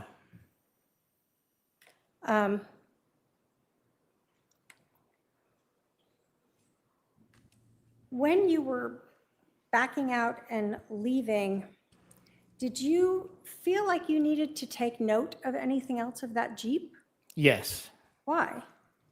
It seemed out of place, and again, being concerned that it was running, not immediately seeing anybody with that vehicle or in that vehicle. And I was under the impression that nobody was home at the house that it was parked at. Okay. So here's a car that's running in front of a house that might be empty with dark tinted windows. He's thinking It seemed a burglary. little concerning to you. Yes. So because of that, did you do anything as you were leaving? Yes. What'd you do? When I left, I backed out of my driveway so that I was going to be heading in the opposite direction of those vehicles. And I looked in my rearview mirror to look at the license plate. Okay. So in Exhibit 7 here, were you heading this direction? Yes. So in your rear view mirror, you would have been able to see the back of the Jeep. When you were looking in your rear view mirror, you were able to see the back of the Jeep. Yes. What did you look for when you looked in your rear view mirror? The license plate. What did you note about the license plate? That it was a Texas license plate. Is that sort of the white with black lettering? Yes. Were you able to take down a license plate number? No. Do you recall the vehicle itself, if there was a tire on the back of it? I don't recall. When you returned home after going to the gym, can you describe for us what you saw? Yes.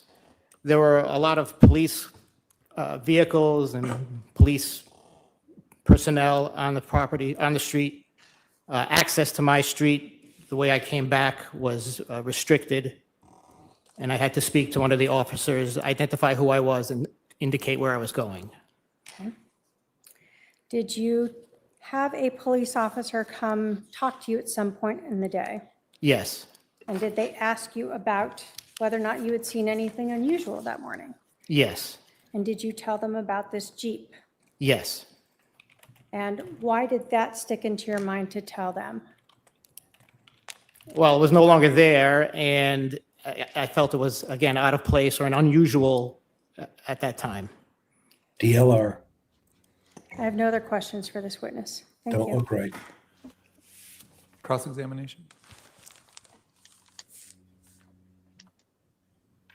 Get the chips.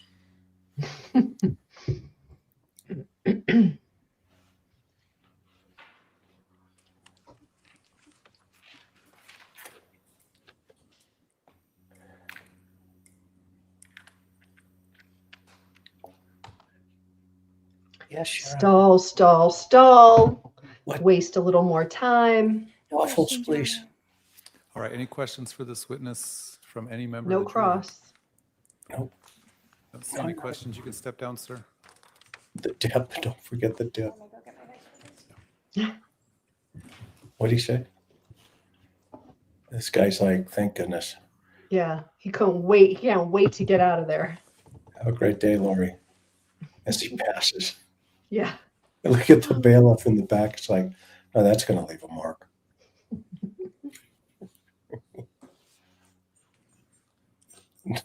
Jokes for the dip. Exactly. Exactly. When you've got nothing else, you talk about snacks.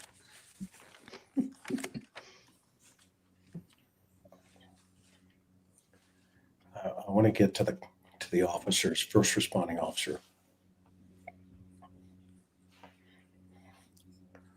Yeah, exactly. Yeah, that is so true. All right. McDermott. Come on up right up here in front of my clerk, sir. She's going to swear you in. Okay.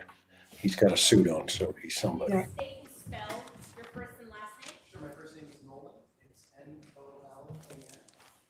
Last name is McDermad. It's M-C-D-E-R-M-O-T. Okay, raise your right hand, please. Do you solemnly swear the testimony you're about to give is the truth, the whole truth, and nothing but the truth, so help you God? Yes, I do. Thank you. All right, have a seat up here to my left. This is officer friendly.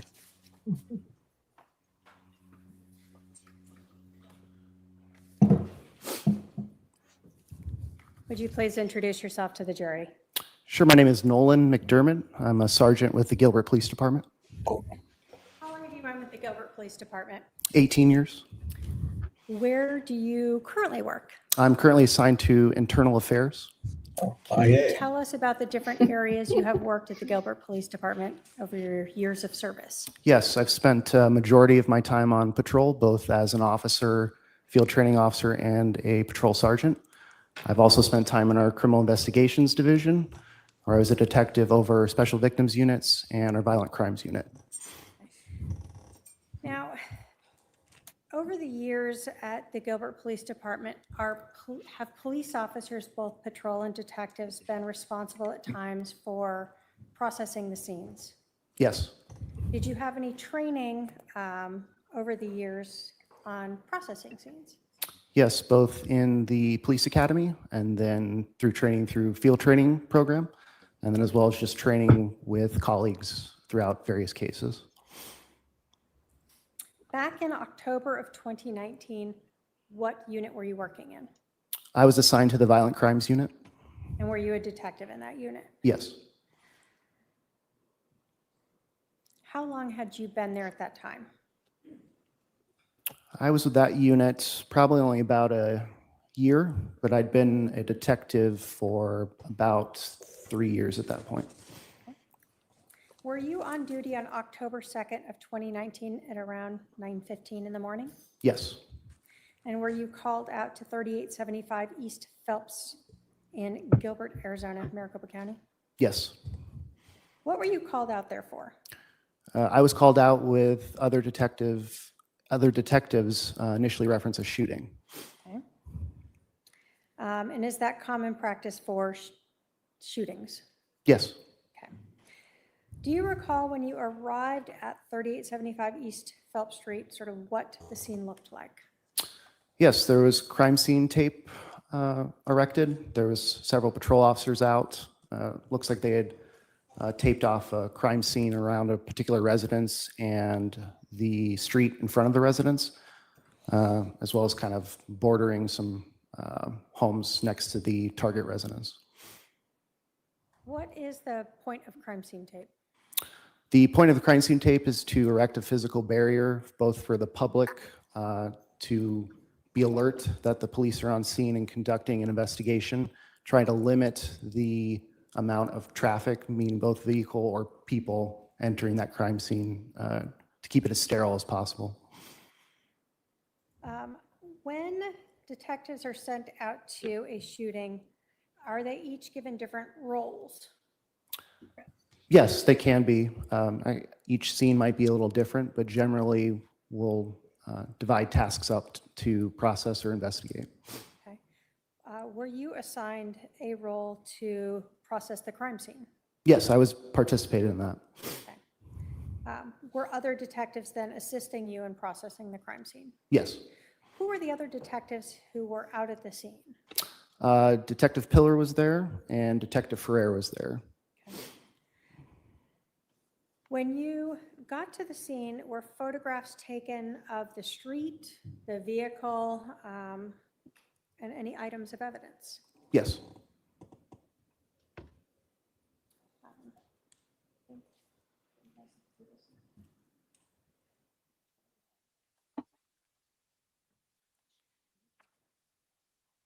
Why are photographs taken of sort of the scene, the street, and the area around there?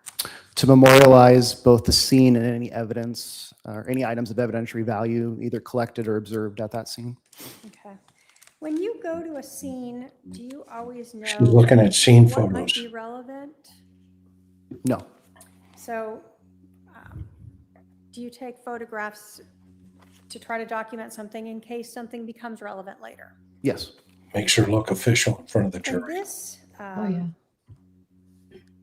scene, where was the vehicle located when you arrived? The vehicle involved in this shooting?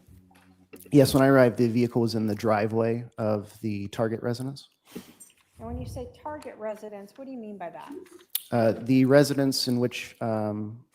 Boudreaux was residing at the time. Okay. That's the 3875 East Phelps? That's correct. As you are photographing this scene, were orange cones, for lack of a better word, used to document the approximate location of where Brandon Boudreaux's vehicle was located when it was struck with the bullet? Yes. Trying to provide a visual of what we thought would be the approximate location. And so that has to be based upon just to the best of his memory. Yes. Was the area also looked, or did you look in that area where Brandon had indicated his car was when it was struck to see if maybe any glass or anything had fallen in the road? Yes. Did you locate any? There was a small, looked like glass particle or shard that was in the roadway. Okay. Was it similar to, well, let me ask you, when you went to the scene and saw the Tesla in the driveway, did you see the driver's side window anywhere?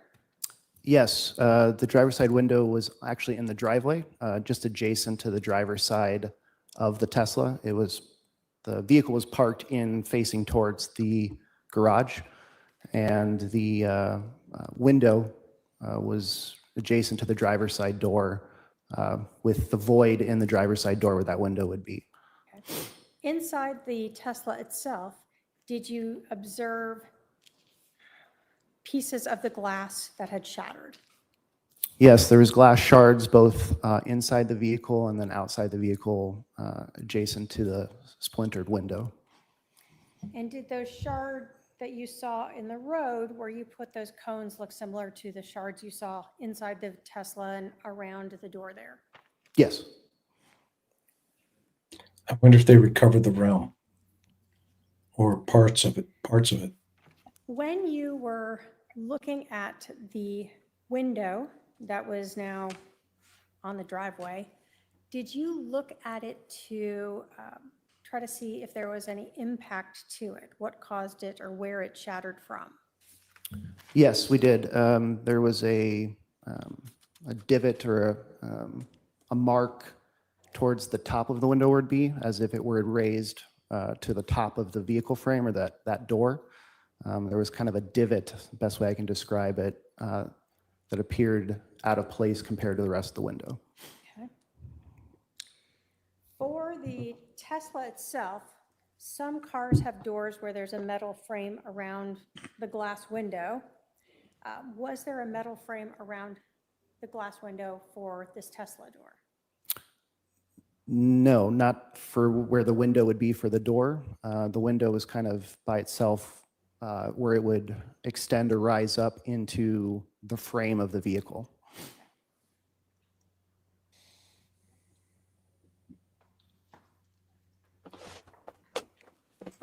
I have minus a few exhibits 6, 8, 10 through 47. If I can have my paralegal approach with those. Have to take a look at these photographs. You know, what they can do is a laser trajectory.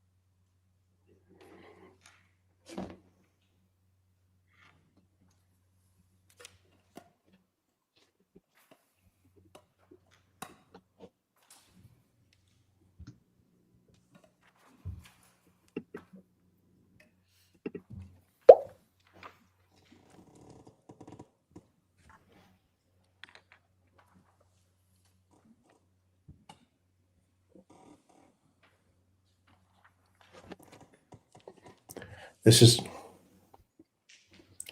is officer friendly. Officer friendly is. That's why he's in IA right here. Yeah, he seems no nonsense. Yeah, he's officer friendless. From internal affairs. Do you think Lori's going to cross-examine him? Yeah, well, yeah, we're here to visit. Yes, I've examined all 400 photos right in front of you. Witness it. He's going to say, okay, yep, these are them. There you go. He's going So Detective, you've looked through exhibits 6, 8, and 10 through 47. Do you recognize those as photos? Yes. From the scene on October 2nd of 2019 of the Tesla and the Phelps Street and the area around there? Yes. State will move to admit exhibits 6, 8, and 10 through 47. No objection. No. Waffles, please. When you are taking photographs of a scene, putting up exhibit 6 here, you try to take photographs showing the whole street itself, meaning not just the one location where the car was or the Tesla itself. You're trying to get the whole area. Well, yes, that's true. To be clear, I didn't actually take this particular photograph, but when documenting, we were trying to capture the area, give an overview of the scene. Okay. So in this scene, can you describe for us sort of the directionality we're looking and what we see here? Yes, the marked patrol unit that's sort of in the center at the very far end of this particular image, that's east of the target residence. The Tesla is on the right side of the picture in the driveway, and it is parked facing south. And those cones kind of in the center, also east of the Tesla and the residence. Were those cones the ones we were talking about in reference to the approximate location of Brandon's vehicle when he was shot at? That's correct. So we tried to get him through the windshield. Exhibit 8 here, is that sort of a closer version of that? Yes. So the two cones represent the front and the back of the car. Exhibit 10, in your understanding, where was the Jeep located? So the Jeep would be somewhat out of frame from here, but it was our understanding that it would be located kind of on the bottom left of this image. Okay, so this is the driveway for Brandon Boudreaux's 3875 East Phelps? Correct. And so the Jeep was somewhere down here? Yes.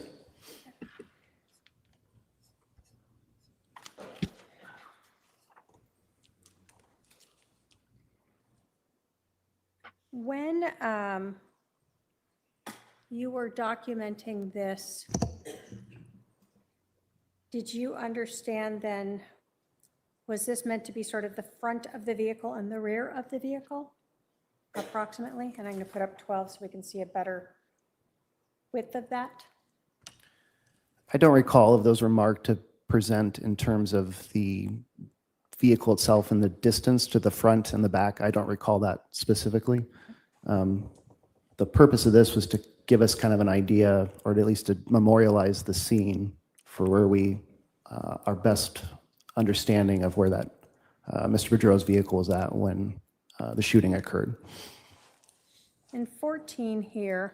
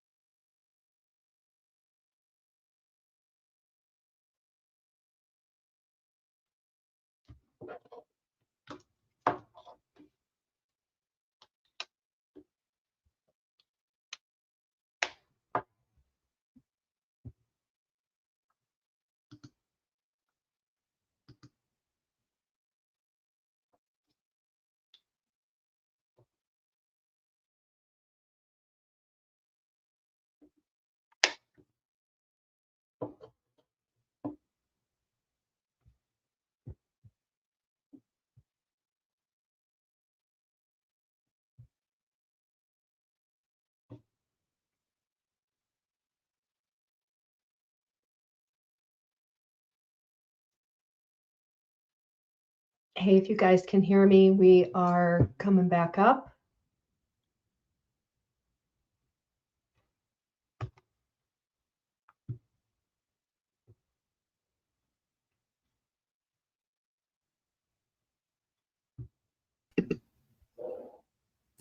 Yeah, I don't know what happened. Sorry about that.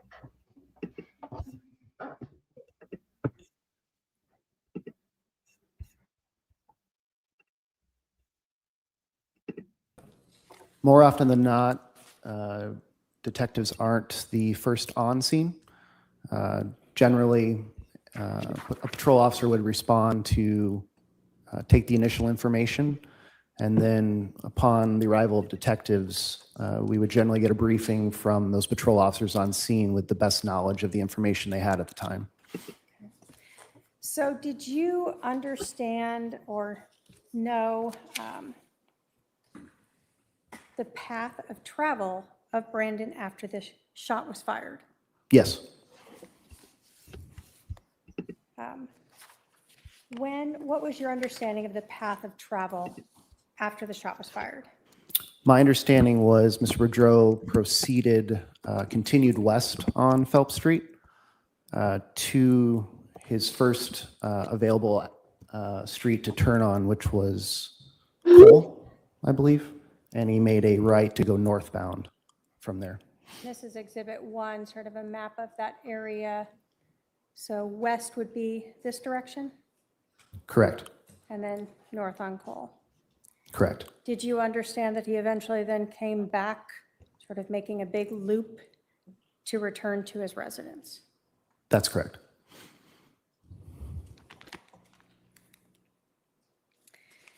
Now, we had talked about the vehicle itself.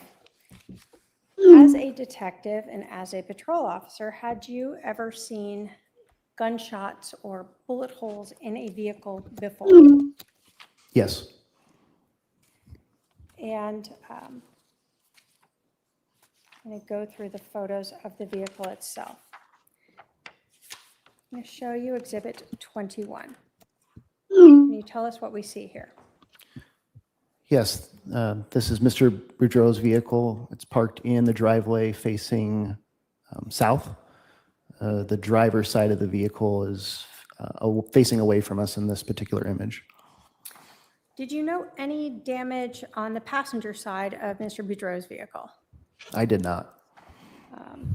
We see in 22 the rear of his vehicle. Correct. Did you note any damage there? I did not. Were you looking for damage to see if there were any other gunshot holes in this car? Yes. Now, as you got to the driver's side, I'm going to put up at 23 and then 24, did you notice anything on this vehicle?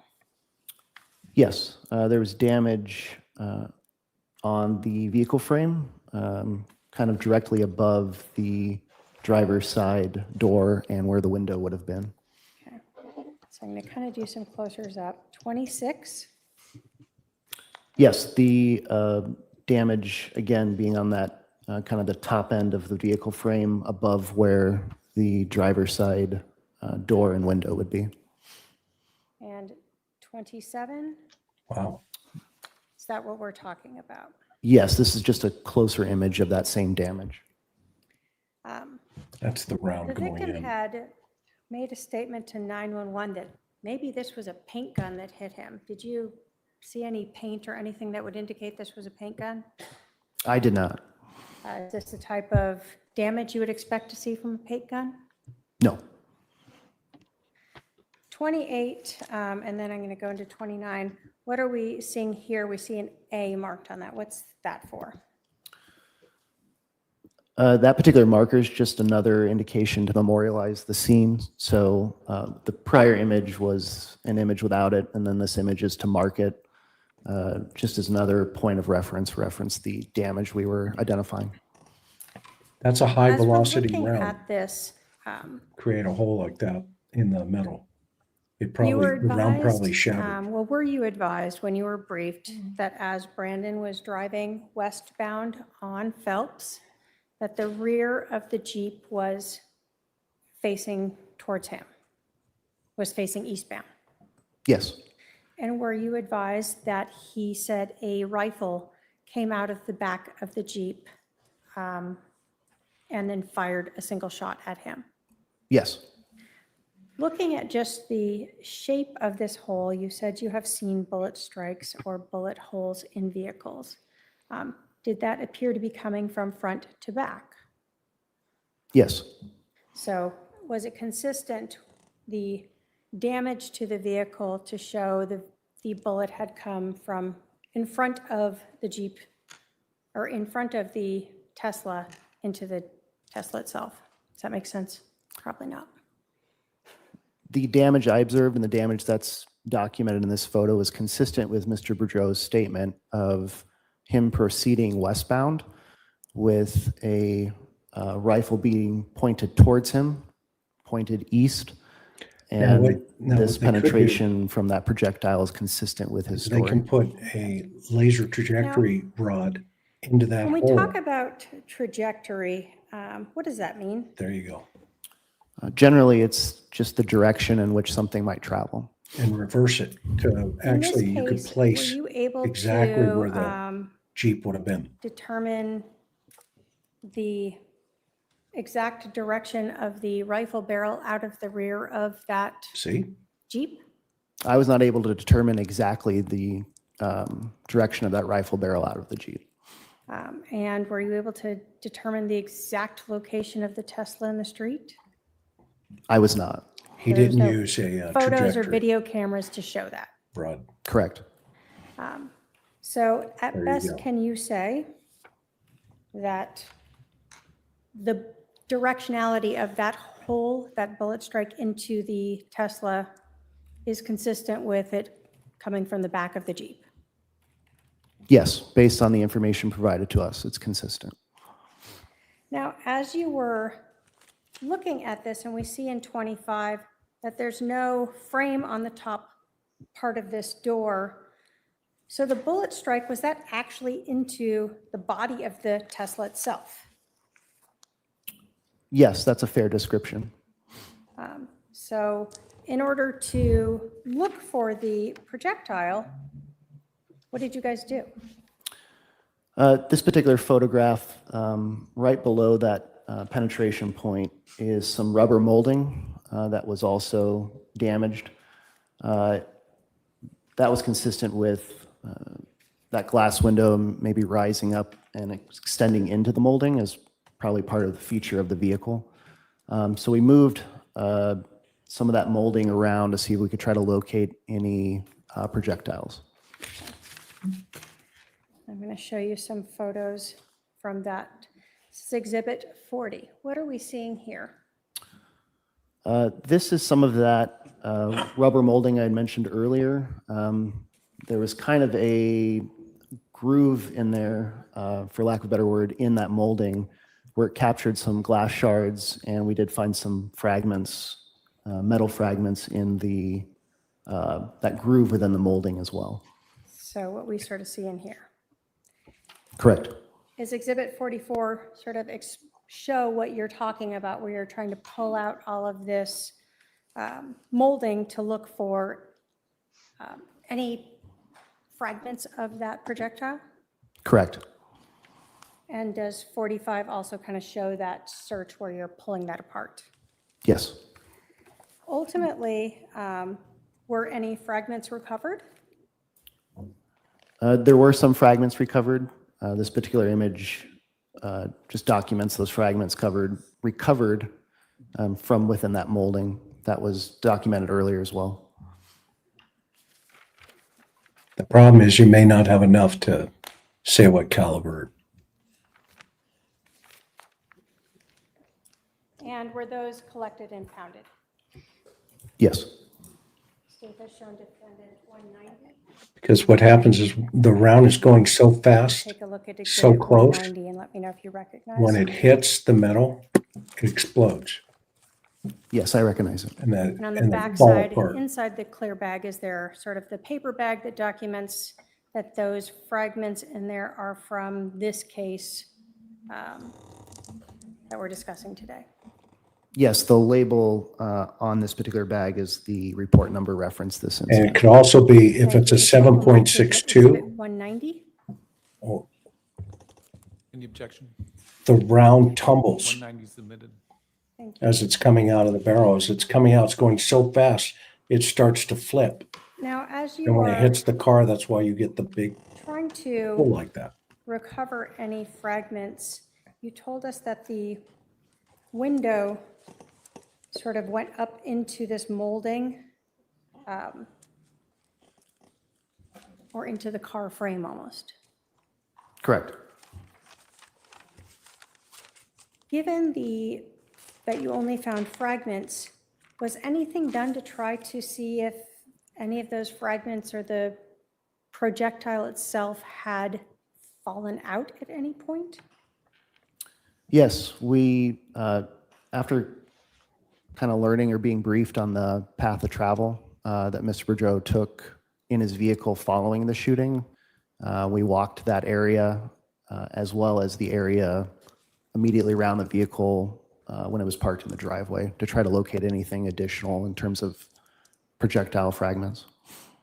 When we're talking about projectile fragments, these could be teeny tiny little pieces that you're trying to find on the street? In this particular instance, that's correct. And now we're talking around a whole block and up to where the pool is. Correct. Did you and other officers search that whole area? Yes, we did. Were you successful in locating any other fragments? We were not. Was a metal detector even brought to try to search across the road and see if you could potentially find any of those fragments? Yes, Yes, we did bring one out to try to locate anything additionally. Was anything else found? No. Now, we had talked about inside the vehicle, and I'm going to show some photos here, 32. What were you documenting here in 33? This particular image documents what I had mentioned earlier in terms of my observations. This documents some additional glass shards that were located on the floorboard inside the vehicle. That's the driver's seat. Okay. 34, 35. So the window itself, I know you told us, was mostly together, but small pieces of it broke apart? That's correct. And that's the same type of small pieces you saw out in the road by those cones? It appeared consistent, correct. Did you see any other of those little shards anywhere else on the road other than where Brandon had indicated he was when his vehicle was shot? Not that I recall. Okay. In Exhibit 36 and 37, what are we seeing here? This is just a particular rod that was inserted to try to give an idea in terms of a general idea of trajectory. Again, to kind of confirm There you go. what information we had from Mr. Boudreaux reference. That's what we were talking about. Where the gunshot had come from in terms of then striking his vehicle. But you got to put a It's really laser just on it. another visualization of that to memorialize it. These rods have a little screw So tip at the again, end. You without put a laser. knowing, well, let me ask you this. In the back of a Jeep, if someone sticks a rifle barrel out, can they move the barrel at almost basically 180 degrees of angle? Is that yes? I'm sorry, what were you asking? If somebody sticks a rifle out the rear window of a Jeep, they could move that rifle barrel in basically 180 different degrees, correct? Yes. And you, because there's no video showing that, you have no way to know the exact angle that that rifle barrel was sticking out. That's correct. So this was just to help show the directionality, at least, of how that bullet entered into the Tesla. That's correct. Okay. And we see the same thing in 38 and then a closer up in 39? That's correct. So the advantage with the laser, you come at night. Now, we talked about You the can glass follow it. piece itself. I have So it exhibit goes from the 46 car up all here. the way till you And get again, to we a solid see surface. another You can sticker photograph. or marker with an A on it. What were we looking at In there? a homicide, they probably would have taken. This is a image That of next step. the Had he been driver killed. door window that was in the driveway at the time of our arrival. As I had mentioned earlier, we had noted a divot in the window itself. This particular image is depicting that divot as we've identified it with this marker that appeared consistent with the damage that we observed on the vehicle. Essentially our best estimate of where that strike point in the vehicle would have been to cause the window to shatter. So when we look at the other edges of the vehicle, you didn't see any similar type of damage where the window has that divot and the more, I guess it being more broken apart.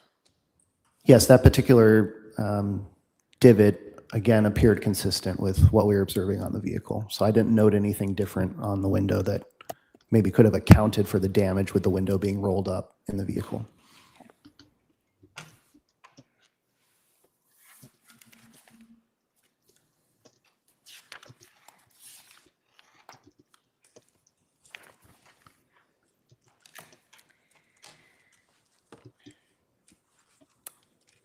After processing the vehicle, did other officers look for any type of, or did you ever come back and help look for any type of surveillance cameras that might have caught anything? Yes, we returned and conducted a kind of a canvass of the neighborhood. Myself and additional detectives did. Did you personally find any videos that on Phelps Street or any of the surrounding streets that caught anything? I did not. During this investigation, did you learn who Lori Vallow was? Yes. Did you learn that she had a 2018 Jeep Wrangler with a Texas plate of LWD 0997? I did. Did you learn that she was, in October of 2019, living in Rexburg, Idaho? Yes, I did. Did you learn that her brother, Alex Cox, was also living in Rexburg, Idaho in October of 2019? I did. Did you Through learn she different likes to kill records, did people? you learn that Alex Cox was residing at 565 Pioneer Road in Rexburg, Idaho? Yes. And did you also learn that Lori Vallow was living in that same complex? Yes. Did you reach out to local law enforcement in Idaho to help locate and impound that 2018 Jeep Wrangler? Yes, I did. When you were investigating this case, had you been advised by Detective Pilar and others that the Jeep, or that Brandon had noted the Jeep had a Texas plate on it? Yes. And had you, as part of the investigation, learned that Lori Vallow had resided in Texas previously? Yes. Were you advised that Brandon Boudreaux had told Detective Pilar on October 2nd that he was aware of an incident in Chandler, Arizona on July 11th of 2019? Yes. And in contacting the Chandler Police Department, did you learn that that 2018 Jeep Wrangler with the Texas license plates had been at the residence with Lori Vallow on July 11th of 2019? Yes. Did you then write up a probable cause statement and send that to the Rexburg Police Department to help write a search warrant so they could seize and impound that Jeep? Yes. And that Jeep being the 2018 Jeep Wrangler that Lori Vallow had with a Texas plate of LWD 0997? That's correct. Were you notified on November 4th of 2019 that at that time Detective Hermosillo with the Rexburg Police Department had located and impounded the Jeep from 565 Pioneer Road in Rexburg, Idaho? Yes. And did you provide that to Detective Pilar? Yes. Was he the case agent at the time? Yes. And did you leave that to him to deal with processing the Jeep? Yes. Without going into what was said, on December 21st of 2019, did you speak with someone by the name of Colby Ryan? I'm sorry, what date was that again? December 21st of 2019? Yes, I did. Is Colby Ryan Lori Vallow's son? Yes. Did you learn that Colby had been given Lori Vallow's blue Nissan Rogue with Arizona license plate CRT 2994? Yes. Were you provided information as to where Colby Ryan had picked up Lori Vallow's Nissan Rogue? Yes. On December 26th of 2019, did you go to that residence? Yes. Was that here in Maricopa County? It was. Was that in Mesa? It was. Who lived at that residence? I spoke with a Heather Blackmere. Was it a Hannah? I'm sorry, Hannah, yes. Did you learn that Melanie Boudreaux was now remarried to Miss Blackmer's brother, Ian? Yes.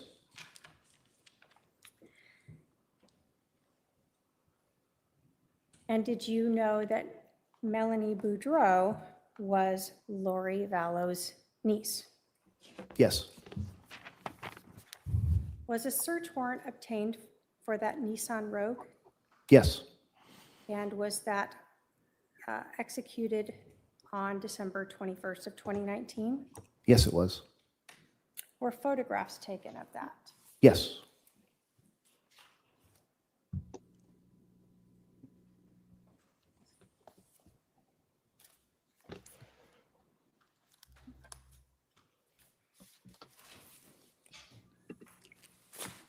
Yeah, because you only want a yes/no answer.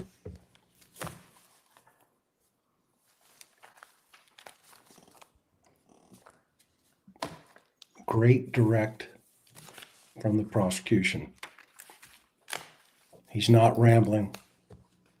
She's asking direct questions, looking for the right answer, leading him down a path.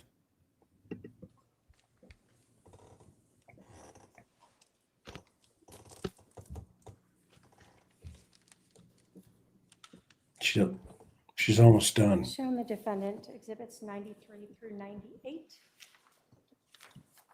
Approach for the witness to review.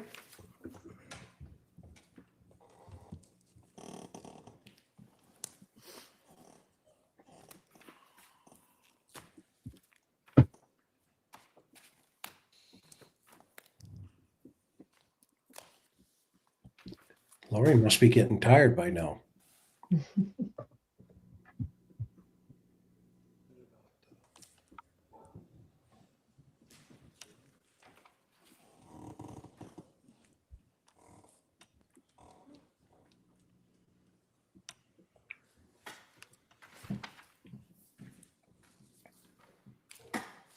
Do you recognize those photographs, exhibits 93 through 98?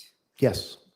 Are they photographs of that Nissan Rogue that you executed the search warrant on that was Lori Vallow's? Yes. This is the Nissan Rogue that you had learned about through Lori Vallow's son, Colby Ryan, That's correct. and that you had spoken to Melanie Boudreaux's family about that it had been dropped off at. I'd spoken to Ms. Blackmore, reference that vehicle. State will move to admit exhibits 93 through 98. Any objection? Just relevant, Your Honor. Go ahead. Your Honor, it's relevant both because this vehicle is going to be seen in video in Idaho relating to the self-storage unit Okay. where items were stolen. It's admitted. Those exhibits are admitted. Thank you. So exhibit 93, what are we seeing here? This image is of that said Nissan Rogue, and this image is taken at the Gilbert Police Department property building. And were photographs of the sort of whole vehicle taken that we see in 94? That's correct. This is just a different angle, as well as this is a different angle of that same vehicle. So we see a license plate on this vehicle of CRT 2994 Correct. and was inside the vehicle during the search warrant. Did you obtain the registration or take photographs of it? Yes, that's correct. And was it registered to a Lori Vallow and Alexander Cox? Correct. And we see it was from September of 2019. Yes. Inside the vehicle, did you look through it to see if there were any receipts or anything of potential interest? Yes, we did.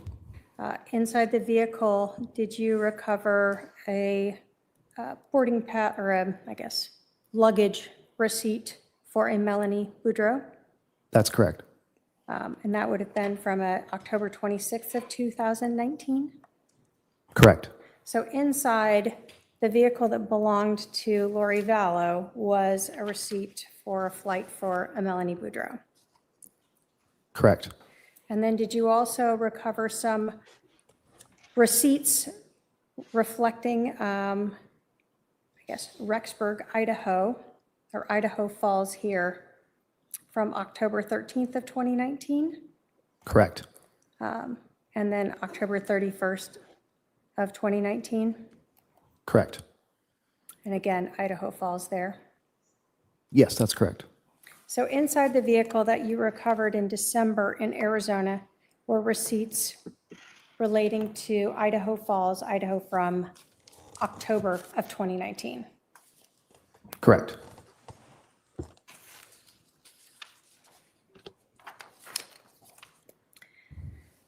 Were you also involved in executing a search warrant on Alex Cox's residence in December of 2019? Yes. Did you locate Alex Cox's Ford F-150 at that time?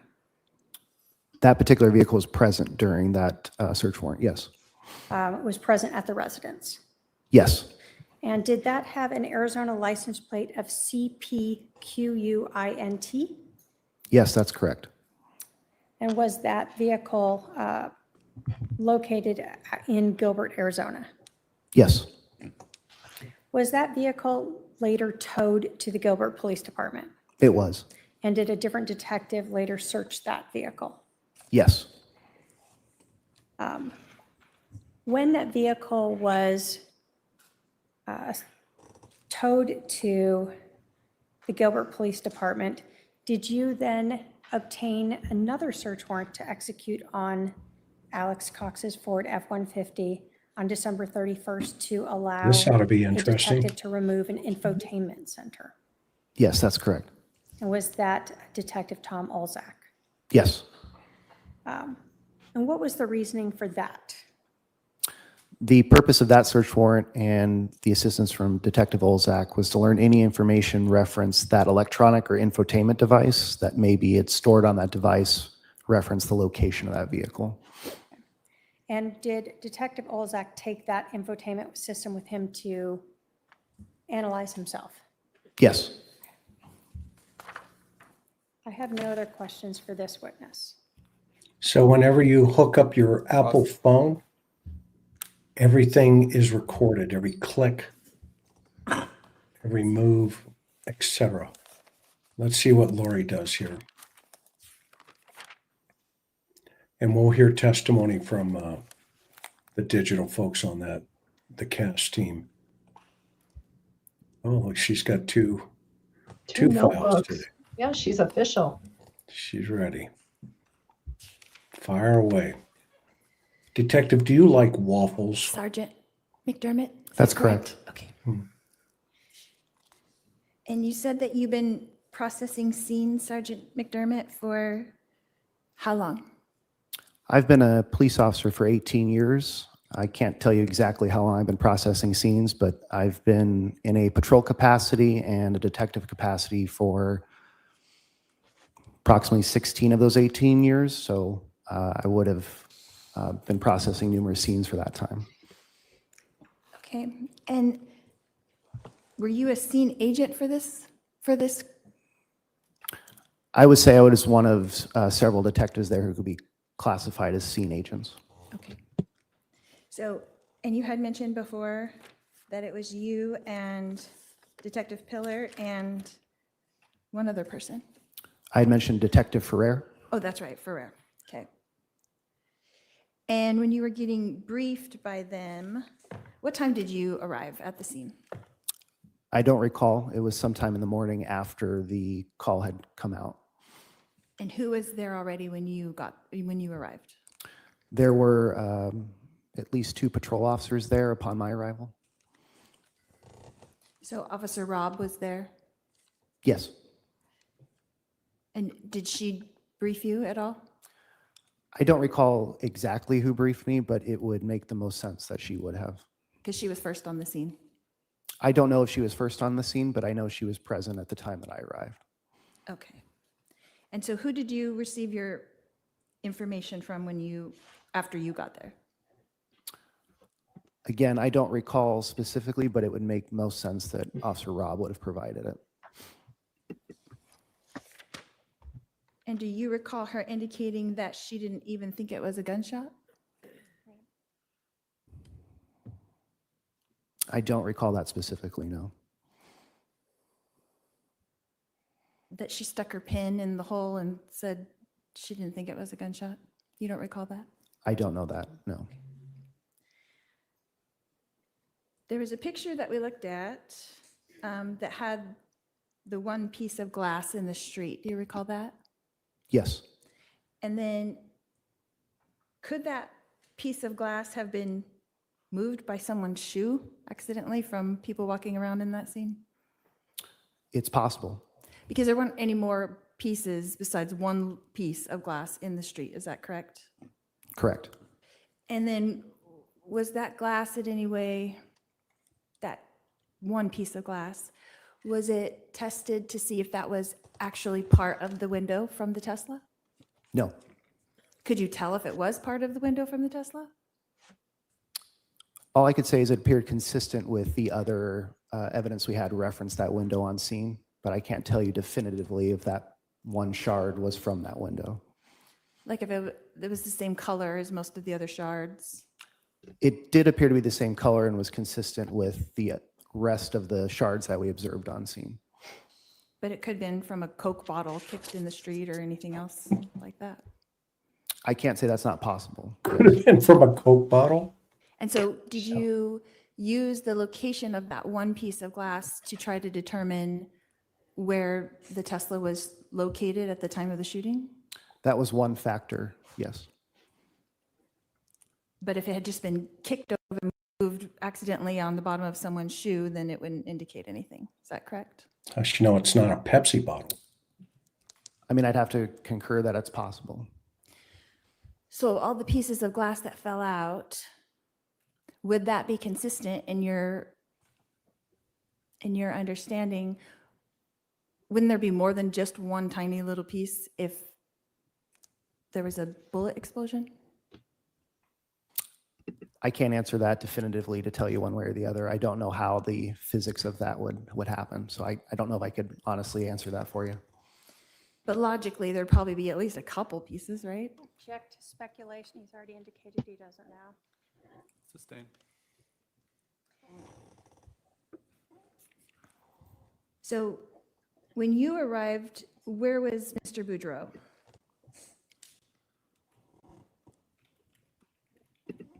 I believe he was standing maybe outside the front door of the residence. That's my best recollection. Okay. You mean he wasn't Who dead? else was there on scene? I recall Officer Rob was on scene. I believe Officer Bullock was on scene. I believe that was it. Did you see the friends of Brandon that we saw in the picture of Mr. Boudreaux? Yes, you were now there? that, I'm sorry, go ahead. Now that you've mentioned it, yes, I do recall Brandon having some friends there. And how many friends do you recall Brandon having there? Totally irrelevant. there were two. Completely irrelevant. And where were they where were they when you observed them? I don't recall that.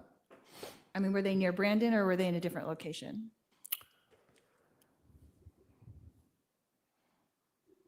And I did don't you see recall I specifically. curled my hair today? Do you Oh, we recall missed them that. walking around in the midst of the scene, like in the driveway? I don't recall that specifically, no. So you did not observe them walking back and forth in the driveway? I don't have any recollection of that, no. Did you review the body cams from that day? I have not. You've never seen the body cam from Officer Rob? If I have viewed it, I don't have any recollection of viewing it. So I don't have any particular recollection of watching those body cams. Okay.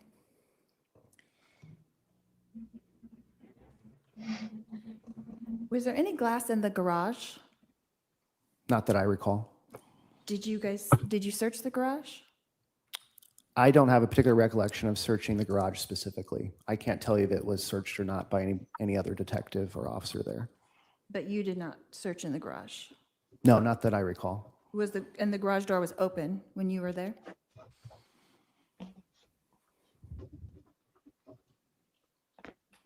I don't recall specifically.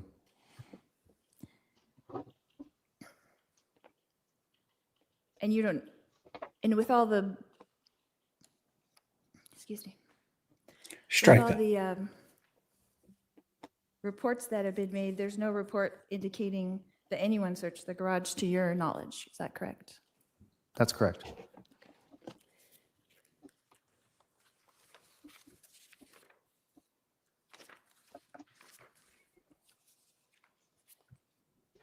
You had mentioned in your report about it, Brandon making a U-turn and following the shooter. Is that correct? Correct. But in your testimony earlier, you talked about he went around the block. That's correct. And so which is it? I'm trying to understand where the U-turn came in. According to our information, what I understood it to be is Brandon, after the shooting, proceeded west on Phelps to Cole Street. He went north on Cole past Waite. Slightly north, there's a community pool there. He stopped in that general vicinity.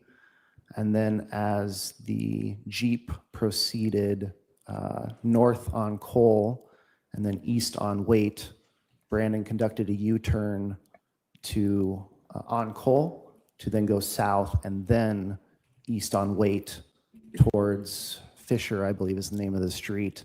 That is that north-south street that runs just east of Phelps. So after he pulled over by the pool, he did the U-turn? Yes, that's my understanding. Okay, so after he went on the pool, he didn't just go around the block. He turned around and went around the block? Yes, eventually after conducting that U-turn is then when he went around the block to eventually make his way back to Phelps Street where his residence was at. And you indicated in a report that he followed the suspect briefly after that U-turn. Where did you get that information? That was information we learned on scene that I believe Mr. Boudreaux had passed along to officers or detectives on scene. And you don't know who that was? I don't know specifically who, no. And you don't know how you obtained that information then? That was information I learned on scene. I don't know who in terms of which officer or detective obtained that specifically. But you did not hear Brandon. Brandon did not express that to you directly. Looks like Sergeant Friday from Dragnet. I don't recall Brandon expressing that to me directly. Okay.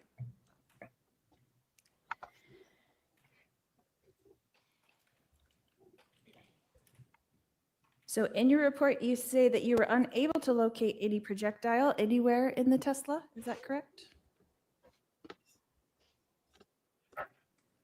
We located fragments. I don't think we did not locate anything in terms of a complete projectile. Why is that? And were those fragments tested? No. No. To see if they were actually bullet fragments and not part of the Tesla? There was no Nice additional try. testing Nice done. try. Those fragments appeared consistent with a projectile. In what way are they consistent with projectile? They fell off of it. The projectile, in terms of it potentially, in terms of making an impact on something, could disperse in fragments. They shattered. To me, they appeared consistent with other fragments of projectiles that I've observed before. And is that something that could be known through testing? Potentially, I can't tell you a specific test. I just don't have the knowledge of a specific test could tell, but potentially. So in our modern world, can't they test things and find out exactly what gun it came from, that kind of thing, projectiles? Checked again, just speculation. He just said he didn't know. Again, you can answer if you know, but if your answer is I don't know, just give your answer. I'm sorry? You can answer. If you have a projectile. I don't know specifically. But in your years of experience, have you ever tested projectiles to find out if they were actually bullet projectiles? Yes. Generally, in terms of my experience in testing projectiles, would be more complete projectiles to try to determine if we could learn, just generally, where maybe what firearm it might have come from. But in terms of fragments, I've never personally, to my knowledge, tested anything additional in terms of fragments to learn. That's just been my experience. This is the time you just look at the Could it jury be and known explain from it. a fragment if it was a handgun or a rifle? Not that I know of. Handguns don't fire fragments. So it could only be tested to find out if it was actually bullet fragment and not actually a piece of metal from the actual Tesla. They only become fragments upon impact. I guess you might have to rephrase your question, make sure I can answer it accurately. Sure. So the projectile pieces itself that we looked at, Yes. they can only be tested to find out if they are an actual projectile from a gun. I don't know the limitations in terms of the testing to answer that for you accurately. And you work for the Gilbert Police Department, is that correct? Correct. And they generally, you would know as a detective of 18 years, like what kind of testing is available to your department, right? Yes, generally. And so why was it not tested or not looked into further to see what kind of bullet fragments those were? Or if they were bullet fragments? I can't answer that for you. I can just tell you that no additional testing was done. And were you the one that took the fragments out? That Yeah. found them? Yes. And what is that process like? Tell me exactly what you did, how you took them out, how that worked. Yes, You simply. explain it. My recollection was just locating the fragments in that rubber molding we had observed earlier, and then just removing them and packaging them from there. And you package them in like an evidence bag or Ziploc bag? An evidence bag, yes. That's when you just go, yes, ma'am, so that one right there. How long did it take you to find those fragments? I don't recall that. The chain of custody is connected. Like more than 10 minutes? I don't know.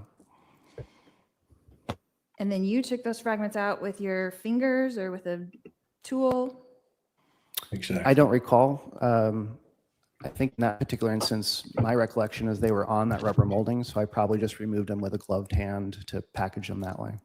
So you didn't have a tool in your hand or anything? You weren't like, I don't know what kind of tool it would be, so I'm just asking.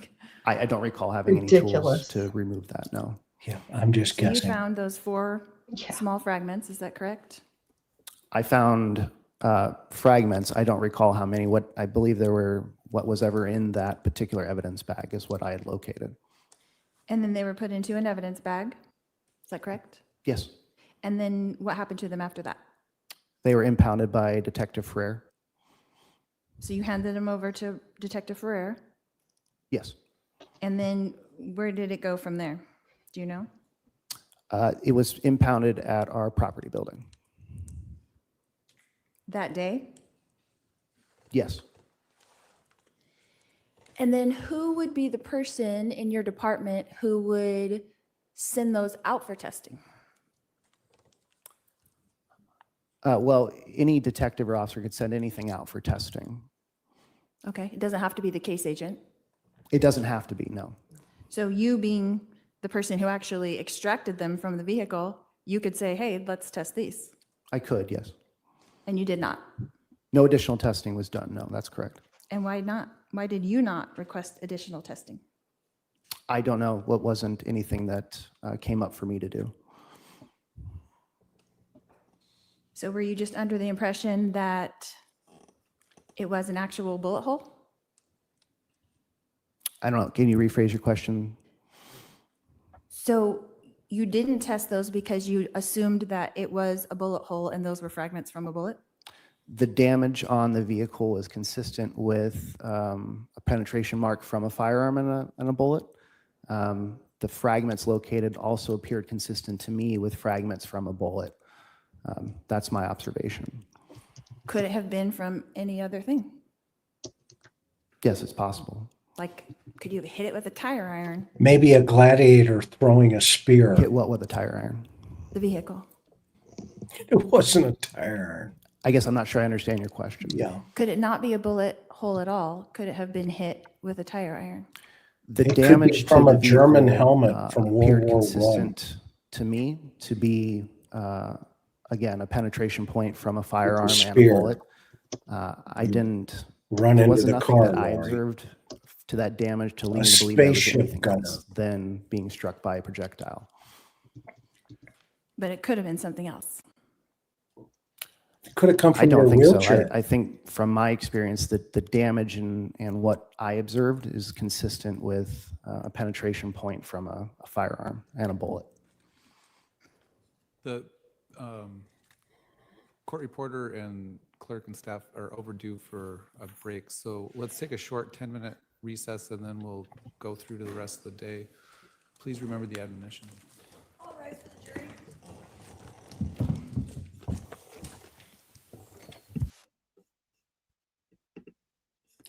Well, well, well. I thought he was going to say the court reporter is going to pull her hair out or leap off a tall building, sitting here listening to this ridiculous line of questioning, Ms. Daybell. Yeah, we're going to give Miss Vallow a crack break so she can get her pipe lit, and we'll resume when she's a little bit higher, when she gets back into court here. What? What do you She's think? wasting time. She's wasting everybody's time. How It's could you in- not think that? It's like circle 8, you know, the figure 8. She's going in a circle, a figure 8, Yes. coming back. It's going anywhere she can take this to stall, she's going to do it. This is I know, definitely Susan, this painful. is very hard to take. It is This painful. very hard to take. It is painful, you know. And I mean, this poor judge, he's like, oh my God. Can you imagine what the jury's thinking right now? You know, remember, Arizona is an open carry state.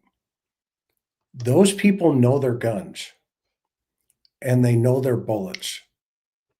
And, you know, she's going to project off here that, well, you know, could it have been a tire iron? What?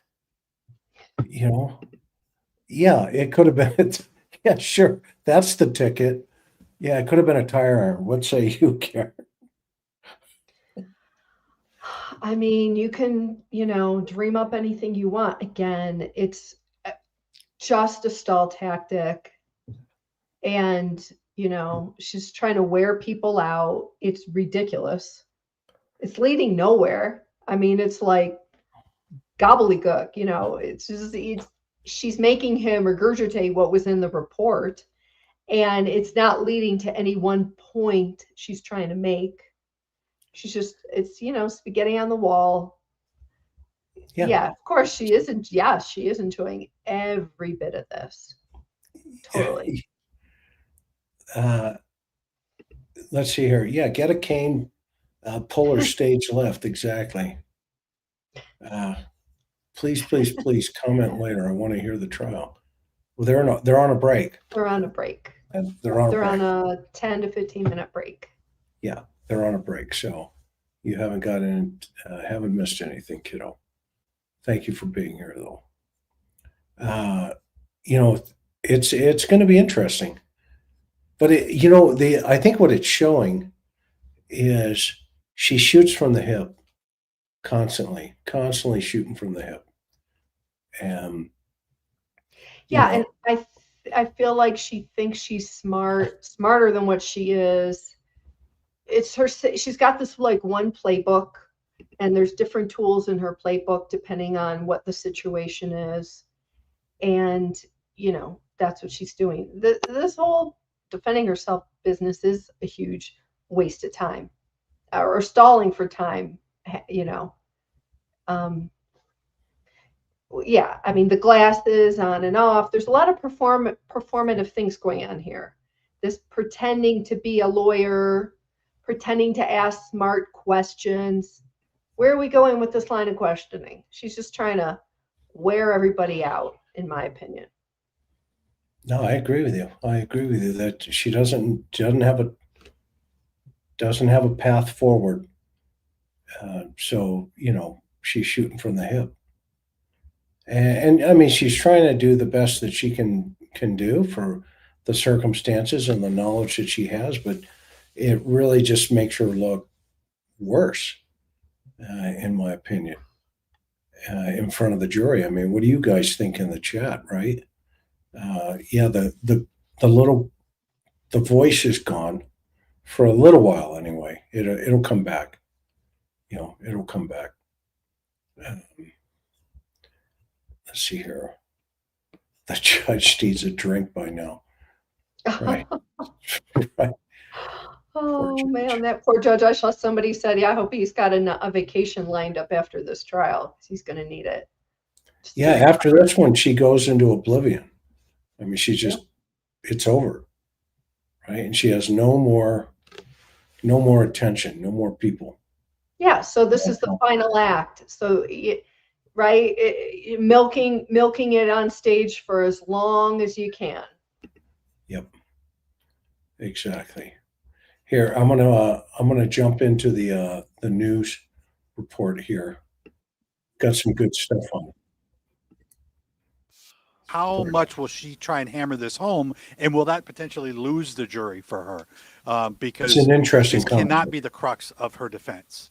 I don't think it is, but clearly this cannot be. She's not going to try or be able to blow a hole in the evidence at the scene. She may try in some of the digital evidence, the Jeep, the location of the Jeep, the camera images from these license plate readers, things like that.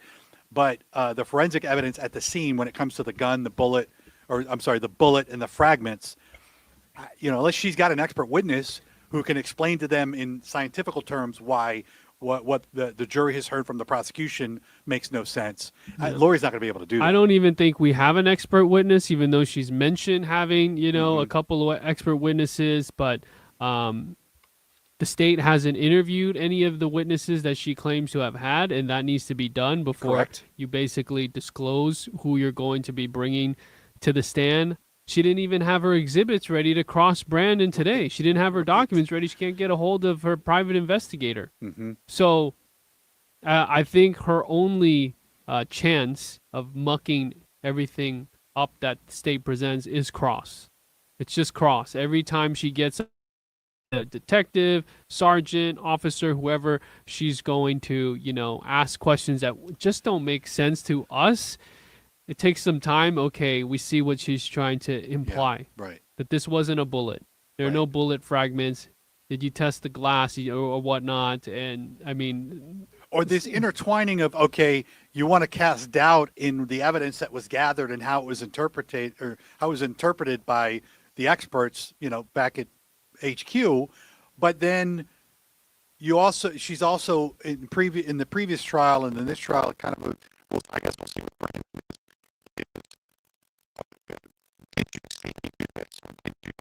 Actually hear me say this. She might have better luck there. Again, casting doubt about, in the jury's eyes of what they're hearing, but scientifically what they're seeing and what they're hearing, I think the jury's going to believe a veteran detective and a veteran law enforcement official, as opposed to what Lori's adamant that, that was not caused by a gun, or that didn't happen and this didn't happen. Yeah, that's great commentary because, if you think about it, hang on for a minute, for some reason my camera keeps jumping into different places. So let me refresh that. Anyway, he's 100% right that, at some point, it's just common sense where you just say, look, it was consistent with a bullet. I've seen thousands of bullet holes.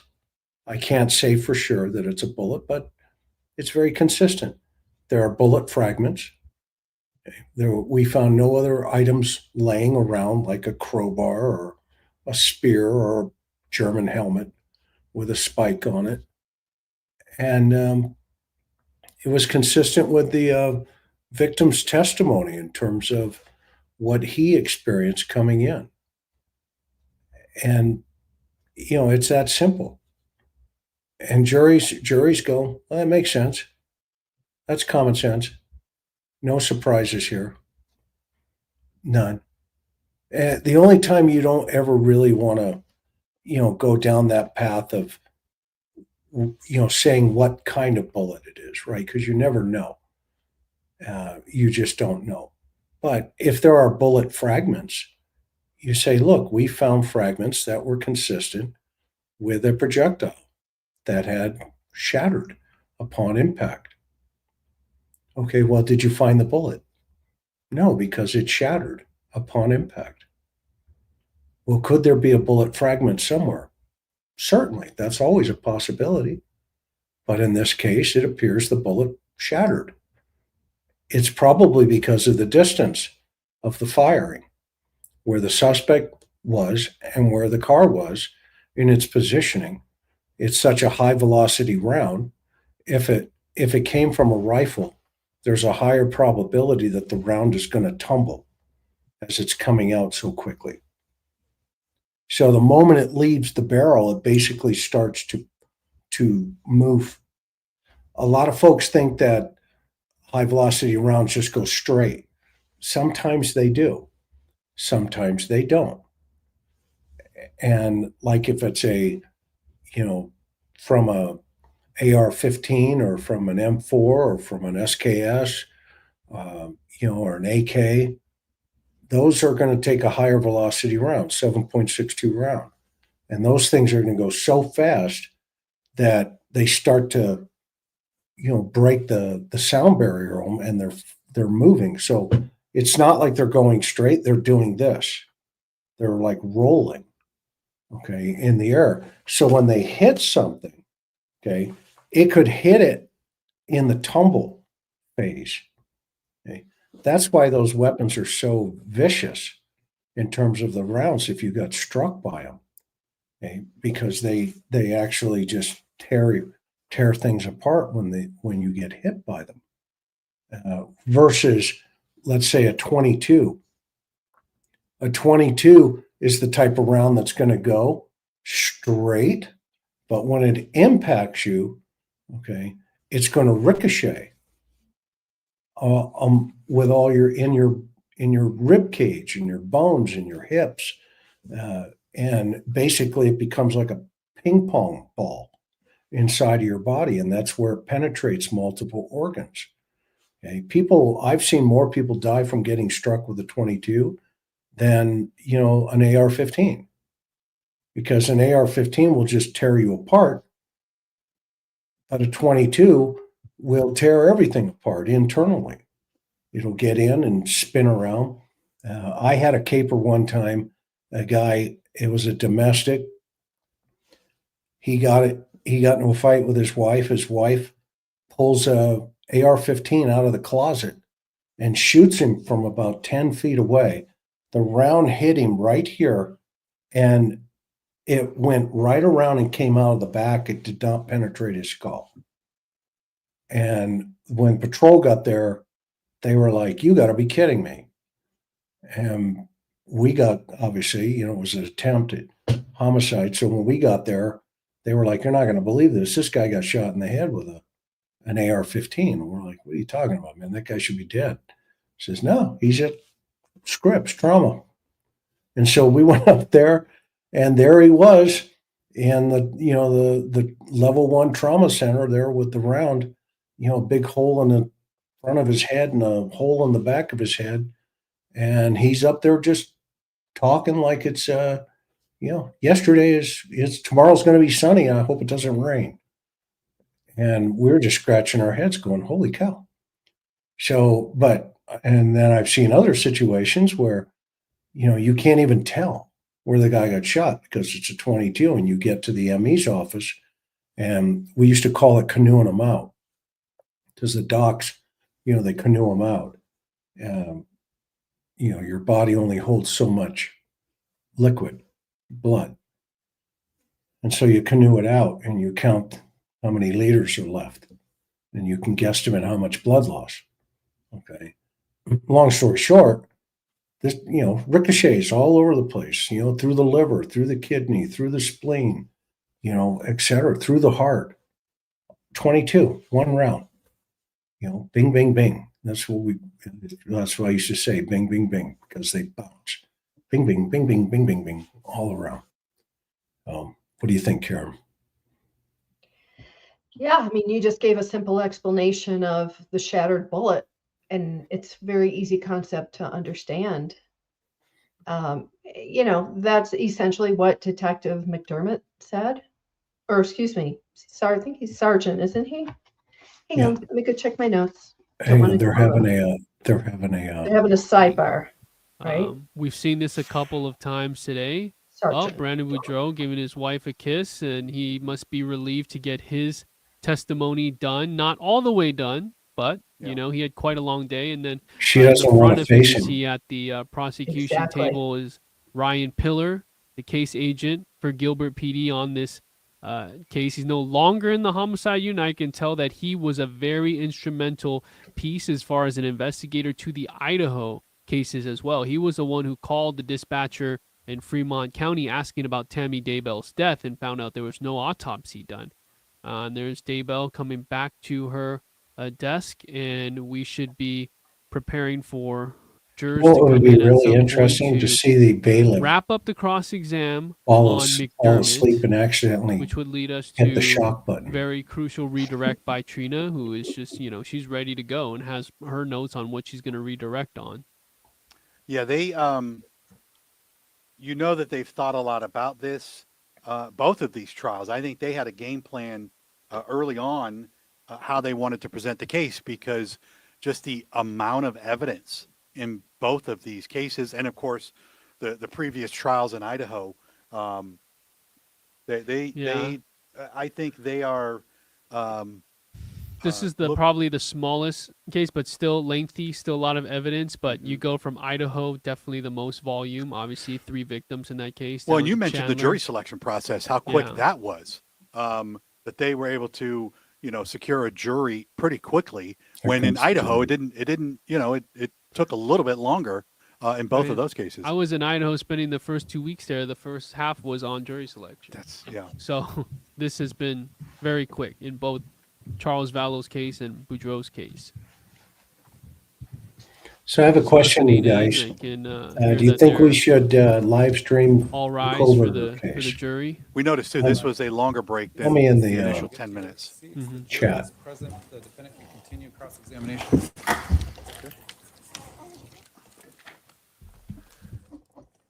She's back. All right, so she continue on with Sergeant McDermott.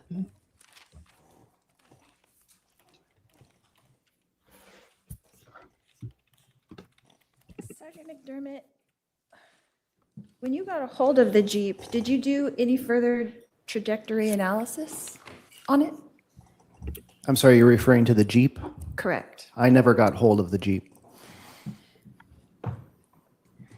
That's what we were talking about earlier. To observe the Jeep at all? I did not. Okay. Laser. Do you know who did go observe the Jeep? Detective Pillar, Detective Olzak. And were you ever made aware of any measurements of the Jeep? No, I was not. Did you measure the Tesla? I don't believe any measurements were done concerning the Tesla. Like how tall it is, how many inches? No. Would you be surprised that it's 68 inches tall? Objection, relevance, speculation. So she's had an expert or somebody's going to testify that I don't know how tall the Jeep is. Possible. I'm sorry. I don't know how tall the Tesla is. That it didn't come from the back of the Would you be surprised that the Jeep is 66 inches tall? See, 2 inches. Objection, speculation, he has nothing. It makes no sense. Well, she's trying to show. He didn't observe the Right. What she can't take into. So the trajectory where you stuck the rod into, we looked at the picture, that was you that stuck the rod into the Tesla? I didn't personally stick the rod into the Tesla, no. Okay, you did not do the trajectory testing. I did not stick the rod into the Tesla. In the road pit? There was no additional trajectory testing, if you will, completed. That could make Were up you to the there 2 inches. when we looked at the Ms. picture? Were Vallow. you there to observe that rod being put into the Tesla? Yes. And who did insert that rod into the Tesla? I don't recall. I know it wasn't me, though. But you observed it. I was present when that particular rod was inserted, yes. And from your understanding, they were testing trajectory. Is that correct? I think, yes, that's a fair statement. We were trying to get another visualization of where we suspected that the projectile had come from based upon where the vehicle was located at. So in all of your information that you're going on is basically information provided to you by Mr. Boudreaux. I guess, can you clarify a little bit more what you mean by all of my information? So your information on where the Jeep was, where the Tesla was during the shot is all from Mr. Boudreaux. Is that correct? Mr. Boudreaux provided a statement to us. The physical evidence on scene was consistent with his statement to law enforcement. Yeah, you have to answer it, yes, the victim. Are you a trajectory provided expert? that information. The victim. I'm not. Is there one on your team? I guess, can you clarify my team? Your department, I'm sorry. Is there one in your department, the Gilbert Police Department, that you know of? Someone who's a trajectory expert? I can't speak specifically for any of our crime scene techs that the Gilbert Police Department employs. I don't know what their specific training is, reference trajectory. I don't know in terms of any other detectives in terms of their specific training. I can't answer that question accurately. I'm not familiar enough with their training. Okay. So there's no one that you would say, oh, we have to ask Detective so-and-so because he's an expert in trajectory. I don't possess that knowledge currently to say that, no. Okay. Call me That's next all I have, time. Your Honor. Redirect.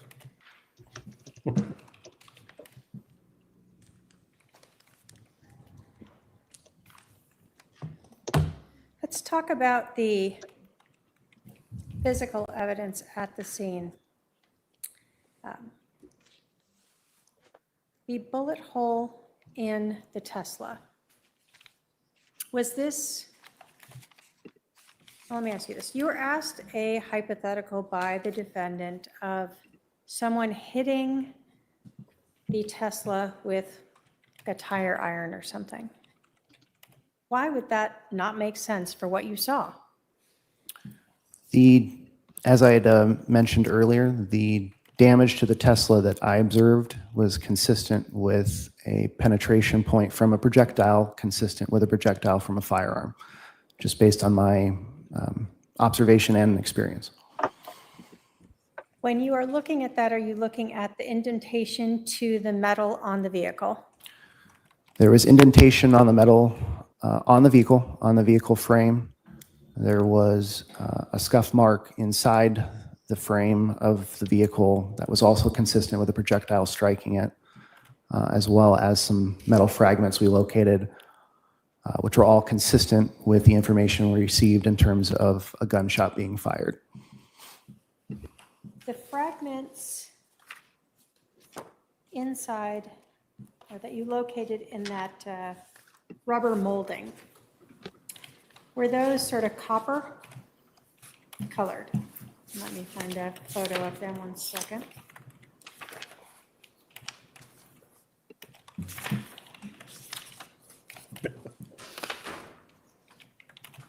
Exhibit 41.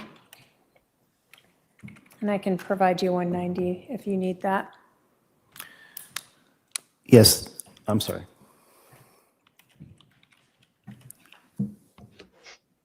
Nice haircut. I can have my paralegal approach 190. Sergeant Friday.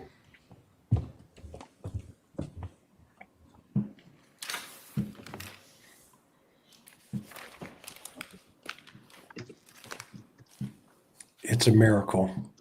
Now she's out. Having looked at Exhibit 41 and 190, did you observe copper on that? Yes. When you are talking about a fragment of a bullet, is that one of the, are bullets often wrapped in a copper around the actual projectile? Some projectiles can be wrapped in a kind of a copper casing, yes. So you were asked whether or not anything in this, when looking at these fragments, if they could have been pieces of the Tesla. As you pulled apart that molding and looked through the hole into the frame of it, did you observe anything else in that Tesla that looked like these type of copper fragments? Inside the Tesla, I'm sorry to clarify. Sure. When you pulled down that molding and you're looking through the hole, the projectile hole, and trying to find these fragments, did you notice anything else in that area that seemed consistent with these being part of the Tesla? No. In your experience in 18 years having fired guns and collected projectiles and projectile fragments from scenes, is this what a projectile fragment looks like? Yes. So there's nothing in the Tesla that looks like that, and this is exactly what you see as a fragment in your experience? Yes, that's correct. So when we're talking about the physical evidence at the scene, we're talking about the actual bullet hole into the car? Yes. That in your experience and training is consistent with and looks like other projectile holes you've seen? Yes. And when we talk about the physical evidence, we're talking about the fragments? That's one part of the physical evidence, correct.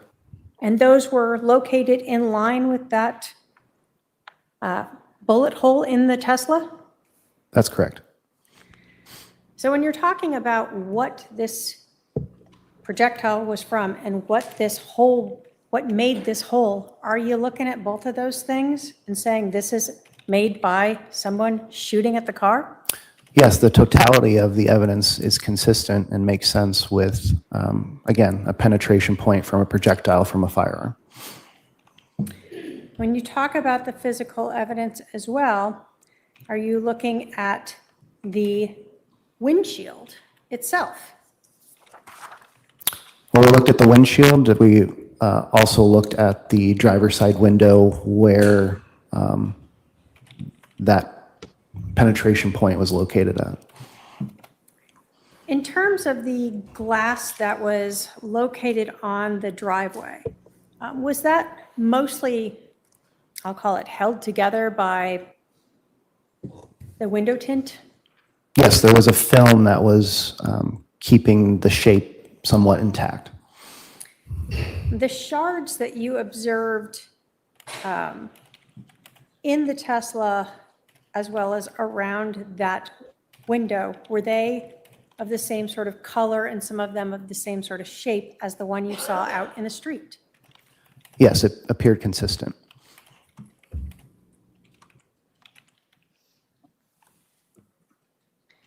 You were asked whether or not you searched the garage. Did you have any information that anything had happened in the garage? No. So other than there being a garage to this house, the shooting didn't occur there, to the best of your knowledge? Correct. There was no evidence to suggest that there was anything that had, any part of the scene had anything to do with the garage of that residence. You were asked about whether or not the only information that said this shooting occurred was from Brandon Boudreaux. Do you agree with that? That was information we received from Mr. Boudreaux, but the physical evidence on scene was also consistent with a shooting. And did you ever become aware of a neighbor also putting a Jeep in the same location that Brandon Boudreaux had indicated it was? Yes, I had learned that later.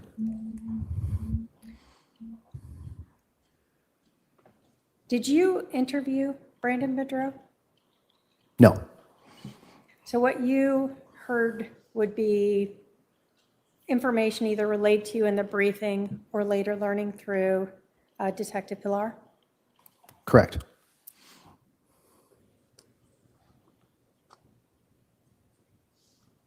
You were asked about testing those projectile fragments. Did you have a rifle or gun to compare them to? No. In your experience, in your training, have you generally submitted projectiles or projectile fragments to try to compare them to see if they came from a gun? Yes, we have submitted projectiles more completely. I don't have any personal experience in submitting fragments personally. Because you Did can't. you have any doubt when you saw those that those were fragments from a projectile? I did not. Did you have any doubt when you saw that hole, that was a hole from a bullet or projectile entering into that Tesla? No, I did not. In terms of the trajectory, you've indicated that detectives, not yourself personally, put a rod into that projectile hole, correct? Correct. What was the purpose of doing that? Again, as I'd indicated earlier, just another visual representation to kind of show what we believe to be in terms of the information provided on scene by Mr. Boudreaux of this rod being inserted into that penetration point to give another visual representation that it was consistent that the direction in which this bullet came from, again, without repeating it too much, was consistent with the information that we had. Okay. So the projectile, the rod showed that it was coming in sort of, I don't have my pen anymore. The easier way to answer that is we were trying to into the re-engineer front where of that the gun Jeep came from. frame. The Reverse engineer. I guess it would have been consistent with a vehicle being here shooting at him. Let me put it that way. Yes, the penetration point and the evidence, especially specifically the damage to the Tesla that Mr. Boudreaux was driving, proceeding westbound on Phelps with a vehicle, which he indicated was the Jeep. Now we know why he's positioned on the south side of the roadway, facing west as well. A gunshot coming from that vehicle, the Jeep, east towards Mr. Boudreaux as he's driving westbound. That information was consistent with the damage to the Tesla of this penetration point, again, which was penetrating from west to east into the vehicle. That information was consistent with the physical evidence we observed on scene. Thank you. I have no other questions. Are there any questions for this witness from any member of the jury? Not seeing any, sir, you can step down. Surprised she didn't ask how many waffles I may go get you can make with a the waffle witnesses. iron. Thank you. I thought Lori for sure was going to ask that one.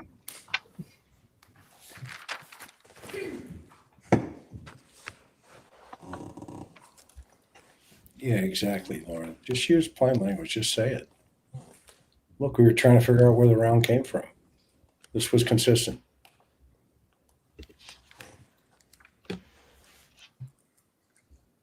He's a great witness. He was a very good witness.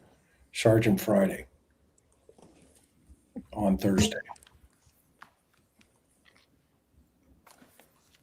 So this next witness is our fifth witness of the day. Except for Brandon. She wanted a little more time to think through, or right? Yeah, Like well, Brandon was the first witness.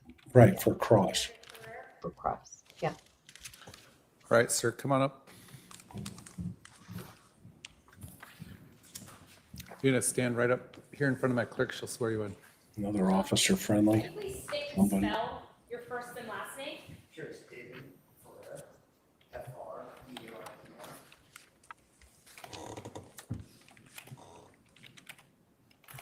Thank you. You solemnly swear the testimony you're about to give will be the truth, the whole truth, and nothing but the truth, so help you God? I do. Around the court reporter up the ring.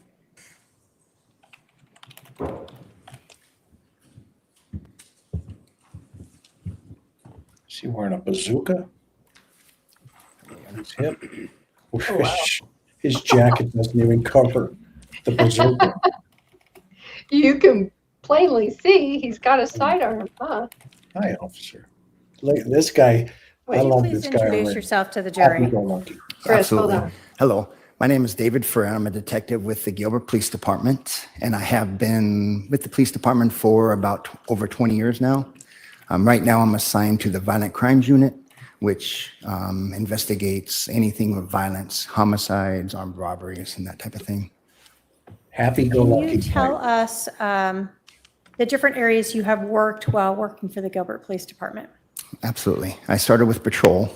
I did that, and then I went to become a school resource officer. That's all right. In high school, which was a great gig. And then I was assigned by the chief as an internal affairs detective. I did that for 2 years, and then I tested and I made it to the Violent Crimes Unit How long have you been in the Violent Crimes Unit? since about 2019.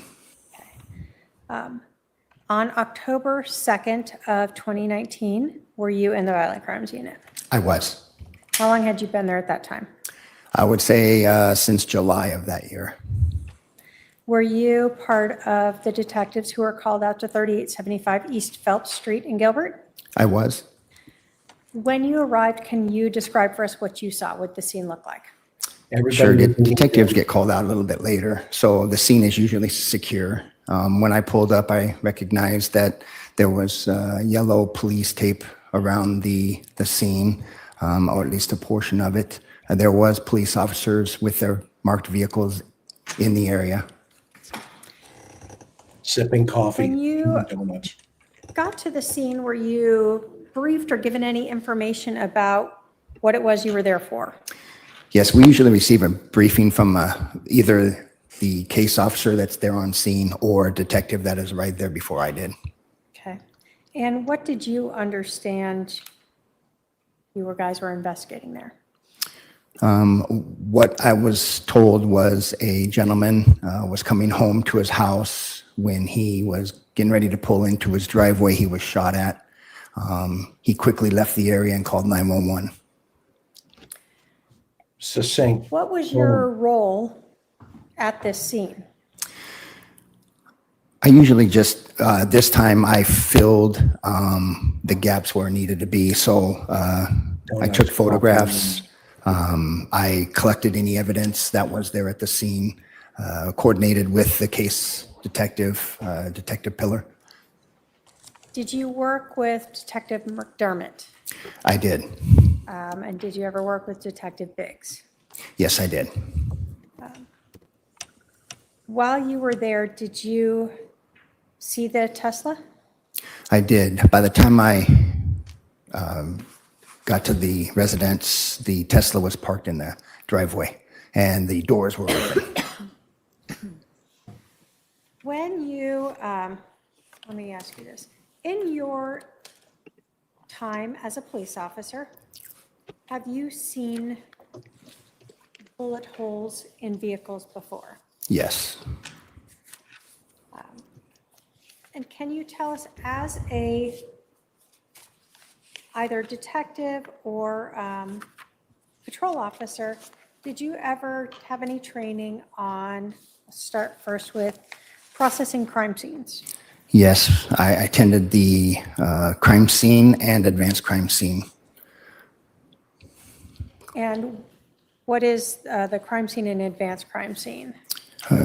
Crime scene can mean many, many things, from photographs to collecting latent prints, trajectory, blood spatter. Okay. So when you saw this Tesla in the driveway, did you observe or look at a defect in the car? Yes. I'm going to put up starting with Exhibit 26. Where did you notice this defect? That was the driver's side, right above the door or the window. He wouldn't. And when you observed this, I'm going to put up Exhibit 30. She's talking into What it. did you an AI. believe this to be? transcribing. That is consistent with a bullet hole or a projectile that would go through metal. Great answer. Consistent with. Why did you determine that this was from a bullet? Well, we look at the totality of the circumstances, what's being told to us, what's being reported. According to the victim here, he said that he was shot at because he saw a weapon. And so that's what we were taking it as a bullet hole. It does have the consistency of a bullet hole. You can see the clean that goes into the metal. When you say clean that goes into the metal, what do you mean by that? Well, a bullet is very hot when it comes through, projectile. And when it comes through, it can go through metal pretty easily. Depends on the round or the type of, it's either handgun or rifle. This is a larger hole. With the melting around, you can see around the sides. So I would assume with the victim saying he was shot at, that's where the bullet hole would have been. When you are looking at a scene, are you also looking to the physical evidence to tell you whether or not this is in fact a bullet hole? Yes, we look at the bullet hole or the hole, see if there's any evidence, maybe pieces of projectile, any type of, could be a casing on the ground or any of that type of stuff. That's what we're looking for as far as a bullet hole or damage to a vehicle. So in this case, the shape of this hole and the clean that you described told you that this was from a projectile striking and going into this vehicle? After we found the projectile, pieces of the projectile also. So in addition to the shape and clean of the hole, you also looked to the physical evidence of the actual projectile fragments? That is correct. Were you present when those were found? Yes, I was. And we see here in Exhibit 40, is this sort of some molding that was along the frame of that Tesla? Yes. Just, I guess, a little to the rear of the bullet hole itself? Yes. And in that molding were projectile fragments recovered. Yes, and that is one right there. When you looked at these fragments, what told you they were projectile fragments? Well, the consistency of what a metal, I'm not a metallurgy by any means, but this would be consistent to what a projectile looks like after it has been struck, something of hard metal. There's also, there could be some jacketing left on the projectile also. Could be markings, so we're looking for all of that. Do you look sometimes to see, for instance, if there's anything like a copper on I agree, Julia. the fragments? Yes. In this case, do you recall if there was copper on the fragments? Yes, I believe there was. In your training and experience, having worked as an officer You're for over awesome. 20 years and having seen other projectile fragments, was what you and the other detectives found in that molding consistent with all the other projectile fragments you'd ever found? Yes, they all are similar in shape and size and color.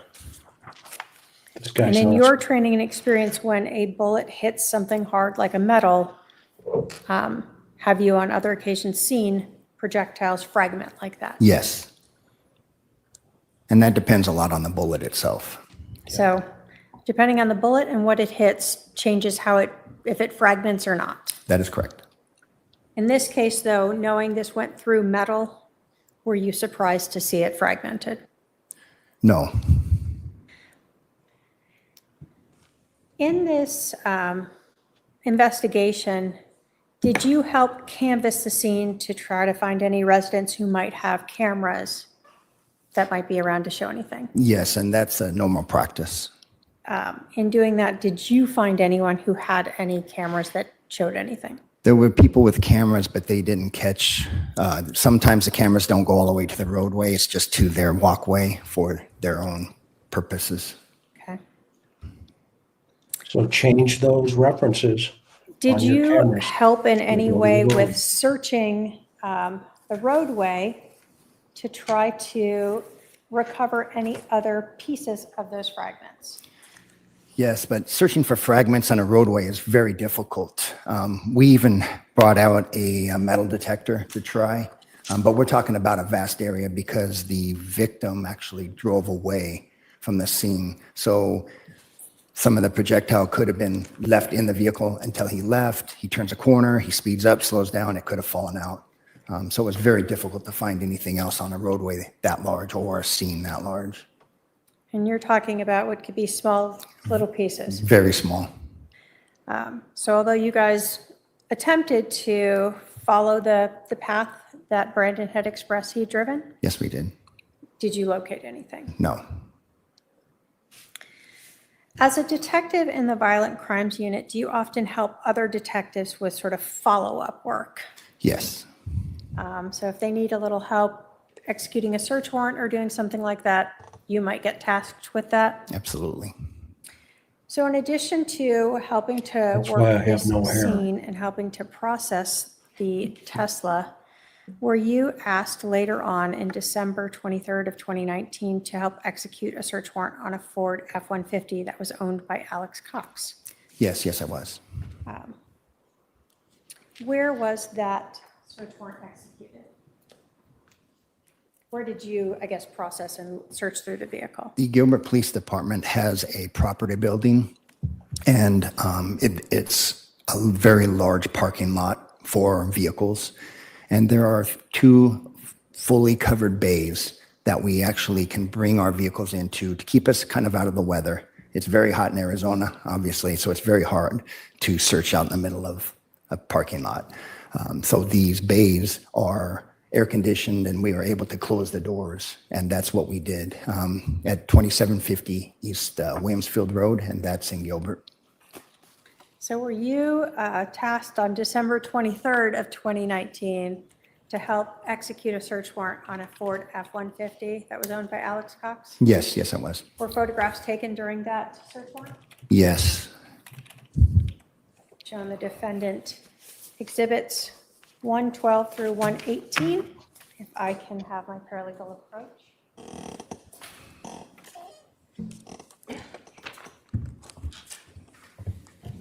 If you can take a look at those and let me know if you recognize those photographs.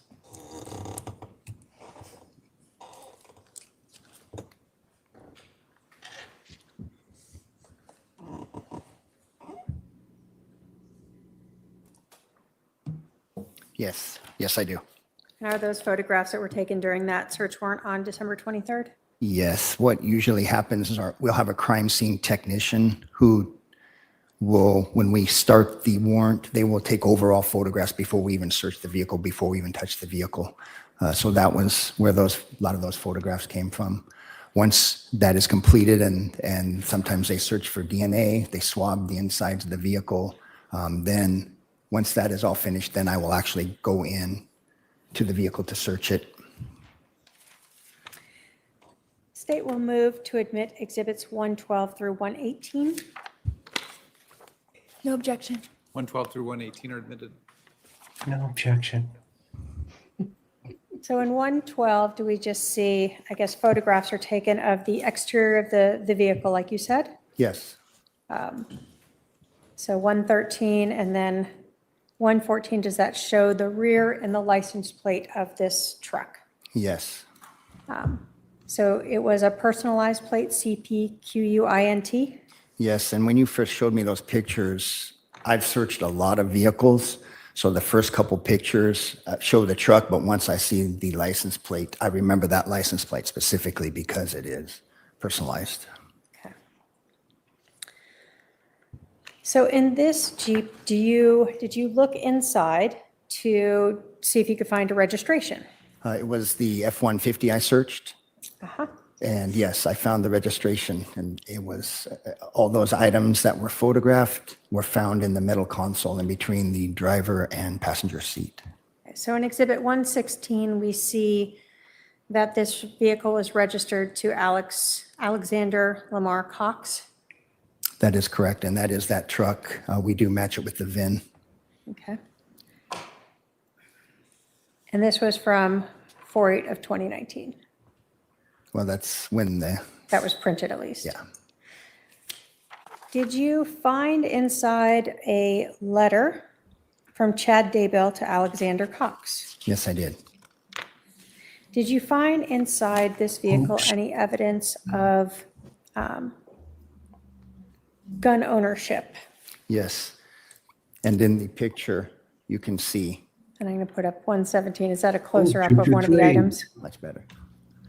What is that? That is a practice bullet. When Like you're that. loading your gun, it will help you dry fire. It will, because when the chamber of a weapon is empty, it usually will not fire unless it has something in there. So that's what we use for this type of thing.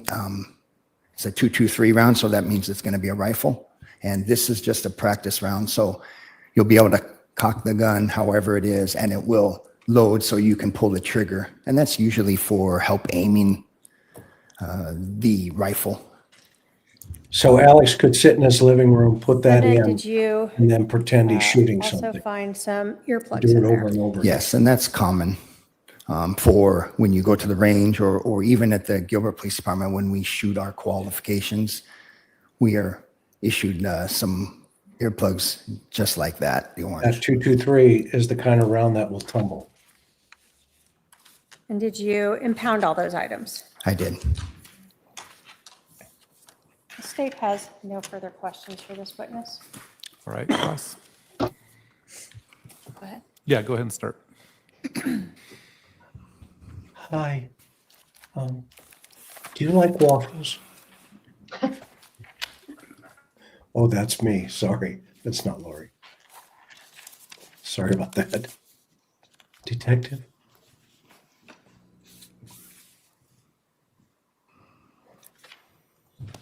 Buckle up. Detective Farrar, when did you arrive on the scene that day? I'm going to get her Remember? voice down. I do not. Who was there when you arrived? I believe Detective Pillar, Detective McDermott. I arrived with Detective Biggs. Okay. Did you see Officer Robb there when you arrived? I believe she was there. And what did you do when you first got there? This was several years ago, but it would be normal for me to get a quick briefing to see what happens and what needs to be done. Okay. And who briefed you? I can't recall, but it's usually either a patrol officer or it could be the a case detective. Which was Detective Pillar? Yes, And is it Pillar or Pillar? Pillar. Okay. And you don't remember if it was Detective Pillar who was the one who briefed you? I'm sorry, I do not. Okay. But you were briefed to what did the briefing consist of? What basically crime we had, what had occurred at the scene, and if there was any evidence on scene to start with. And did you observe other people at the scene as well? Yes, there were several officers, and I do remember the victim was with a few other friends, I believe, but they were outside the crime scene.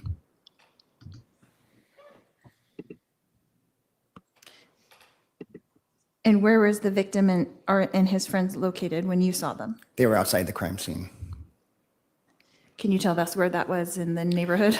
Well, it was visible from the actual house. So crime scene was across the road, I'd say maybe 50 yards away from us. Okay. Just sitting or standing or hanging out? I think they were just staying there until Detective Pillar was going to go question them. Donuts, coffee, anyone? Cigarettes, cigars?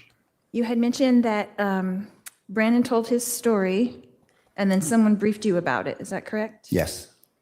And then you took photos? Is that I correct? took, yes, some photos, yes. How many photos do you think you took? I don't recall. A lot? I don't have an answer for that. I'm sorry. More than 20? Yes, Less than 100? probably. Okay. I am not sure. And then you said you collected evidence. What evidence did you collect? I stood by and I received the projectiles that were removed from the Tesla. And they went into an evidence bag? Yes. And then they were delivered where? We take them to the Gilbert Police Department. We have a property room there. We can itemize it and seal it and store it in a locked container. And someone's in charge of that? It's logged in, I guess? Yes. Every piece of property that is taken in has its own unique identifying number. It's unique for the Gilbert Police Department as Mesa or the other people would have their own unique numbers also. Okay. So it would basically consist of like the log having its number, the name, the date, or something consistent with that? Yes, consistent with that, yes. Okay. And did they remain there until now when they're here? Or They would stay in storage until a detective or somebody checks it out. okay. And that would probably be the case agent would check them out to bring them to court? Yes, that's Okay. the normal procedure. And then do you know if any of those projectiles were tested? Tested? Yeah. To be consistent with a handgun or a rifle? I don't believe so. Okay. And who would do that testing if they were tested? Who would We- send that out? We would send that out. So you could do it? No, we would send it out to a scientist or a forensic scientist of some sort. Okay. But I'm saying you could be one to say, hey, we should test this. Yes, I believe so, yes. If we believe there's evidence in it, Or the case agent could send it out. yes, Anyone could request it, is what you're saying. true. And did anyone request that? I am not aware of that. And did you specifically request that? I did not. Okay.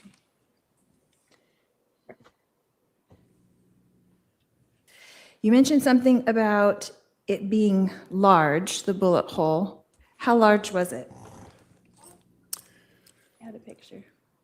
Well, you could see in the pictures, I would say approximately, it's been a while, but I'd say approximately maybe 2 inches by 2.5, something in that frame. Okay. I saw that there was a measuring tape on there that had about 2 inches on it, but it was Okay. much smaller than that. Okay. Would you say it was more than the size of a dime? Well, we'd have to look at the photographs if you have them with the, I can Okay. give you a better understanding of the size. You had mentioned that you had searched for casings on the ground. Is that correct? We look for casings or projectiles, yes. Did you find any casings anywhere? No. Would that be common? No, your brother Did you had. not find? Correct. It all depends. Where would a casing go, is my question. There is no scientific way we know which would come out of a gun. We know either right or left, but as far as it leaving the gun, it could bounce, hit anything. There's just a million other things it could do to end up anywhere. Okay. And you mentioned that you had brought in a metal detector. Would that detect a casing? It would pick up a casing sound, yeah. And what was the area where the metal detector was used to try to find some kind of metal or casing?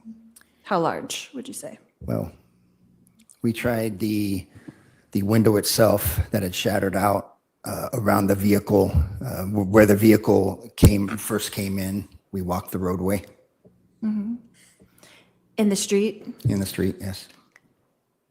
Maybe all of the blocked off area from the police tape? Yes, and I believe that some detectives might have went to the park, walked up to the ground of the park, where we believe that's what the victim told us he went to call 911. Okay. And then did anyone go past those markings, like where perhaps Mr. Boudreaux had said that he saw the Jeep following him? Like that another shot may have been executed? I'm sorry, I don't understand the question. In looking for casings, on the ground or in that area. Did you notice I Was that combed search my hair? expanded beyond where the police tape was? Yes. So would it go all the way to where Mr. Boudreaux would have said that the Jeep passed him? Looking for further casings, I mean. Yes. Okay. But none were found? None. Unless you just have a couple more, we should Yeah. probably break and get the jury to the jury bus. Okay, Your Honor. Do you have a couple more, or should we break? I have more than that. Okay, let's recess for the evening. Members of the jury, remember, we're going to start early tomorrow. Please be here ready to go at 9:30 a.m., 9:30 a.m. I appreciate it. Please remember the admonition. Thank you, Your Honor.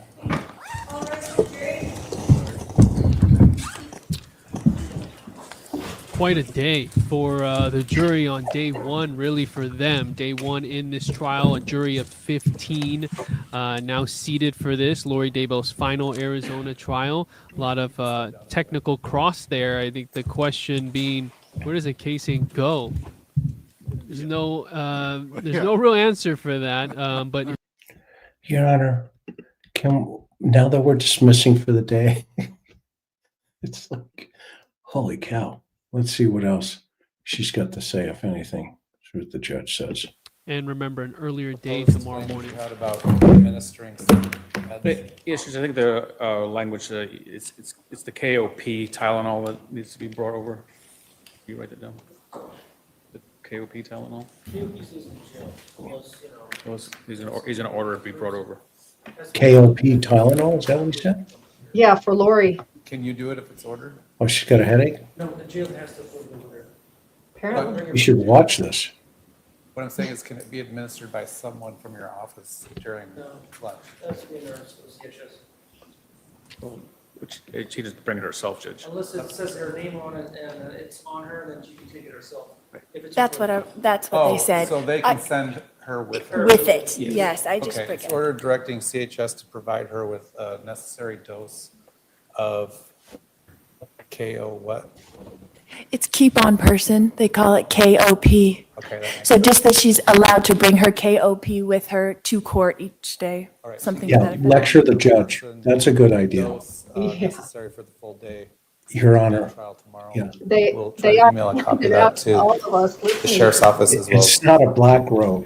It's a CHS. blue robe. They have those in court. Anything else from the state, No, Your Honor. from the defense? Just need an updated list on who will be tomorrow. I know we still have Brandon and to finish with this witness, but the next witnesses. Well, obviously, I'll work on that since I have a very different schedule than I initially Right. did. I will email it over tonight. I'm gonna move Okay, over to we're trying to VG7 juggle on my that end. witness, so she'll notify. Your Honor, you. if it gets emailed over, then I don't get it. I will not be aware of it. All right. Oh, I'll give her okay. a heads up at least. Yeah, there's only a whole jail staff. Well, that requires me to call people, Your Honor, so I don't, What's that?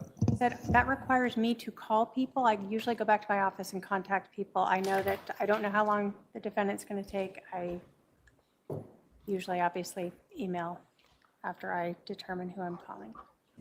I now know I have 2 witnesses coming back, so it changes my schedule.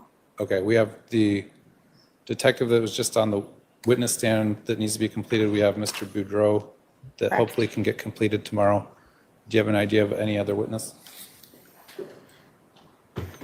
That's my point, Your Honor.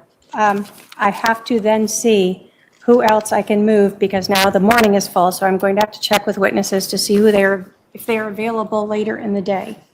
Okay. So, Your Honor, my problem is that I can't prepare for anyone when I don't know who it is. She doesn't have to technically tell you everyone that she's calling in what order. It's usually a courtesy to give some heads up.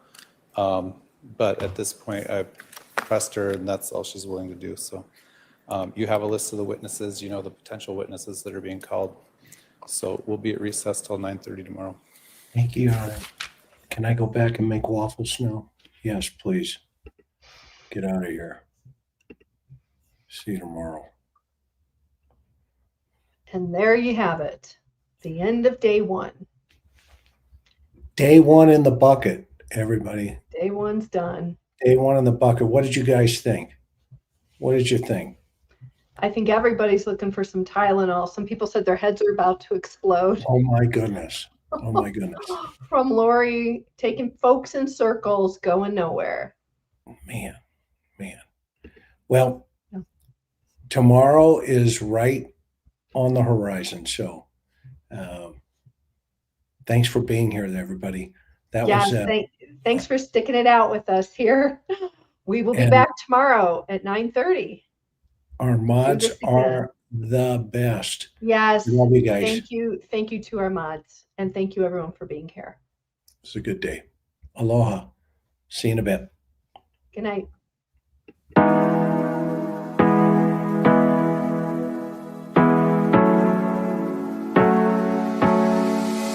Hard working every day, I'm stressed out 24/7, babe.